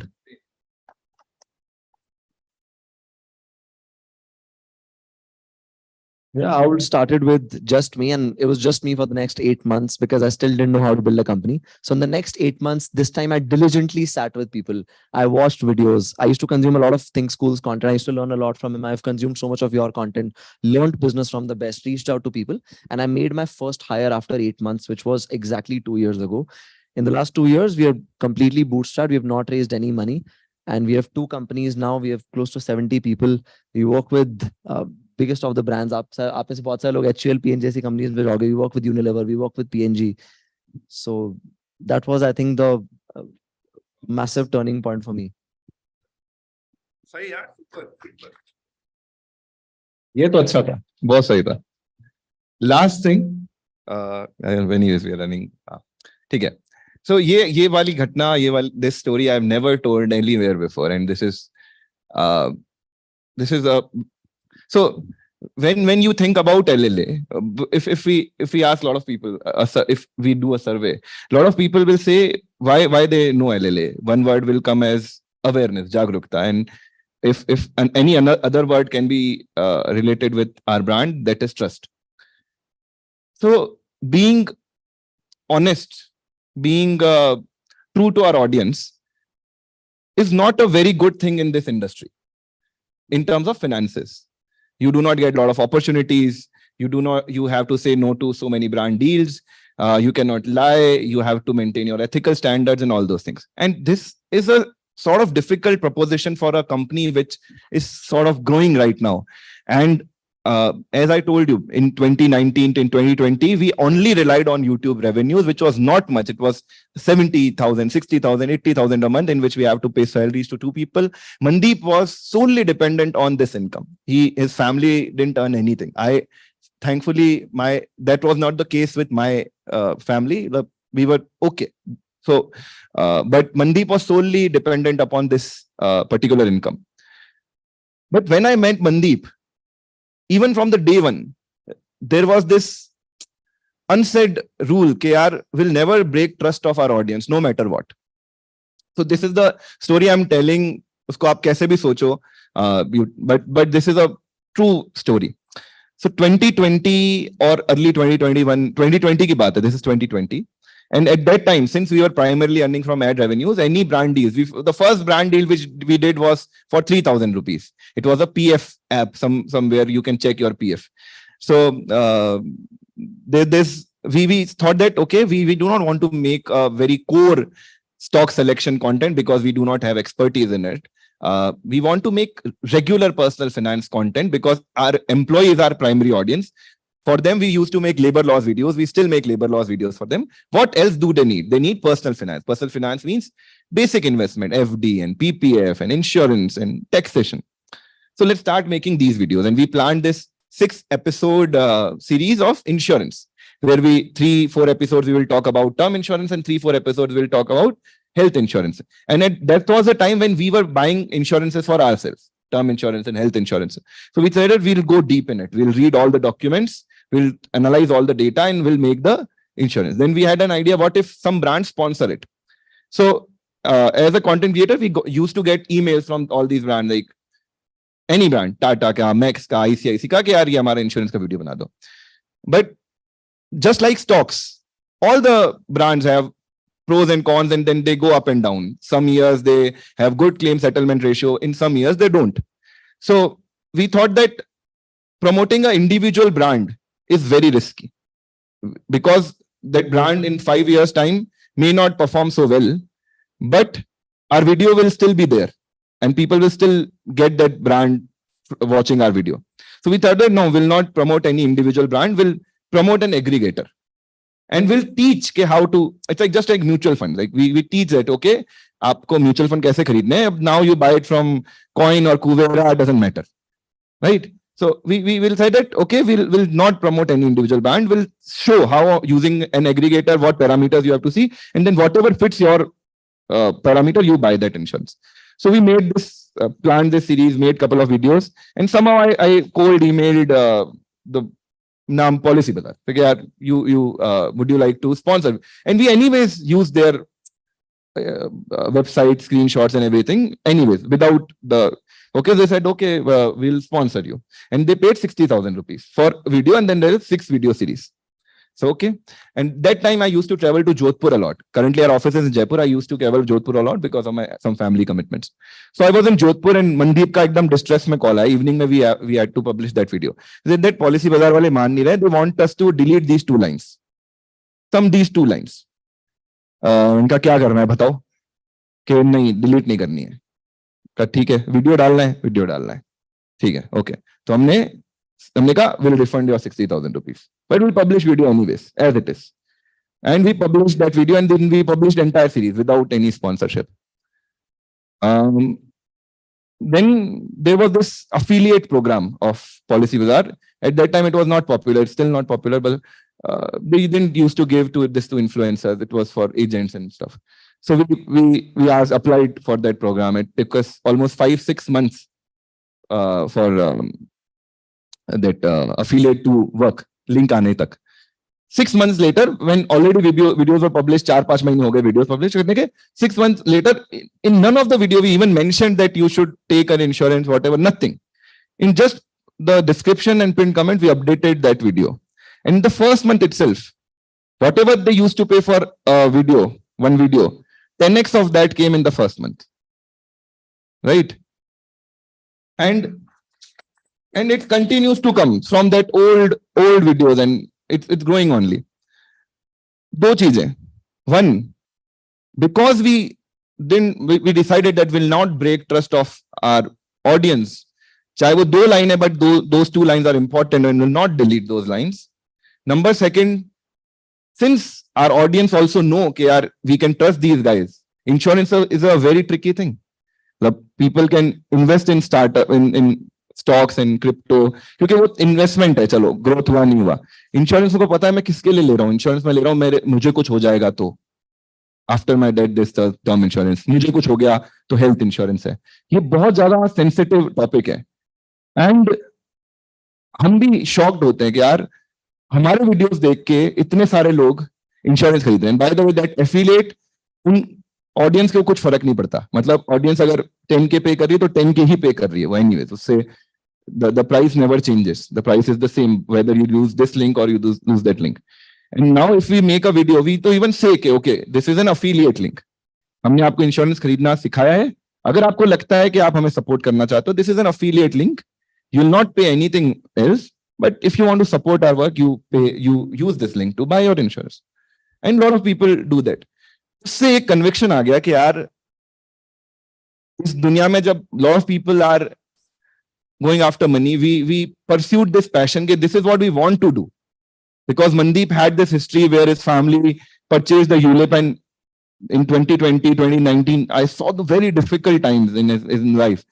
Because जब एक अकेला बच्चा होता है, family में कुछ earning नहीं होती है, लोन पे करने होते हैं, एंड उस समय आपका 2 लाख रुपए का यूलिप का बिल आता है जो आपने नहीं पे किया तो आपके पुराने 5 साल के लैप्स हो जाएंगे पैसे. That's why he is very against ULIP. If you search ULIP, you will find Mandir's video and you will see him ranting about it. So you don't want anyone to buy ULIP ever. Anyways, but point is, जो हमारी history रही, हमको पता है कि यार हमें कभी किसी ने मिससेल किया हुआ है. We'll never missell to our audience. So till date even, जब crypto का boom था, you remember a lot of crypto boom. All the startups were getting funded. Many were my batchmates from IIT, CoinDCX. All these were my batchmates. सब ऐसे personal जानते. Everyone approached us. But till date, हमको पता है it's a complex product. Probably it's not a bad product. It's a good investment. We invest in crypto, but we have never made a crypto video. Probably we would have got at least 5,000 requests from various emails to make a sponsored video on crypto, but we have never made it. We have never promoted any individual mutual fund. Wow. We have never promoted any individual insurance. We made one video after a lot of deliberation, after a lot of discussions for Navi. But when after a couple of months, 3 months, few people messaged us that the experience is not good. We deleted that video. And again, we were able to delete that video because it was not a sponsored video. Yeah. So no insurance, no foreign things which no betting app, obviously we rent against it. So that trust, अब हमको समझ आया कि it's okay, we earn little bit less, but अभी जो कमा भी रहे ना, वो trust के कारण ही कमा रहे, जो हमने कभी break नहीं किया. So for all of you, if you have that purpose in your life कि यार इसके लिए मैं अपना business शुरू कर रहा हूँ, just stick to that purpose and money will follow.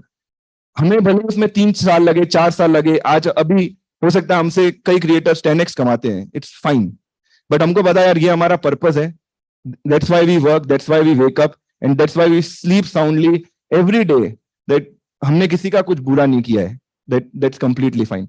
Whatever venture you do, whatever business you do, whatever employment you take, you stick to that purpose and किसी का बुरा नहीं करना आपने को. So ये थर्ड इंसिडेंट ने मुझे ये सिखाया कि अगर आप किसी का बुरा नहीं करोगे ना, जिंदगी आपके साथ जरूर अच्छा करेगी. तो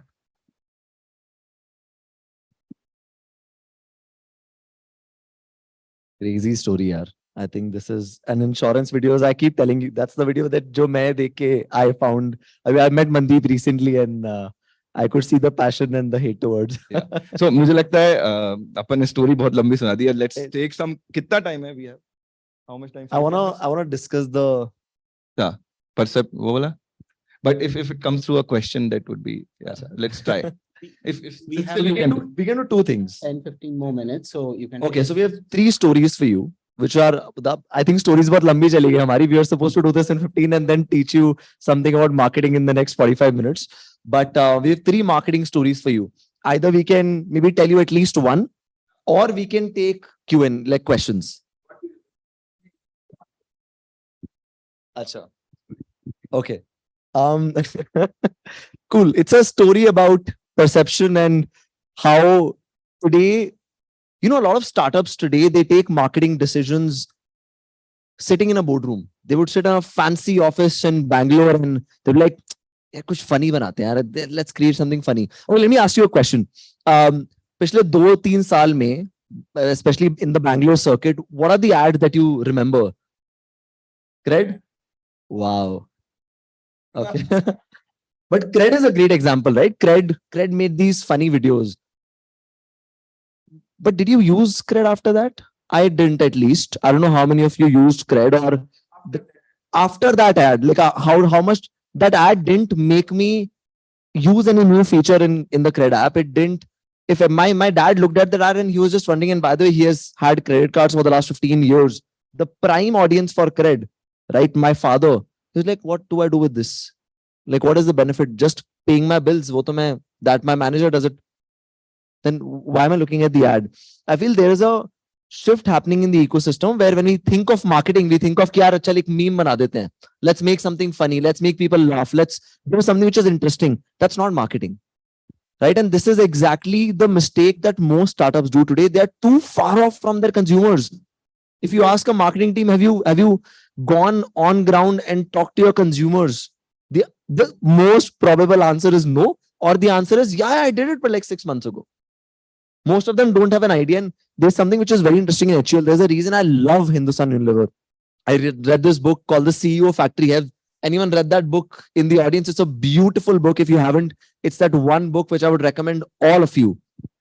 That book, and when I meet people from HUL, they tell me that unless you've spent 100 hours with the consumer, you shouldn't open your mouth in the conference room that this is what I should market about. So the story is in the year 2014 and 15. As a kid, do you remember deodorants?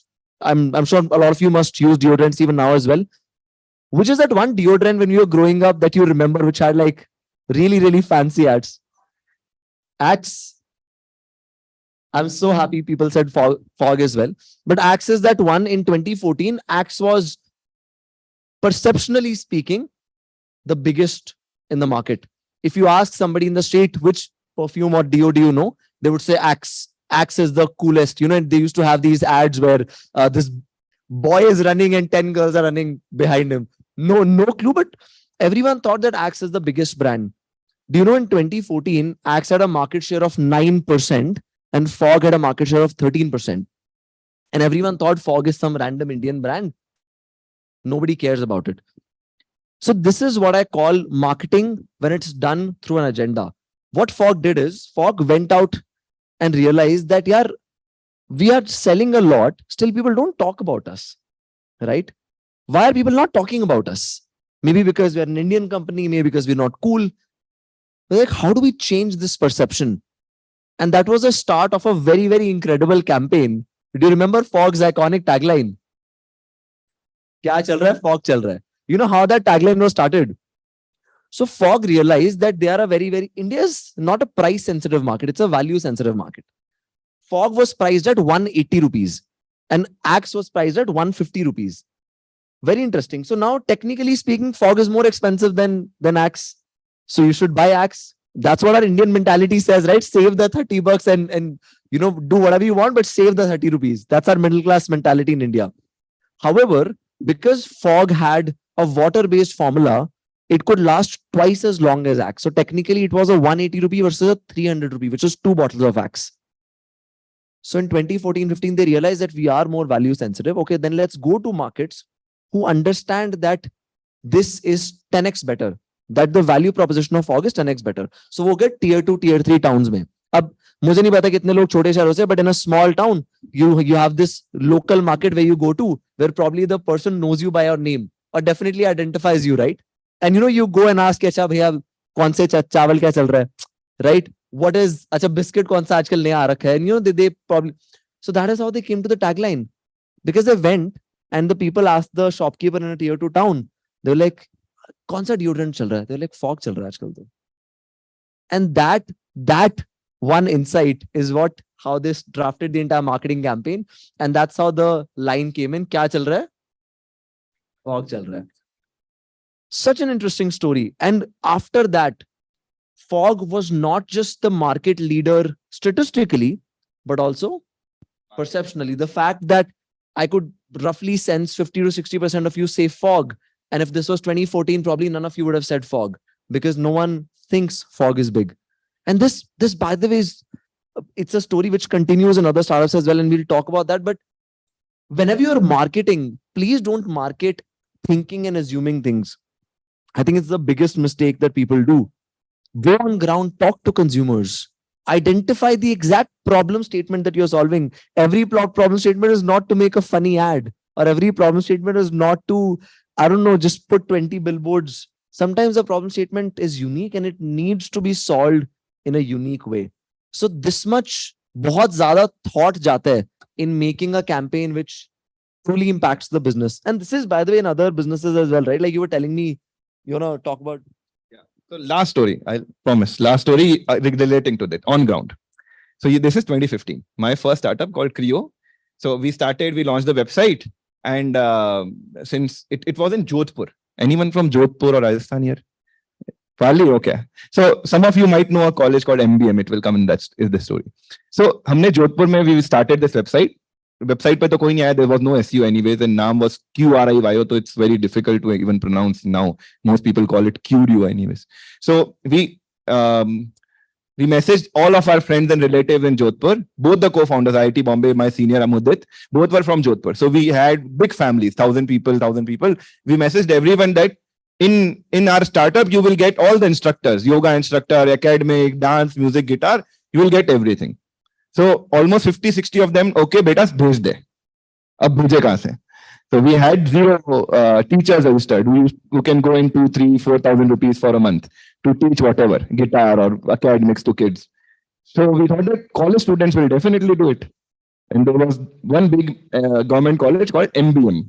Okay, very good. There was this fest happening, some department fest happening, and we sort of 5,000 में stall मिल रही थी वहाँ पे. हमने कहा stall लगा देते हैं, वहाँ पे लिख देंगे earn from home tuition, and a lot of people will come and register, and from tomorrow onwards we'll start sending them to people's house. We put that big stall, 5,000 rupees देके 3 दिन का fest था. On first day there was 2 registrations on our app. That's it. Because at one end there is this fashion show, on other end there is this treasure hunt. Who would come to this random startup stall and register as a tutor? Nobody. All 3-4 people in our team, they were just sitting idle full day.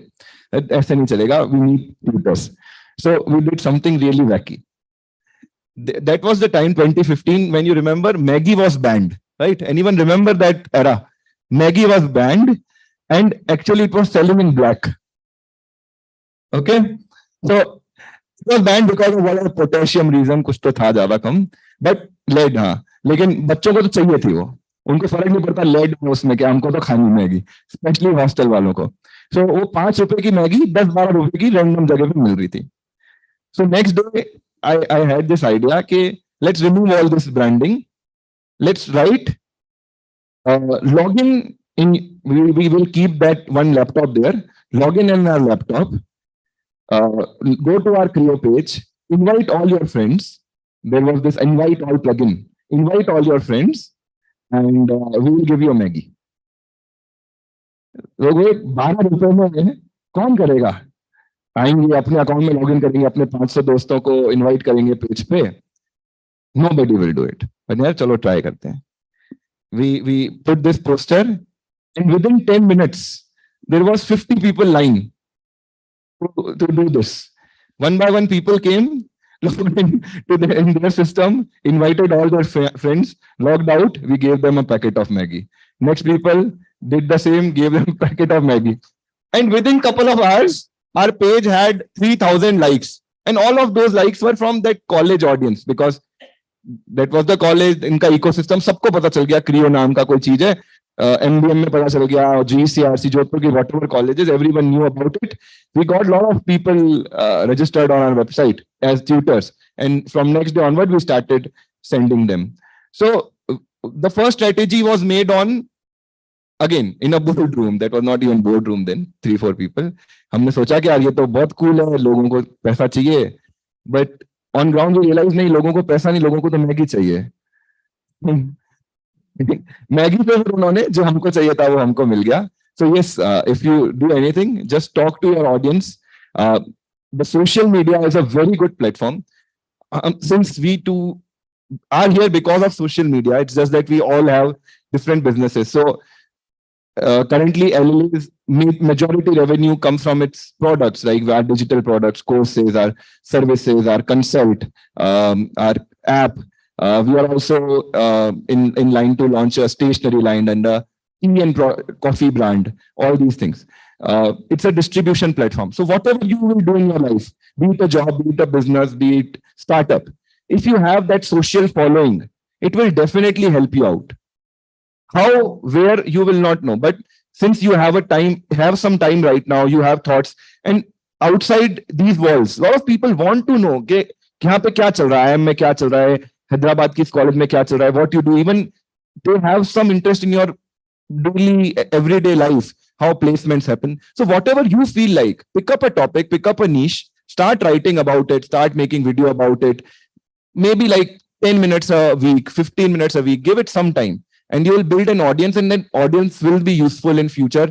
Whatever you do in your startup, in your employment, people in jobs even now look into socials and see कि ये बंदा क्या लिख रहा है, क्या कर रहा है, उसके thoughts कैसे हैं. So it will be useful, and you all should build a distribution system. Just because it's another तीर in the dark.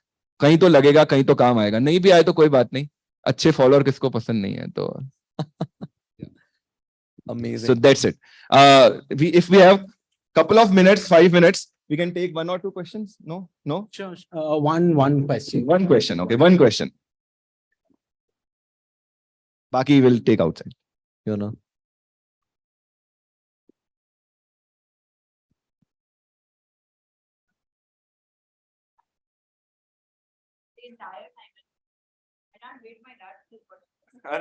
Wow.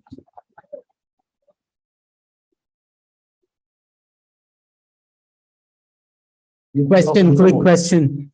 Okay. Yeah. I'm back with student, and what you just said, keep the record, give people outside a view of what is happening. I'm kind of doing that in the past 1 year. So my next question is, I feel this is okay. I'm giving them a part of my life, but what else value add can I do so that I can take it a next step forward? Do you have any ideas? Okay. So any content platform starts with a niche. ये अब मुझे फंडे हैं, पहले नहीं थे. we started with labor laws, which is a very niche, small topic. Even in law, it's like 1/100th of law even. So it's a very small niche. Similarly, life at IIM is a very small niche.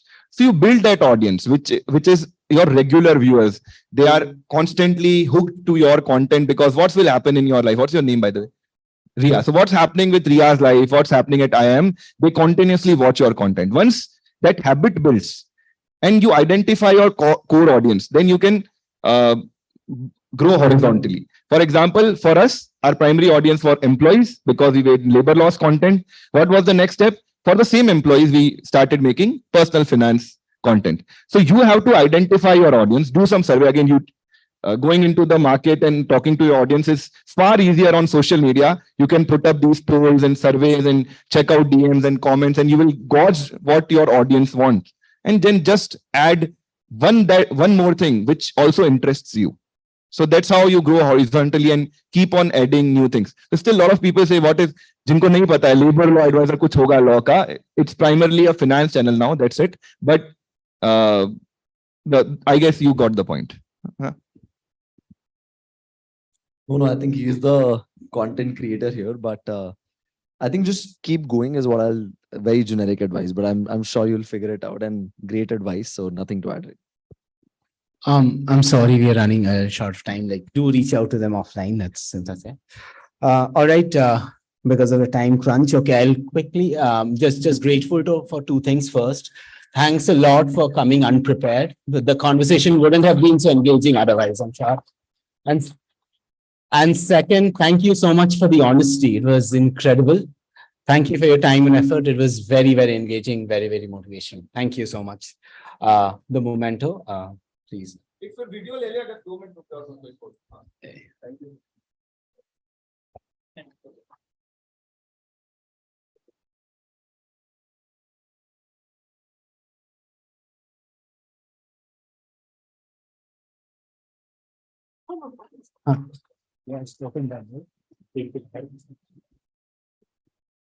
Thank you so much, both of you, for your time.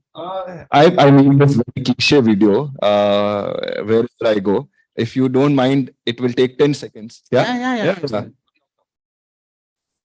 very, very cliche video, but anyways, I make it in all the colleges, so that's the habit. So yeah. So abhi 1 minute, yeah. Okay. So यार आयुष भाई अपने को IIM बुलाया इतना अपन कहाँ से आए आप? मैं तो बैंगलोर से आया था तो मैं जयपुर से आ गया, फिर दूर से आ गए, लेकिन लोगों को तो बताया नहीं किसी को, पूरा खाली ऑडियंस है, खाली ऑडिटोरियम दिखाते हैं आपको, ठीक है, जनता देखो खाली ऑडिटोरियम, कोई नहीं आया आज, shit.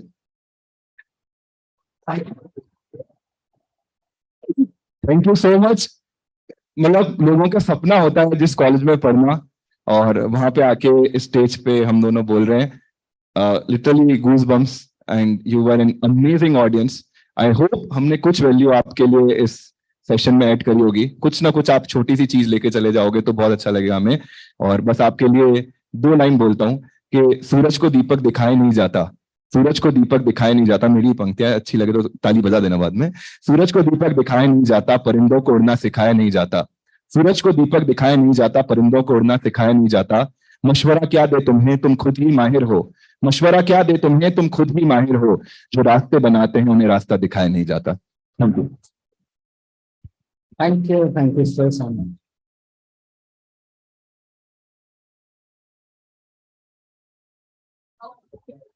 Guys, we have the next session at 2 p.m.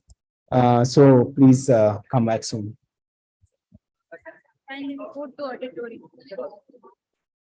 Next session, 2 p.m.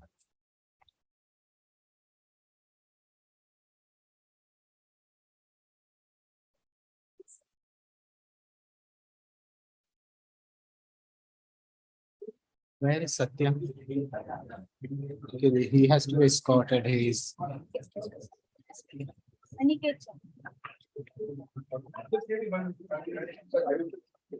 next time. escorted.